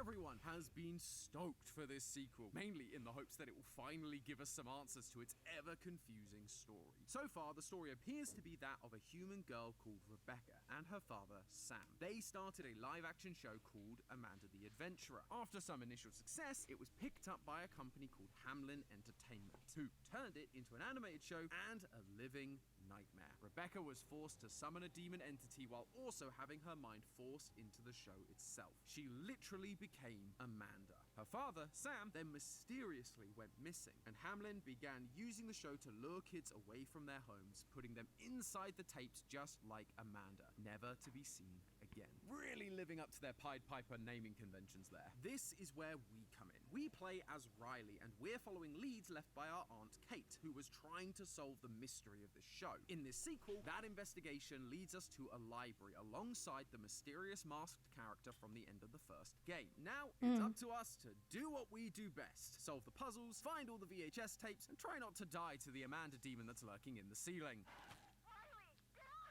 If we do all that, we're rewarded with an escape hatch in the back of the library to run away from the demonic Wooly that just showed up. And that is why it's important to support your local library, kids. You never know when you're gonna need a secret underground vault tunnel for demonic emergencies. But if we pay close attention to all the details leading up to this moment, we are also rewarded with one of the most important resources from any library: knowledge. Knowledge about the true lore of this game, the origins of Hamlin Entertainment, who is in control of Amanda, and what the heck is Wooly's deal. For some reason, this guy is the biggest mystery of the entire franchise. Every theory comes No, back for to real. No more. Let's not rack up any more latency theorists. It really It's is. time to return to the library and see if we can finally solve the mysteries of Amanda the Adventurer. And to start with, I actually want to focus on the same character our last theory ended on, the opossum. In the demo, this guy was a mysterious character that didn't really show up all that much, but he was clearly meant to be a reference to Dora's swiper, as he Tu sers, tu perds, c'est une compétition de bricolage entre 2 équipes. Et tu crois que ça va nous avancer à quelque chose, ça? Il y aura 3 épreuves à réaliser. Quand je fais des étincelles carrément. Du feu. Attention, si j'entends une critique, une plainte, un juron, L'idiot du village. je déclenche un coup dur pour l'équipe. Oui, bah c'est un peu vrai quand même, hein, faut se le dire. I can't with those ads, please. Please, YouTube. Thank you. Jesus. steals Amanda's coin so that she couldn't try to escape during the opening scene. This made it feel like he was supposed to be important, and we ended up concluding that this opossum was likely connected back to Hamlin in some way. By stealing the coins, Amanda couldn't go on her adventure, and Hamlin don't want her escaping this new TV realm she finds herself in, especially after all the effort they went through to summon the demon entity in the first place. Now, in the full release, the opossum is back, and I was right, he's definitely important. Just not in the way I initially thought. He keeps showing up as he did before, causing havoc and attacking both Amanda and Wooly, leading to them getting more and more annoyed. And believe me, I get it. I'd be annoyed too if someone kept bugging me, attacking me, and, trying to rip my eye out. Don't even think about it. This annoyance culminates in a final scene in an alleyway where suddenly the opossum's attention switches from his usual Amanda-shaped target and onto us. They attack the screen and we see a couple of subtitles appear repeating a single broken word. Before they can get the whole word out though, Amanda and Wooly tackle them to the ground and throw them in the dumpster. As with most things in this franchise, at first, it's not super clear what we're seeing play out here. But if you rewind just a little Hi, Ellie! Yeah, hello! Welcome to the stream! In this playthrough, we have a walkie-talkie that was given to us by our new masked friend. They occasionally just chime in to help drive the story forward. Oh my god, those fucking monkeys actually scared the shit out of me. I have a clip. I sound like a goose. Amanda has been able to hear us and use items that we offer her from the real world. The opossum seems to be able to hear this outside stimuli. That is what causes the opossum to switch targets. They are reacting to the voice of the masked figure. And once you get to the true ending of the game, we come to realize why. Upon playing the secret tape from our Aunt Kate, the masked character removes their mask, tells us that their name is Joanne, and says that they've been looking for their younger brother, Jordan. If those names sound familiar to you, then congratulations! You've got the same amount of theory brain rot that I do. We saw these names on a note back at the very start of the very first game. A woman named Joanne. It's Jordan! Helped to find her brother. We were right! Missing after watching Amanda's show. Now, think back. The possum is Jordan! They heard Joanne's voice on the walkie-talkie, stopped what they were doing, and began trying to communicate directly. Joe.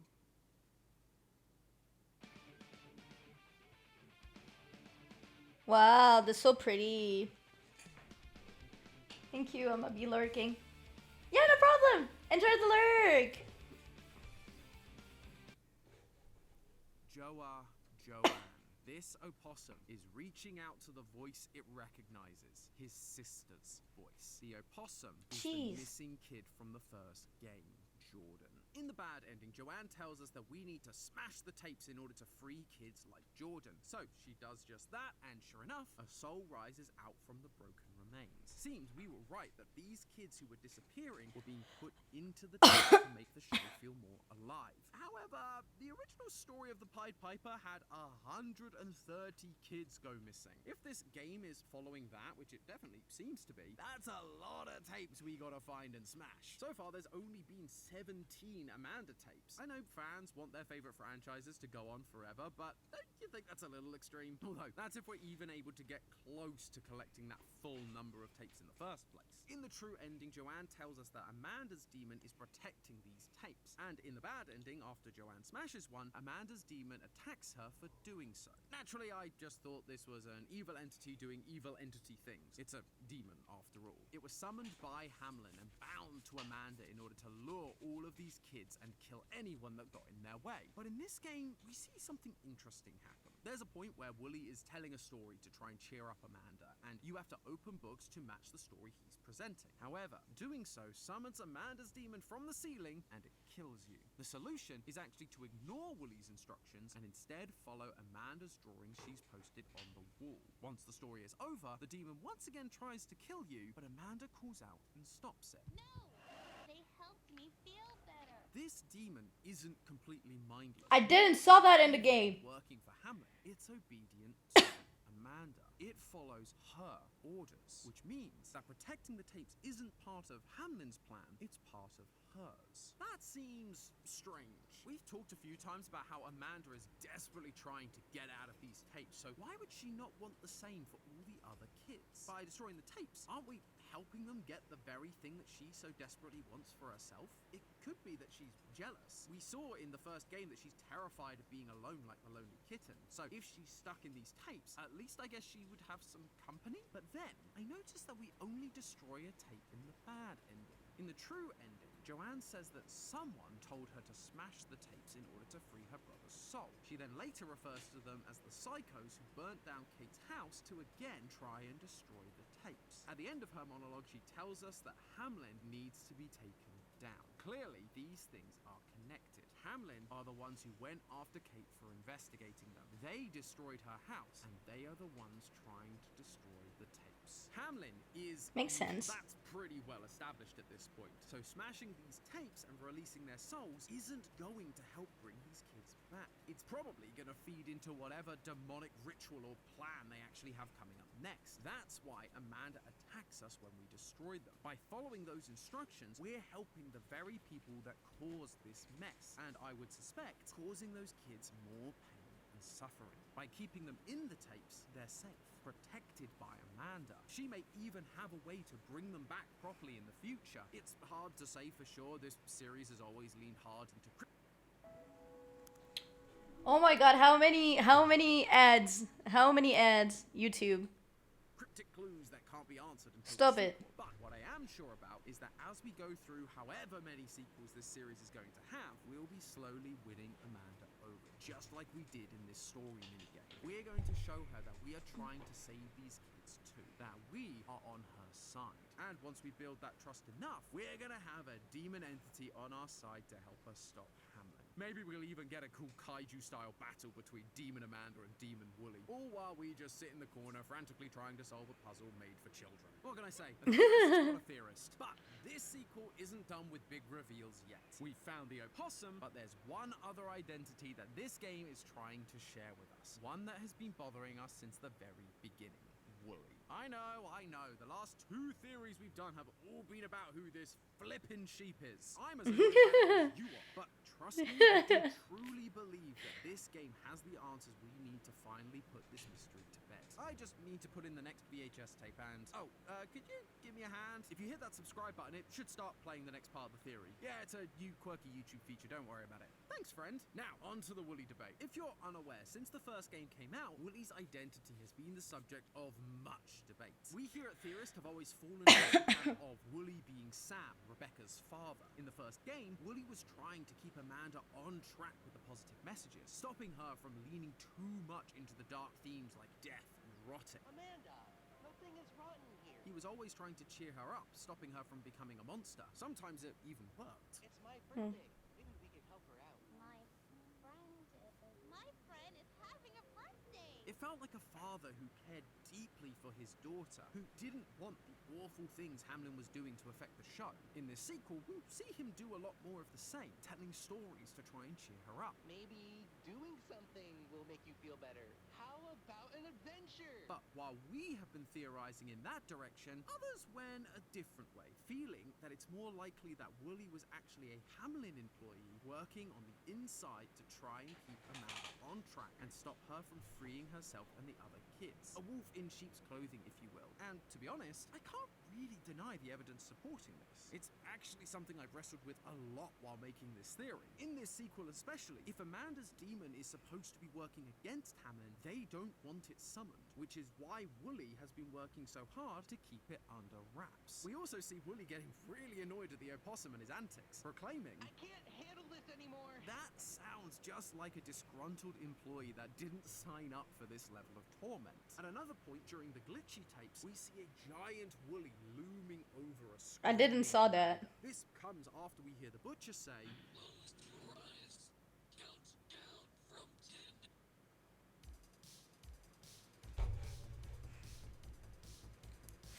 fucking YouTube. Oh my god. Five Nights at Freddy's 2? There's a second one?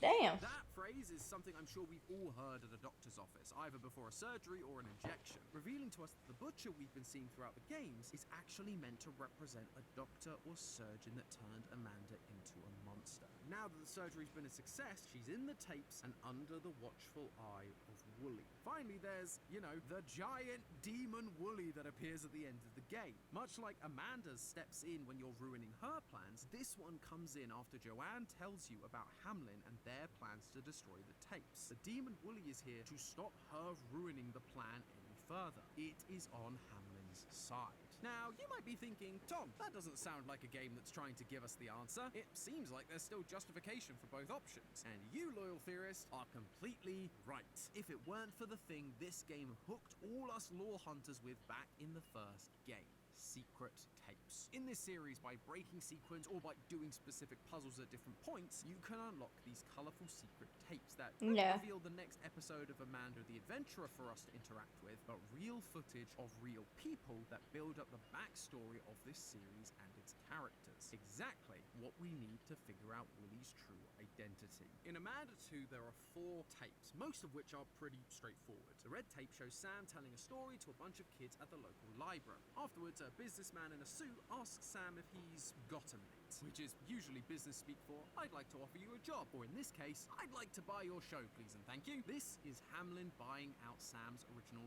live-action Amanda the Adventurer to create the show that we all know and, just know. The orange tape is a meeting between our Aunt Kate and a group of people she's working with to discuss the disappearance of the kids and the use of demonic entities inside the show, tying it back to a cult from the Middle Ages. We've already established how Hamlin Entertainment was taking inspiration from the Pied Piper of Hamlintown story, which, wouldn't you know it, comes from the Middle Ages, 1284 to be exact. Whatever group it was that took the kids all those years ago in the Middle Ages, this is telling us that it's that same group operating today under the guise of Hamlin Entertainment. It also tells us that Rebecca has been inside the tapes for 15 years, which might explain why Amanda can feel herself rotting. Sometimes I feel myself rotting. And then, in the green tape, we can see Rebecca's body hooked up to a machine in a hospital setting, rotting away. Her brain activity being monitored using an EEG cap, just like Matt theorized about in our very first theory. But then there's the blue tape, and this is where our answers truly lie. Sam is being kept in a tiny room somewhere away from his daughter. He argues with his captor over the contract he signed, while being asked to say things to Rebecca to convince her to keep going along with their plans. Rebecca, honey, I am so proud of you. And I know that our friends are taking.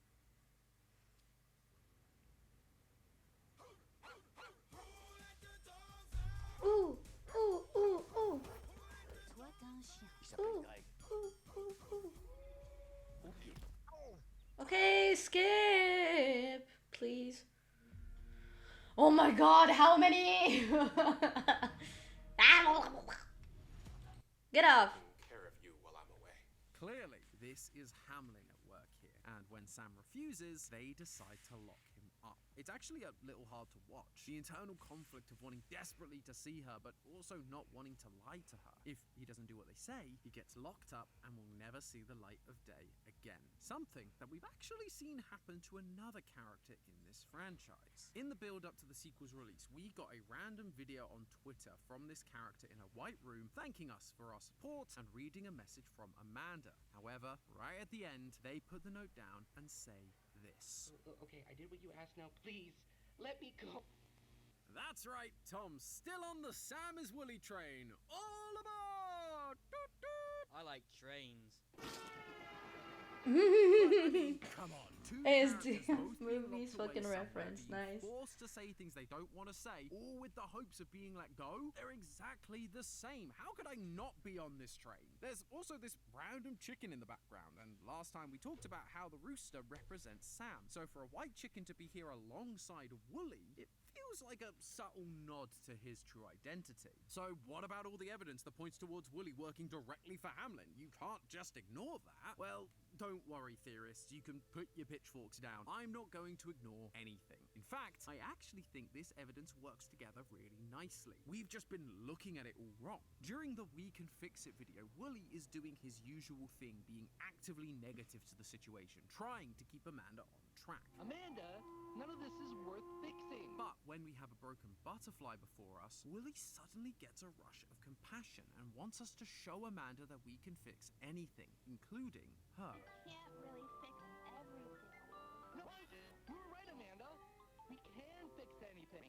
We can fix it, right? We're seeing two versions of Wooly in a single tape. One that's helping Hamlin and one that wants to help Amanda. Sam wants to help his daughter, but as we saw in the blue tape, he is being coerced, forced to go along with Hamlin's plan. If he doesn't do what they ask, he'll remain locked up, and who knows what awful thing could happen as a result. On the red tape, the Hamlin employee mentions that Sam has been able to build a strong connection with the kids with the stories he tells. And then in the blue tape, what is he doing? He's telling Amanda, a child, a fake story to convince her to help Hamlin. Hamlin has seen Sam's ability to engage with children, and so by essentially holding him at gunpoint, they can use him to manipulate Amanda and all the other children that watch the show.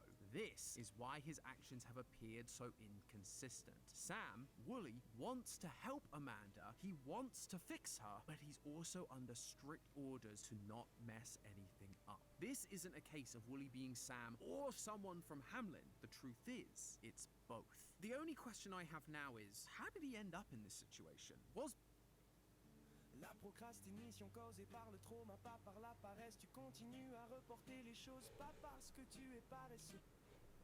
Was being turned into Wooly a punishment for refusing to go along with their plans in the blue tape? Or was it another stipulation of his clearly awful contract? I don't think so. If that were the case, he'd be there against his will and wouldn't likely be falling in line so easily, just like we saw in the blue tape and like we're seeing Amanda do. Instead, the truth is actually much sadder and much darker than any of us realized, and it all comes down to the when you're feeling bad tape. I mentioned this minigame earlier. Amanda is, well, feeling bad, and so Wooly decides to cheer her up by telling her a story. It's a pretty by-the-numbers kids fantasy story. We have a brave knight who receives a quest from a wizard to save the princess from a dragon, but Amanda isn't interested. She has a different story in mind. If you instead follow the pictures that Amanda has drawn and placed on the wall, you end up with a story about a knight and a princess who loved each other very much, but the knight suddenly abandoned the princess. She goes to the wizard to help find him, but the wizard tricks her and turns her into a dragon. At this point, you're probably starting to see the parallels. Amanda was turned into a monster by Hamlin, so the princess is Amanda/Rebecca, the dragon is her demon form, the wizard is Hamlin, and the knight? Well, there's only one possible option left. It's Sam.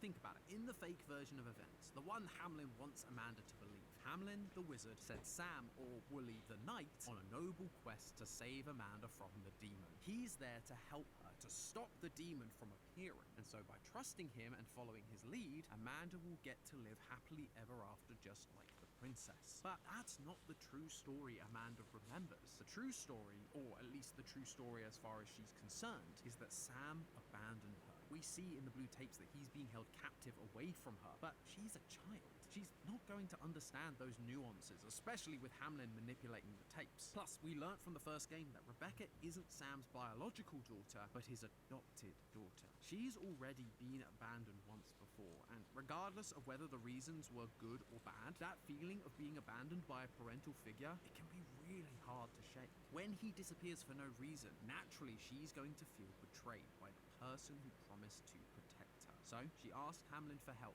and they said they would, getting her to sign a contract, and from there turned her into a monster. However, that isn't where Amanda's story ends.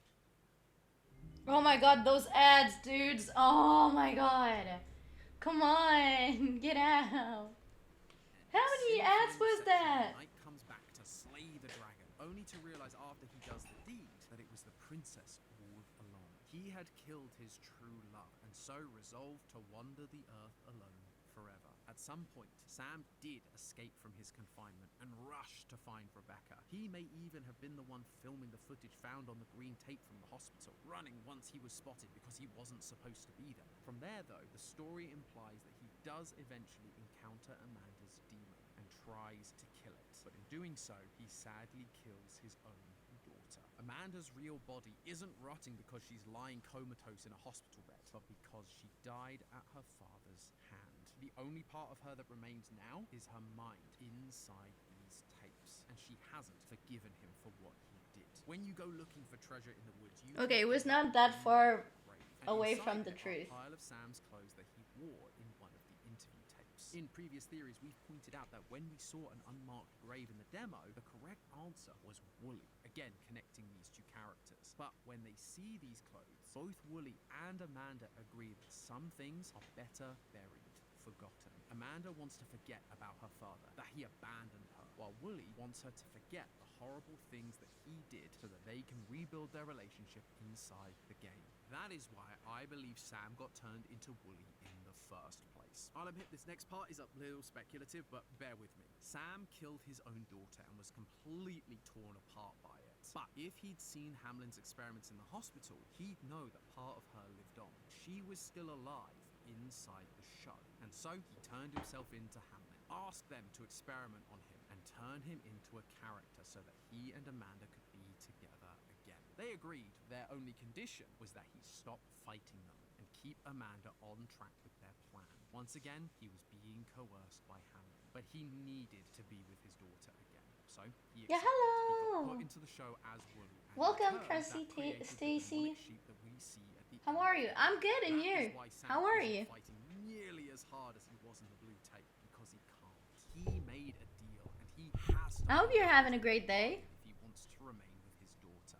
How are you feeling today? How after Amanda kills him in the first game, Wooly is suddenly able to show back up in the sequel with no real consequence. Unlike Rebecca, Sam may not be dead. He's just hooked up to a machine and can be put Good to hear back that. into the show so Hamlin can keep control. And each time that happens, Hamlin puts more and more I'm fine. That's good. That's good to hear. to keep the demon at bay so that they can destroy the tapes and fulfill their master plan. We're watching Maybe this weird the game theory about Amanda the Adventurer because we finished the third game. That's just a theory. A game theory. Thanks for watching.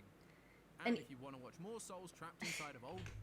And even if we had the true ending at the third game, I feel like we're missing some parts of the game, right? Like of the lore. How's the game going? The game was great, actually. The game was super fun. So I'm glad we actually finished it. Right now we're just watching the game series about the game so we can actually understand what happened properly. Because there was stuff where like it was difficult to understand. Could you shut up? Thank you. We're trying to watch a video. Thank you.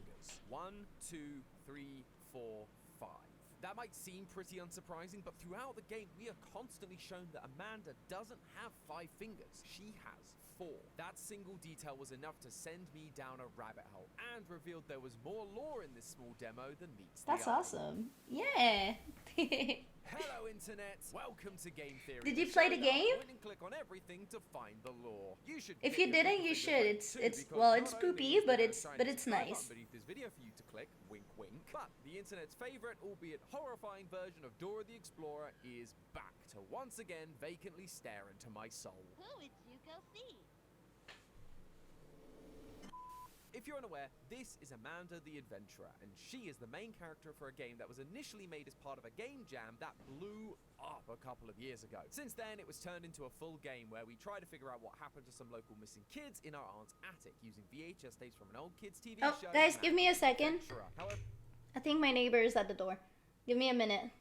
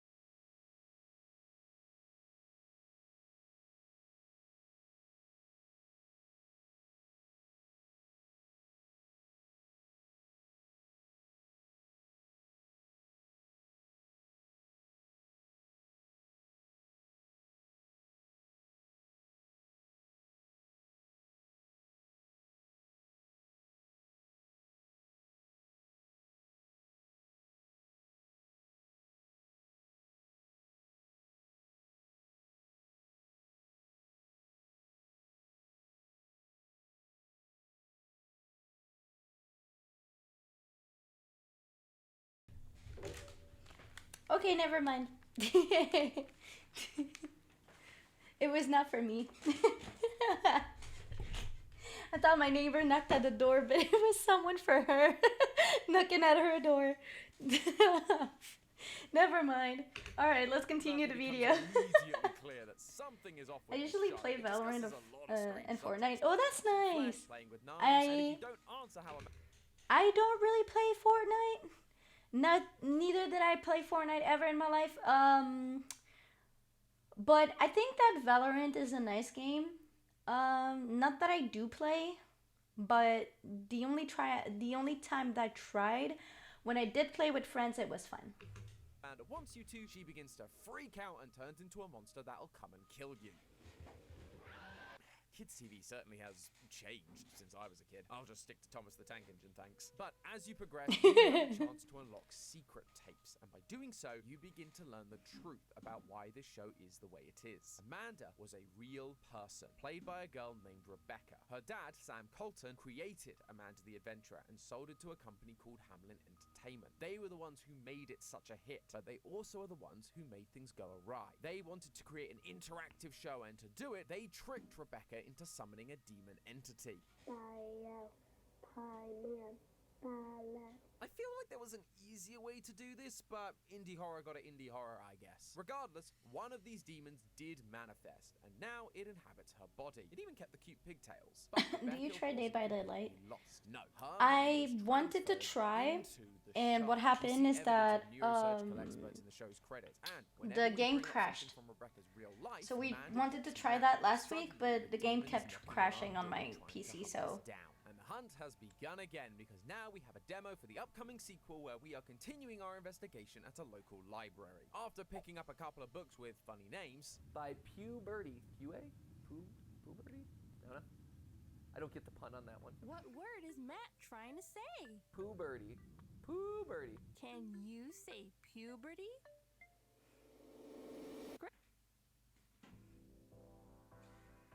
What the fuck?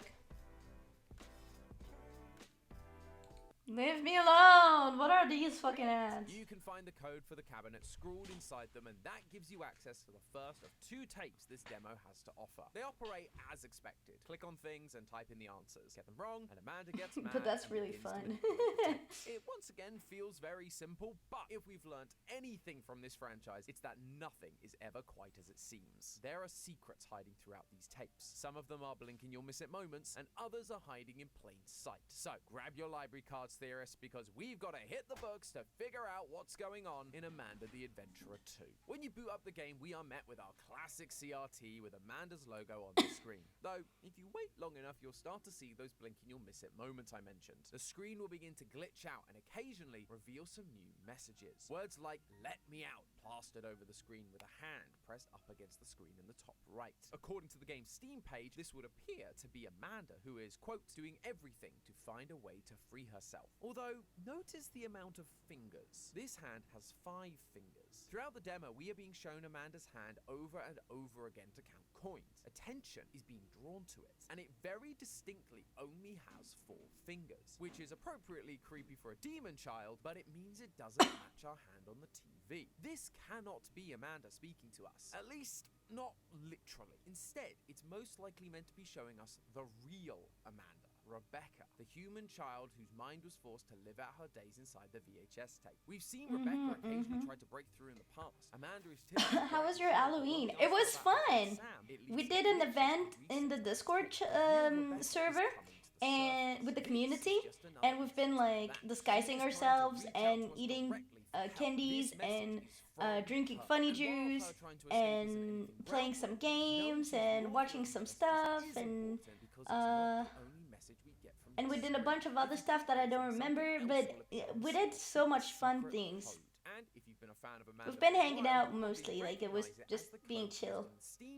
I was in a Spider-Man costume. In this demo, the code appeared on the fridge behind Amanda, and it translated to pause, turn on the oven now. So by using those same symbols, we're able to decipher this new message, and it reads as follows. He tried to find me. Actually, we only knew it said he tried to find me. We didn't have a symbol for the letter F, but I think we can all agree it makes sense given the context. Regardless, What about you? How was your Halloween? About the demon? It was hard to say, but fortunately there is another code that helps us narrow it down. On the Amanda 2 Steam page, before the demo was released, there were 4 drawings. These are clearly made by Rebecca, as they're all drawn from her perspective as Amanda. The entity is a meaning. She's trapped inside the TV with bars over the screen. She even references us as a new friend watching her tapes. All things that Amanda/Rebecca has experienced. These are her drawings, but that's not all. Yeah, it was great. Exposure, you can find those Oh, by the way, if you want to join us, one, putting them together, here's the gives you Discord. Phrase, it will give me a second. These messages initially seem to be about the same thing. You tried to find me, it'll find you too. The Steam page for Amanda. Ta-da! Imaginez pouvoir créer n'importe quoi. Oh, what the rien fuck? qu'en y pensant. Voici Base 44, une plateforme complète de création par l'IA. Faite pour Ah! My mouse doesn't work! What the fuck? Oh, there we go. Go away! The 2 also hints that the demon is after us, and throughout the demo, There we we go. can hear it calling from the ceiling.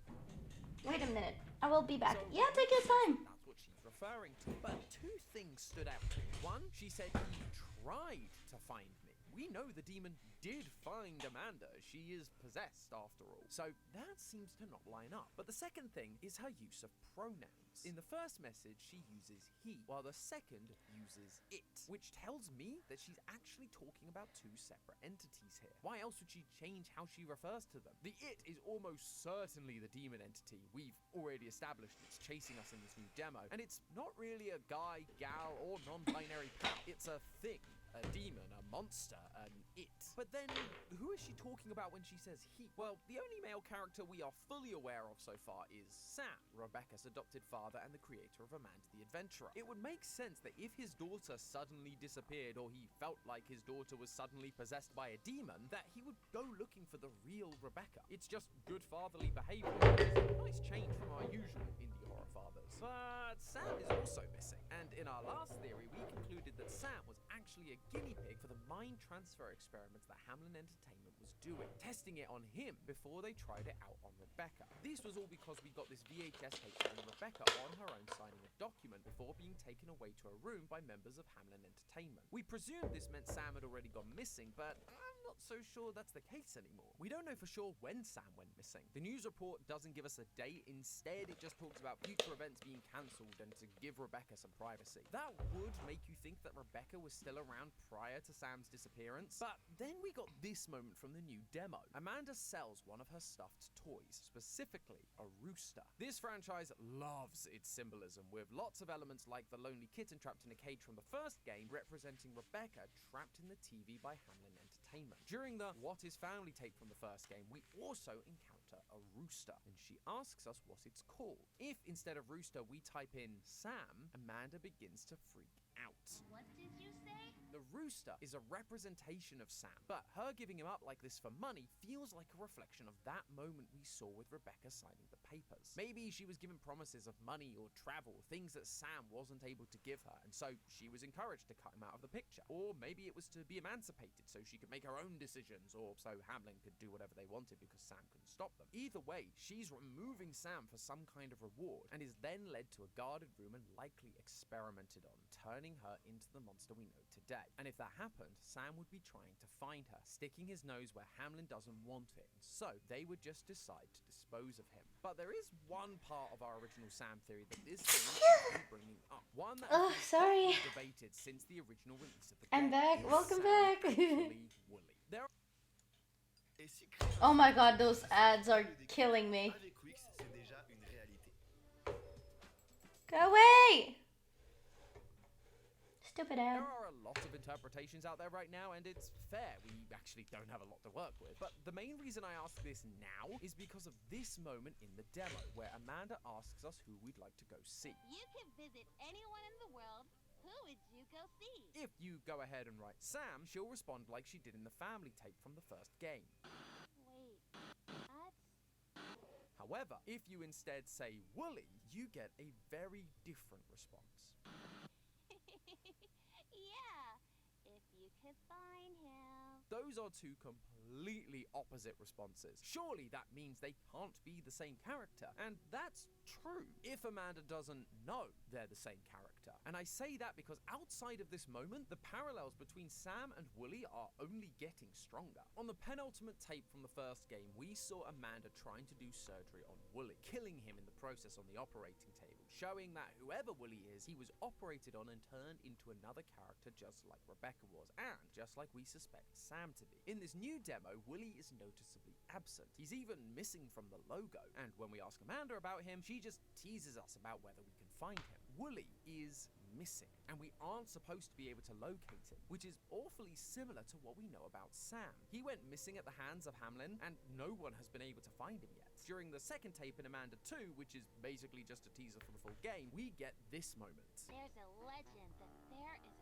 a special toy hidden deep in these woods. Last time we went to the woods was in the very first demo for the game, and if you remember, in that demo we were given a Google Map view of a circle marked in those woods. We were then given a typing prompt. Actually, I'm an artist, so Wooly. I am Wooly working on is what some was buried sketches of 3D models for me.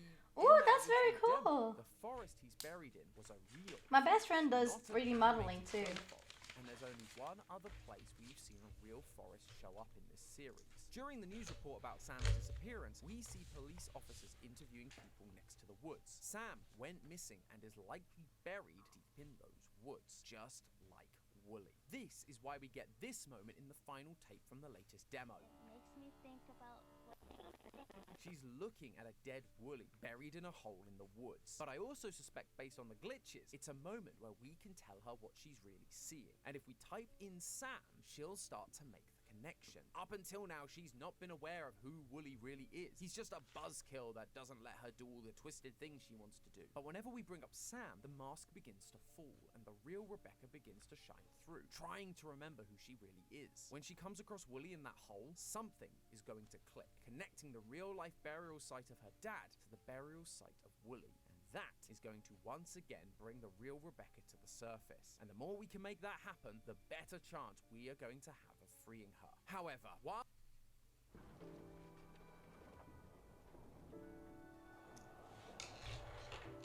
That's awesome. Yeah. while we're trying to I help think that you guys her, who it do appears like we're going 3D to be modeling are very like impressive. No, I don't mean the It seems demonic like so man much that's in the work. ceiling. I'm talking about something way worse. An opossum. No, this isn't a joke. In the main demo tape, while Amanda is trying to get enough coins to visit her 3 places, she is attacked by an opossum who steals her coins away. This is clearly meant to be referencing Swiper from Dora the Explorer, a fox that would try to swipe whatever important item they had on them. Sadly, we don't get to sit here and yell at our screen, "Swiper, no swiping!" Instead, we just have to click on the opossum as he runs away, which makes sense, but, you know, I'd have been up for a new game mechanic, I'm just saying. This might just seem like a cute little reference at first, but they show up again in the second tape to attack Amanda in the bathroom. And Amanda says something interesting. How did you get? Who even are you? Go away! That line, "Who even are you?" set off my theory alarms. It makes sense for her to wonder how a pest got into her house, but wondering who they are? The only reason she'd say that is to help clue us in that they're supposed to be someone important. Plus, the types of animal characters we see in this game do seem to matter. Wooly being a sheep shows that he's just falling in line, doing what he's told by Amanda and Hamlin. So I started looking into opossums to see if there was anything I could learn that might help us figure out who this is. The first thing I remembered from my biology classes was the opossum's diet, and I promise I'm going somewhere with this. While they are omnivores, meaning they basically eat anything, they're known as opportunistic omnivores. Rather than hunting things, they will take whatever they happen to come across. And one thing that is known to include is carrion, otherwise known as rotting flesh. Something we are very familiar with in this series. Ugh. What the fuck? Amanda's physical body is rotting away somewhere, and now suddenly there's a creature known for consuming rotten flesh clawing at Amanda? That can't be a coincidence. And it likely means whoever or whatever the opossum is, it's more likely connected to Amanda's physical body than it is her new TV persona. However, they are also known for eating non-rotting creatures too. Most notably, despite a lot of bad press, they are considered very useful for humans, as they also eat other pests like rodents. And when I think of rodents, I immediately think back to what we learned in our last theory. The name Hamlin comes from the story of the Pied Piper, where the Piper lures all the rats out of Hamlin Town. When the town won't pay, he then leads all the children out of the town as well. Last time we saw that Hamlin was drawing all the children away from their homes. They were the rats, and we believe they ended up in the show like Rebecca did, just as background objects with eyes. Hamlin was consuming them for their own personal gain, just like an opossum consumes rats. The opossum is Hamlin, either a person from Hamlin or just something put in place by Hamlin to keep Amanda on track. In the initial tape, Amanda wants us to go to the Isle of Dead. Don't raise dragons right off the bat. For new players, at the start of the game, don't rush to raise dragons. You might get a powerful dragon at the beginning, but early resources are limited, and raising dragons can... Dolls. The Isle of Dead Dolls. When will we is an start playing the island game? located near Oh, I Mexico already City. played. The legend goes that a man came across a dead girl in the canal. I played The next already. day, a doll floated down We the just canal, finished the so he game. fished it out and That's why threw we're it watching into the the theories. spirits. That's why Amanda asks us. Do you think that really works? She's trying to ward off evil spirits, the demon that is controlling her. But Hamlin doesn't want her to fend off the demon that they've tried so hard to summon, nor do they want Amanda escaping her TV prison. So the opossum shows up and steals the coins from her hand to stop her progressing. But the connection goes even deeper when you start to look at the spiritual meaning behind the opossum. I've mentioned how the opossum is this game's version of Dora's Swiper, and we did a whole theory over on our sister channel about how Swiper is actually... Oh, am I late? A little bit, yeah. We just finished the game. I'm sorry. Important to check out those spiritual elements too. Unlike the fox, the opossum is far less common in folktales. I could only find a handful from North and South America, and they also seem to paint the opossum as a trickster, much like their foxy counterparts. However, they are sometimes shown to be different, mainly that they are foolish and vain. There's one Native American legend called Why Opossum's Tail is Bare, and in it we learn the opossum is jealous of the raccoon's striped tail and wanted one of its own. It asked the raccoon how it got them and was told to wrap its tail in bark where it wanted the rings and then to light it on fire. Yeah, I think you can probably see where this is going. It did just that, and in doing so, it set its whole tail on fire, and the burns were so bad that the fur never grew back, leaving its bare tail. To me, this reflects exactly what we've seen from Hamlin. Do you have any socials? Yeah, I do. Forces they didn't understand, demonology, all in the attempt to make the perfect viral kids show. But their hubris caused their There you go. downfall. Much These like are the my opossum, their socials. plan backfired. They summoned a demon. You can find me on Twitter, on Bluesky, on Twitch, on VGen, on YouTube. You can also now find me on Instagram and on TikTok, Everything went which has been very recent. I didn't use that much. I posted some clips that I also post on YouTube Shorts as YouTube Shorts. But I didn't use them in a little bit, simply because it's very new to me, so it's very difficult for me to use at the moment. That, my friends, is what I predict the story of Amanda the But yeah, Adventurer you can 2 find me everywhere at The question I have left AwiwiVT. is, who was the raccoon? In the folktale, it was a raccoon that led the opossum to burning its own tail. Did Hamlin think it was just too big to fail, or was there someone else pulling the strings? Another person or show they were trying to learn from who tricked them into summoning these demons, only for Hamlin to fall victim to their schemes. I guess we're just gonna have to wait and see when the full game releases later this year. In the meantime, theorists, remember, it's all just a theory. A game theory! Thanks for watching. And if you want more evil mascot lore, why not check out this video on Indigo Park Chapter 1. Enjoy the show, theorists.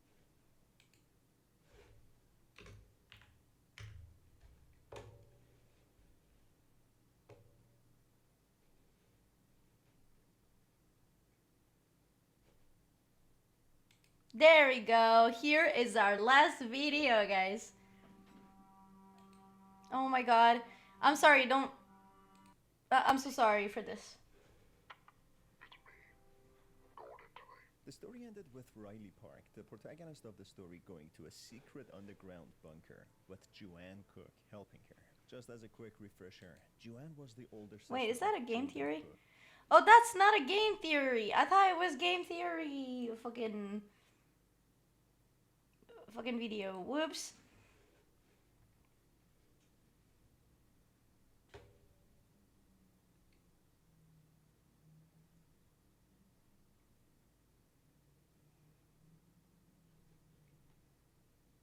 Oh man. So we have to wait for the third video, for the last video. Oh no. God damn it.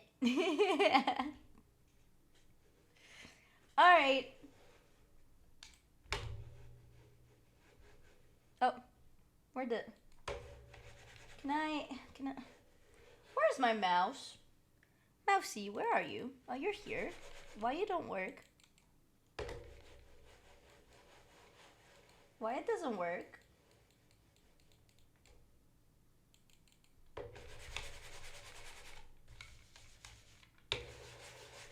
My mouse doesn't work anymore. Well, that's not helping.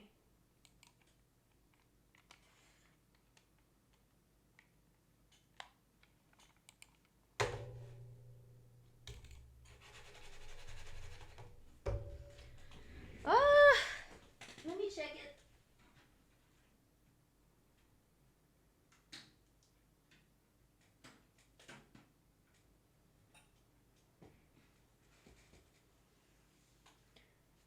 There we go. Let's see if this works now. Yes! So silly. Jesus. Anywho. Alright. Well, that was fun. That was a fun... Ooh, sorry. That was a fun stream, honestly. I really liked the game. The true ending was very satisfying, honestly. I don't plan on doing the bad ending. I hope that soon we'll have a game theory video to watch to see if they are gonna be doing any videos about it, right? Yeah, I hope that it's gonna be like great, and if they do put it out, we will watch it together. For now, you have my socials, you have the Discord link, you also have the Patreon if you want to support me there, as I'm gonna post some ASMR soon. Also, you can support me on VGen by commissioning me, and I hope that I will try my best to satisfy you with my drawings. Thank you very much for watching, as always. It's super nice to hang out with you guys, and I hope that tomorrow we will hang out more while we'll do the art stream. So just as a reminder, whoop, I'm behind the schedule. Give me a second. Nyunk. We should not be on the way now. Oh, whoop, fuck. There we go. So today we finished at another tour. Tomorrow is Art Diddle time. Thursday I'll be offline. And on Friday we're playing Five Nights at Freddy's, the first one. On Saturday, Mad Father. On Sunday, some spooky game. I don't know if we will finish Mad Father or not, and if we will not play some That's Not My Neighbor. So I hope I'll see you there, because I had a lot of fun today, even though I'm a scared cat. I'm a pussy cat. I'm a coward. And hi, Yusin. I'm so sorry you arrived at the wrong moment. Welcome to the stream. But yeah, I hope that you guys will be satisfied with this. I'll see you tomorrow for some art stream, and yeah, thanks for watching. See you later, guys. Bye bye. May your dreams come true and your nightmares be sweet. I love you. Mwah!